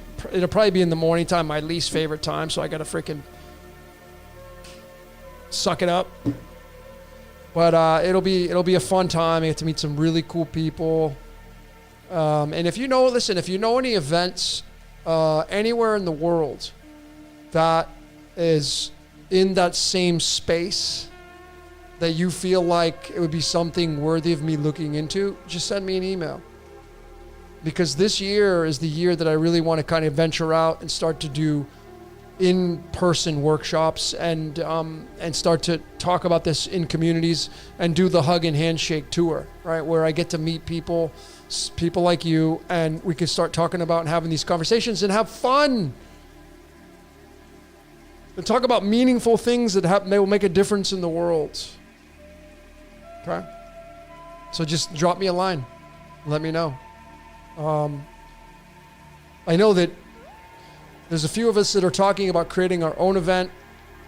So stay tuned for that. I don't know if it'll happen. I'm not promising anything, but that definitely is on the table. That would be a lot of fun to be able to put together an event where we get to bring everybody in and share some space. So, all right. So I'm not even sure what I want to play here for the Outbound song.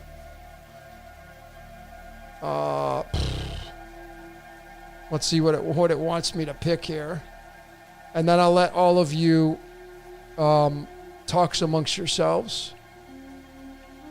Actually, you know what I'm going to play? Okay, so I'm going to play a song by one of my favorite heavy metal bands called Mastodon. And this song, if you could check the video out, it's an amazing video, and the song is called More Than I Could Chew.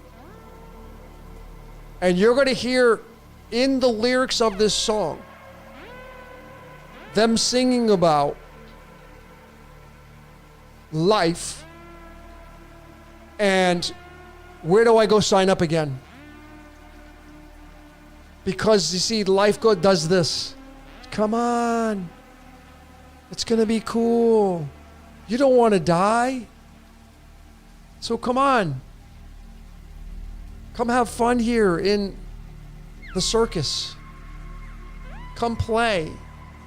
You'll start to see the agents come invite you into the show. They're just doing their job. When you have zero judgment, you can laugh at it. Because they'll be like, come on in. And they don't do it. They don't not do it. They don't even consciously realize they're doing it. But the agent's just calling you in. Come on in. Look how good I look. Don't you want a little piece of this? Or look how this is. And do you want a little piece of that? And it's just, you can start to see how just brilliant Maya is.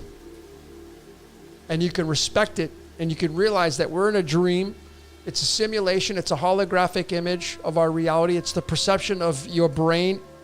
You're the reality. You're the nucleus of the reality. And everybody's outside of you and you're projecting it. And it's your vision. It's your game.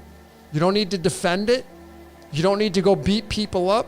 You don't need to try to be above anybody else. That's ridiculous. When you refine yourself, that is the lowest form of frequency you can get to. Is trying to outdo people in this reality. You don't need to do any of that. That's old news. But this song right here is pretty awesome. So I'm going to play it. It's a song by Mastodon. I'll leave the description of the link of the video if you want to watch the video. But it's again, where do I go sign up to play the game again? Because the game's going to go like this. Come on. Come on. This is called More Than I Could Chew. So ladies and gentlemen, that's a wrap. What's your question number 94? Appreciate each and every one of you for showing up here. My name is Logan for Decode Your Reality. Until next time, we will see you later.